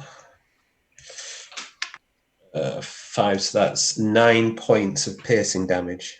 Okay, so it thumps deep inside him. It's normal damage. The crit effect is he gets disadvantage for 3 rounds. Oh, blimey. That's good. But we'll keep the damage, but he's disadvantaged for 3 rounds. Who's that? This one. Mr. Gold. Mr. Gold, right? Yeah. Okay. Anything Fair else? enough. No, I've done my action, the bonus action and movement. That'll do for now. Thank you. Okay, Kin, someone is knocking on the door. Hello. Right, I'm...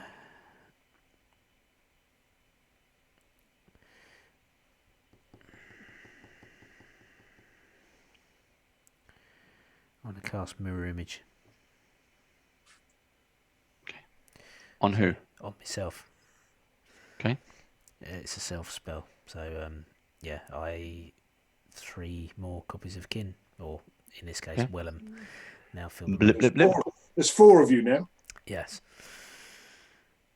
Are you back to normal, or are you still disguised as Wellham? I'm disguised for the next So hour. it's 5, isn't it? The room is 5 Wellhams. Yeah. Yep, there are 5 Wellhams. Go for it. Cool. So that's me done. Okay, Gharizol's turn. Right, he is going to obliterate the door. Strength. Got a natural 20. It's about bloody time. I don't know if I can do an effect against the door. The door falls unconscious. Hooray! There you go. That's worth seeing. So he rips the door off and shreds it and looks inside and sees 5 Wellhams. He gets 3 attacks. So the door counts as 1 attack, so he still gets 2 attacks. And he goes in with claws. 8, 9, 10, 11. That misses. And 18, 19, 20, 21. Okay, so that hits. So if I roll over a 6, you get one of the images rather than me. I rolled a 13, so that's one of my images has gone. Okay. I don't need to roll damage. It's just Just poofs. And then there was 4. Armor class 12. 1, 2, 3. 13, I think it is. That's it on that one. Okay. Neville, you're up. 13. Can I see past Gharizol into the room? You can probably see a Wellum. Room's full of them. Can I see a space in there, like in the front of the door? Not really. There's a Wellum. The doorway is filled with Wellums. You can probably see one. There's no door there anymore. And Gharizol is quite big. He's If I walk up behind Gharizol, can I see a space behind the Wellums, the back wall? I'll say yes. I'm going to go up there and I'm going to misty step into the room. Okay. So you go up there, you see a space, and whoop, you blip, you bamf in. That's it. There you go. Can we move this up a little bit?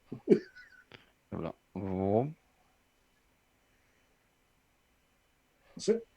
Might help you, might not. That'll do. Okay. Anything else you can do? Can I? So there's Wellums in front of me, so I can't actually get to Gharizol, can I? No. You've got. Yeah. For some reason, there are 4 Wellums in the room. Right, I'll have to wait. I get a space. Okay. Cultists go. This lot see that Gharizol seems to have everything under control. We'll try to jump over and attack. Doosh. Knocking each other over because they're so excited about getting the kill. Get for that moonbeam first, are you? Mob attack on Car. Natural 20. Well, that definitely hits. That's going to hurt. Yeah, well. Let's see. So this is 1d6. Oh, I rolled a 1. 2, 4, 6 with a critical hit card. The target has disadvantage for 1 round. Oh, blimey. So you got 6 points of damage. Right. And disadvantage on everything you do until the next round starts. Righto. The what else? 5, 10, 15, 20, 25 is going for Cal. 5, 10. Actually, they'll avoid the moonbeam. This one gets up. Oi, get out of my way. And this lot move around as much as space allows. So a mob hit on Calamity. 17, 18, 19, 20. No, hold on. 17, 18, 19, 20. Yeah. By 4 of them. And same again. So it's a 1d6. 4, 8, 19, 12, 25, 16. 16 damage. Oh, yes. As they all kind of attack and skewer you. The rest of them, whoever is not actually attacking you starts attacking, other people around you and things like that. Cool. The end of round 5, we're on to round 6. Cal, your go. I'm debating either moving Moonbeam on the Gary, or I just zap all these guys with Thunderbolt or Thunderwave. Get all the guys. I think I'll get all the guys. Right, my burning off my last 2nd level spell slot. So I'm thunder waving them all. So that's a con save of 14, and it's a 15-foot cube that emanates from around from me. So hopefully that will capture pretty much all everyone. Okay. So Constitution save on the cultist. We're using mob. Yep, so it's a 14. We rolled a natural 20. Now the big guns are coming out. So we take half damage. Yep. But they don't move away. They don't move away. So it's 5, 10, 15, 20, 5, 10, 5, 10, 5, 10. So all of these guys are affected. Yep. 5, 10, 5, 10, 5, 10. All of those guys are affected. Wow, this is going to be huge. But also, so is your twin brother. Oh no. Go for it. Oh, Don't matter. You're right. You're right. Roll your Right, Constitution check. So yeah, 14, Carl. That's all right. At disadvantage as well. Yeah. Shit. That would be what, 7, 11. Oh no. Well, it's half anyway. No, No, I it's failed. actual, and you go back 10.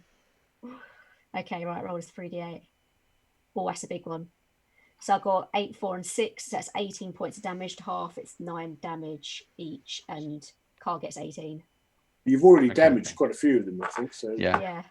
So it's 9 damage, did you say? Or 9 damage for the cultists, but Carl Yeah. gets 18 and moves back 10. Okay. I'm still alive, just. Yeah, I can heal him word you. Actually, I'm running out of spell slots. So 1, 2, You can 3. kill me, but you can't heal me. 1. After first level, yeah. It's 1d4 plus 3. So, Hopefully you get a few. I'm just going to remove some at random. Oh, that's 3. None of them move. good. Okay. Those are the ones we've already done. Let's get rid of that one. That one had disadvantage. Boom, he's dead as well. And Car, you get flung 10, 20, and poof, land on your butt. Dear. You go backwards. Poof, you hit the boat with your feet and topple over. How much damage did you take on that one?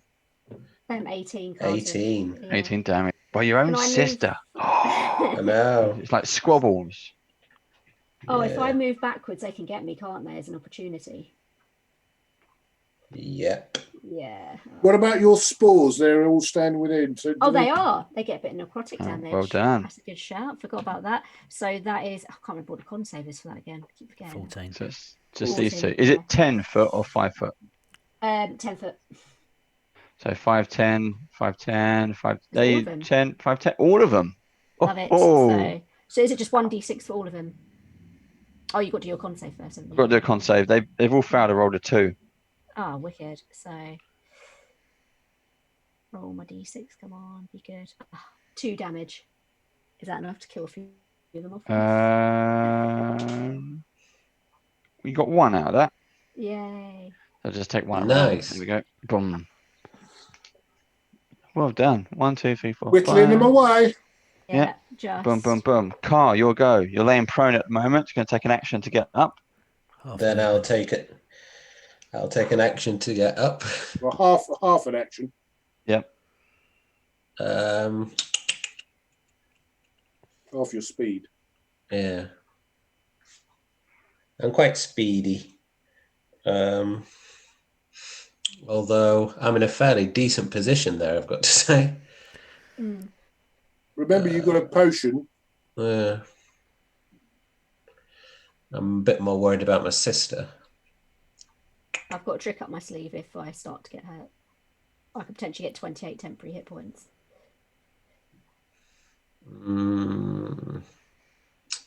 What are hit points? Ha, ha, ha, ha. So see. So I can't do very much anyway. So I might need to neck my potion. That doesn't feel right, though. That doesn't feel right.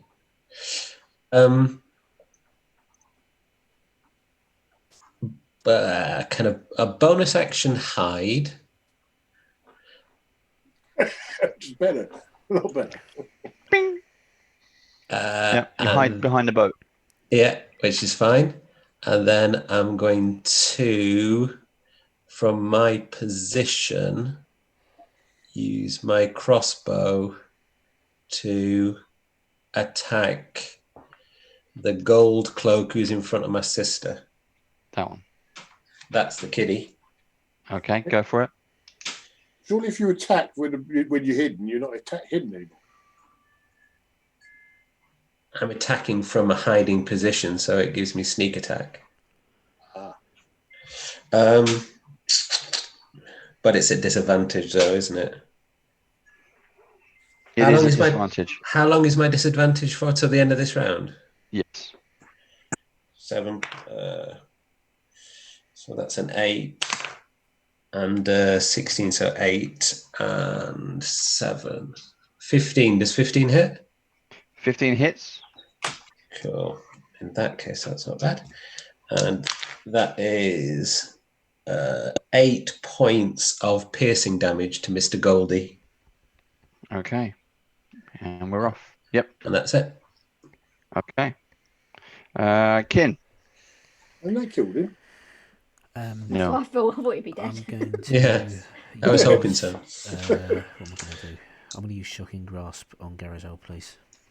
Okay. That hits an armor class of 21. That hits. Whoa! So he will take 13 points of damage. So it's electricity damage. Yeah. I will then take a 5-foot step back and create space for Neville to step forwards, and I would like to sacrifice some of my sorcery points to gain a 2nd level spell back as a bonus action. Okay. And that's my go over. Did you hit him? Yes. What damage did you do? 13. He can't take a reaction, can he? He can't, so that's why I did Shocking Grasp, so I can step 5 feet I away know. and invoke the attack Clever. opportunity. Clever. Okay. And that's it? That's it. All right. Gharizol is going to force his way inside into the small office. It's snug up there, isn't it? Yeah.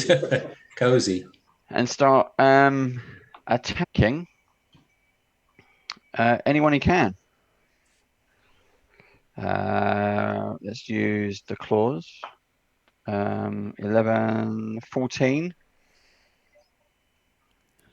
14 to hit, Steve? On me, yes, that's it. That's a hit. So I will roll the d20. So that's 17. Yep. So you take another one of my images out. So there's one left.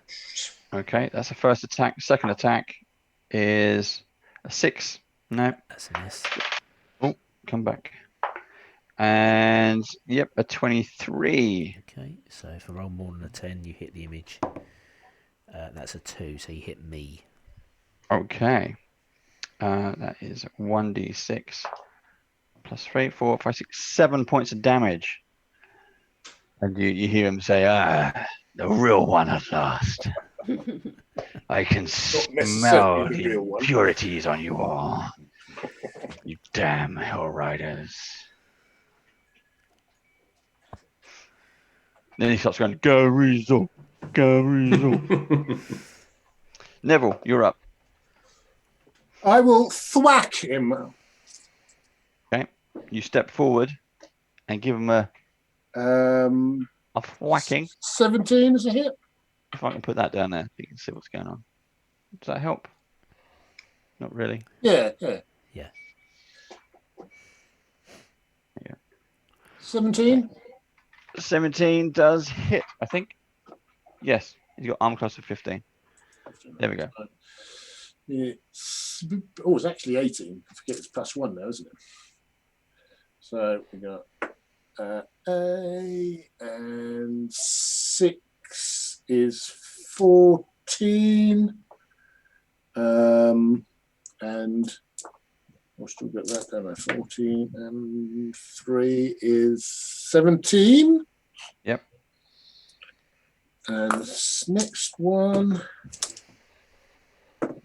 Yeah.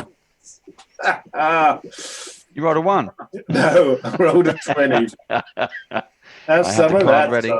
Let's get all those dice ready. Time. I can feel a smite coming on. Smite.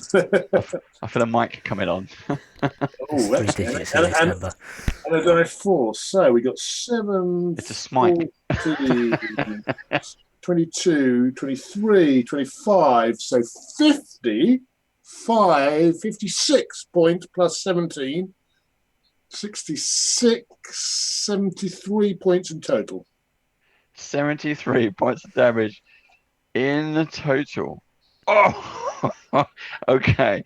He takes it. Takes it like a The demon. glowing sword goes into him. And even with all of that, he grabs the sword, laughs with spittle and blood coming out and gore coming out of his mouth, and pulls it out with one hand I didn't while leave it in. laughing. We stopped it. He's laughing. It pulls out. However, that's piercing damage. Oh shit. Oh He's yes, he's got the. disadvantaged. He's got a chipped bone. He scrapes against the bones as he's pulling it out. Oh, And is disadvantaged for the next round. that'll do. Oh, disadvantaged. He's dissed. And he's got 151 points of damage ish, roughly. Not that He's anyone's actually got counting. he's got 152 because I'm counting. 152. Next up is the cultists. So let's they all rush in. Boom, boom, boom, boom, boom to Cal. And that one avoids the moonlight. 1, 2, 3, 4, 5. It's a mob attack. We're natural 20. Oh, no. dear. I Here also we have go my again. circus fours, so I'm going to have my little So that's 1d6 1, 2, 3. little in. 1, 2, 3. Okay, Do they 1, get 2, 3, scores every 4, time? 5. It would be a if they start their mixture. turn within my thingy-mabob, and if they move into it. Yeah, 1, 2, 3, 4, 5. So that's 3, 4. So that's 20 points of damage. Oh, I'm still How- standing just. If they Okay. take their damage before when they start their turn, so do you want to roll? Yeah. See what? Yeah, so how many Just in is case you it? kill any off. Yeah, 5. okay. So I'll roll And it's a D4. constitution Yeah, check. They all failed. that's So fine. roll They your. get 3 points of damage each. Okay, they are all still standing. Okay. Who? He's on 11. Yep, they are all still standing. That is their go. Next round. This is the end of round 6, start of round 7. Mm-hmm. Pew, pew, Oh, bloody hell! Mm-hmm. pew, pew. Pew. We'll finish Gary off this turn, so then they'll probably go once Gary's. Yeah. Here we go. So they will start coming in through the doorway in the ceiling. Cal, you're up. I sort of I've got my moonbeam. Yep. Can I move it in a circle around me so I get to vaporize all of those? I wish a you nice could. start. Yeah. I wish you could, but no, you can't. Okay, so what I do is just to kind of save myself a bit, I'm going to burn off a wild shape slot and invoke symbiotic entity, and I get 28 temporary hit points. Okay. And the thingies within my spore area is now 2d6 damage. Ooh. When they start their turns there. That's gonna hurt. So yes, so I'm doing that as my turn, and I think I also might bonus action heal myself as well, healing word. So that'll be first level, so I've got left. So that is 6 points of health I've got back. So yes, so I think I'm okay for now. Just Okay. All done? I think I am all done. Carl, you're up. Okay, Or so rather, lay him hiding behind the boat. okay, so I'll do bonus action Zephyr Strike. So that adds 30 feet to my movement speed, which makes it 70. So would I be able to then get up and run around the boat? Run everywhere. Yeah, run around the boat to engage one of the fellas. Oh no, the ones who are closest to my sister. Yeah. Yeah. 5, 10, you can go around the back over here. Yeah, lovely. That would be smashing. Yep. And is he engaged in melee with my? He is. Yep. Well, even better then. So he's going to get the Zephyr Strike. So he gets he gets the sneak attack, and he gets the Zephyr Strike damage, which is 1d8 force on top if it hits him. And I'm not disadvantaged anymore, am I? You're not. It's dropped. God for that. 10 plus 17 to hit. Hits. That one and that one. So that is 11, 12, 13, 14, 15, 17 points of slashing damage. Well, no, not 17 points of slashing damage. 11 points of slashing damage and 7 points of force damage. No, 6 points of force damage, rather. Blah. Yeah. He's done. Yeah, and that's all I can do, I think. Okie dokie. Right. Kin. You're down to one image. I'll cast one down to one image.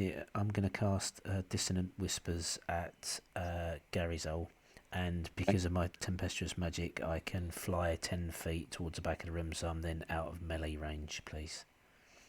Okay, so you're going to fly. I'll basically over be here. next to the real Willem. Yep. And then he has to make a Wisdom saving throw of 16, please. Okay. I got 16, 17, 18. Okay, so that's a pass. So he doesn't run away, unfortunately. Yep. But he does take 11, 13, 7 points of psychic damage. From your attack. Yeah, from my Dissonant Whisper, yeah. Okay. How do you want to do it, Steve? Oh, yay! Well done. Close. So I'd like to say, Don't blow his head off. yeah, I'll cut it off. when you get back to AVERNUS, say hi from me, and I'm going to make his head expand and expand and expand, so that Nev can slice it off. Chop it off. So the head expands. You give the nod to Nev. Nev stands up, takes his time, and in slow motion, the head. And you see a big smile on his face as he bounces across the room and then goes down the stairs. Boom, dum, dum, dum. And he lands at the foot of the stairs, staring up at you and kind of rocking a little bit. But a big smile, toothy grin on his face. Well done. We have ended the combat. The cultists, it's like they suddenly snap out of it. Hey. All kind of like, what I don't know is what going on? happened, honest. And then they make a run for it. And they will start to kind of run back out the doors. They drop their weapons and then we'll try and make a run for it. I would kill them all anyway. You get attacks of opportunity against some of them, and then some of them manage to. Some of them do fall down as you kill them. Some of them do get away. all of mine. And what happens next is you see in one of the rooms, some of the refugees. Vash is there as well. Rushes over to someone is fallen, and it appears to be Steve, the guard. Oh, Steve! A bit mortally wounded. He's R.I.P. still Steve. hanging on. He's got a bit of a. Give him my potion of healing. He's unfortunately, I don't think it's going to help.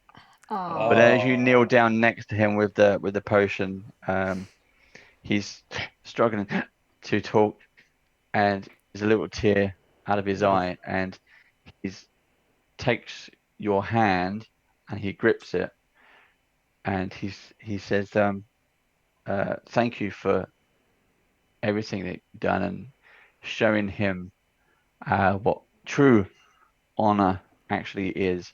And he pulls something off around his neck, and he pushes it into your hand, and says, "You've earned this. I think you'll need it more than I will."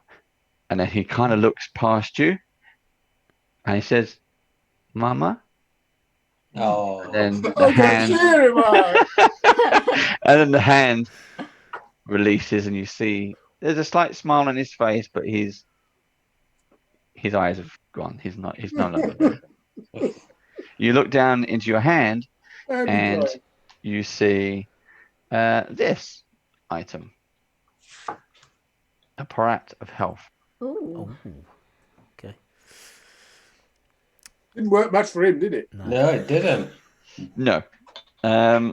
Around the bodies and various bits and pieces of all the cultists, you find 200 gold pieces, so that's 50 quid each. Ooh. Yay. Ammo again. 60. So that's All of them were wearing the iron stamped Infernal rune of Gharizol medallions around the cultist bodies. And the last thing you see, the last thing you find is one of big these. bag of magic armor. Oh. This was in a bag around Gharizol's body. And it's a big metal disc Oh, I wonder if it's a summon. with infernal runes sort of stamped over it. Not exactly words, they're just runes. But that. I think that's for you to check out, Steve. Yes. Kin. Doing some translation and an investigation on that. Wave your rose at it. Yeah, Get your rose out. Does the rose work on Gharizol? Oh, no, he's dead. You can try. I will. You make sure that the twins aren't standing anywhere near you. You go over to Gharizol. It does not glow. Okay, that's good. What about Steve? It does not glow over Steve. Jeez. Now then, What special about ones. Willem? No, It does not glow near. Nurses. I reckon And just to it's test it, you go up to Car and Cow and it starts to glow. Yeah. Of course it does. I reckon it's just. Um, There's no reason for this. It's just to annoy us. Yes. Then, as everyone starts to, so the refugees, you managed to get out of the building before it happened. You see people dusting off. Willem is, you saved Willem. He was completely out of combat. Binky is there. She's got a bit of blood on her flank where she's been kicking people in. Vash has a few cuts and bruises, but she seems to have handled herself well. And people who had like pitchforks and planks of wood to hold off some of the cultists, they've all done well. As you're helping to drag the bodies out of the doorways and start to put things kind of back to normal as much as you can, you notice Dara appears. As you watch, Oh, convenient. Welcome back. Action. Dara Convenient. arrives wearing a clean white robe, flanked by Gorin and Clyde. You forgot about Clyde, the goat. Been eating on a goat. Yeah. And as you watch, Dara's guardian and her goat companion both transform into, and I'm switching to the PowerPoint item, both transform into angelic beings. Oh. Their faces shining with celestial radiance and their mighty wings protectively covering the girl.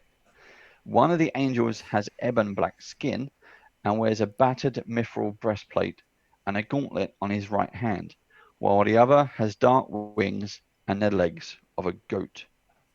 Not in this case. Right, that was a Clyde, yeah. Dara then explains that she's been at the shrine of Imata, undergoing the rite of anointing by the priests. She has been chosen by the gods to venture into Avernus on a holy mission to reclaim the souls of those slain in this eternal war against evil. And Dara looks up to you, Sir Knight. Good luck with that girl. Dara looks up to you, Sir Knight. Oh, And she takes your hand and explains that she needs brave adventurers to accompany her into Avernus. Will you accept this challenge? Of course, my dear. It would be an honor. She gives you a warm smile. And as she begins to ponder about how you actually going to travel to Avernus, or to the Nine Hells, rather, without any warning, the back wall of the warehouse collapses, revealing an old rickety cart pulled by a mule. A shoe man sits behind the mule, clutching its reins, while a blue small pseudo dragon gnaws on a piece of bread at his side. Well met! I hear you're needing a ride to hell. Need a lift? Oh. And there we will end the episode. No. Hey. And that took longer than 40 minutes. It's more like Yep. 2 hours. Did it? 2 hours. It's 1 o'clock now. Um, Poor old and Josh. then the next episode, when we come back, Yeah. we will be going to hell. Are these two actually, were they originally and all the time these divas and things, or? Yes. That's no good for the goatee one, was it? He was the hard done by. I was Yeah, going to I eat. really I was like going to it. eat that goat as well. Yeah. But I didn't. Yeah. Well, where was the assist? Yeah, exactly. Well, Yeah. You are not Missed the their mission. Their action, mission didn't is even to help us protect for Dara. But also, being angelic, it means they cannot go into hell. So that is why they need people that they so can trust. Dara Also convenient. would just be Dara on her own then. Yes, and you protecting her. Where since her journey began, the angelics have been looking after her. You also level up to 8th level. Does he want to give us his sword? Or the mithril armor? Nope. No. Okay. And then you can decide what happens next. But if we're going to be able to meet up next week, let's talk about that offline. But that would be yeah, be a bit handy. I'll let you know. I was going to say I'll let you know tomorrow, but I think I mean today, don't I? Yes. Yeah. Right. Yep. That is Thank you, David. That is the end Thank of that you. one. That was good. Amazing as ever. That was a good fight at the end. Really good. Yeah. Did you like But they the kept terrain, spawning the until we scenery? killed the thingy. Yeah, Yeah, it was really good. Lovely. Yeah. Quite nice. Yeah, I did like it. Absolutely. Impressed with that. Dungeons and lasers. And well done, Lauren, for killing like 50 people. Yeah. That was awesome. That's quite a couple spells on the go now. Quite good. So the way that this works, that is the end of that chapter. So we had the original chapter, which was you escaping and getting to Baldurs Gate. That was the intro. This has been all the murder mysteries in Baldurs Gate. So now we get to put that aside and we get to start another new story, and literally a new chapter in hell. Ooh. Okay. Lovely. And that is where we'll pick up next week, if we can. If not, 2 weeks' time. We gone to hell. You're going to hell, yeah. Hell. You're going to go to Avernus. Awesome. Awesome. So between now and then, level up to level 8. Any questions, let me know. If not, yeah, that was fun. I've been looking forward to that one. And you've got this thing to work out what that is now. Yeah. You've got that. And you can add that to your list, Ken, of things. Things I don't know what to do with. Yeah. Bloody Rose. Who's having the period?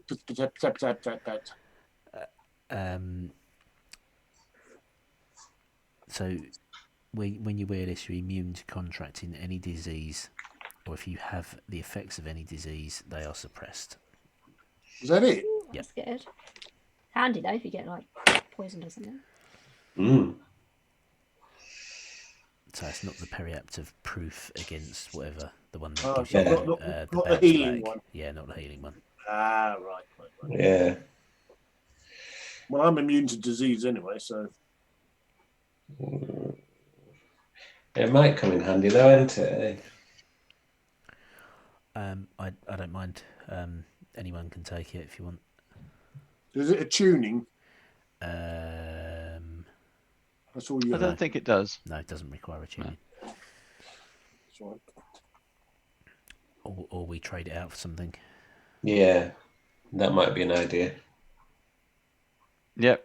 Between now and then, we'll have time to decide so we're going to pick up straight away in the next session. But if you want to do things like shopping and that, we can do that offline.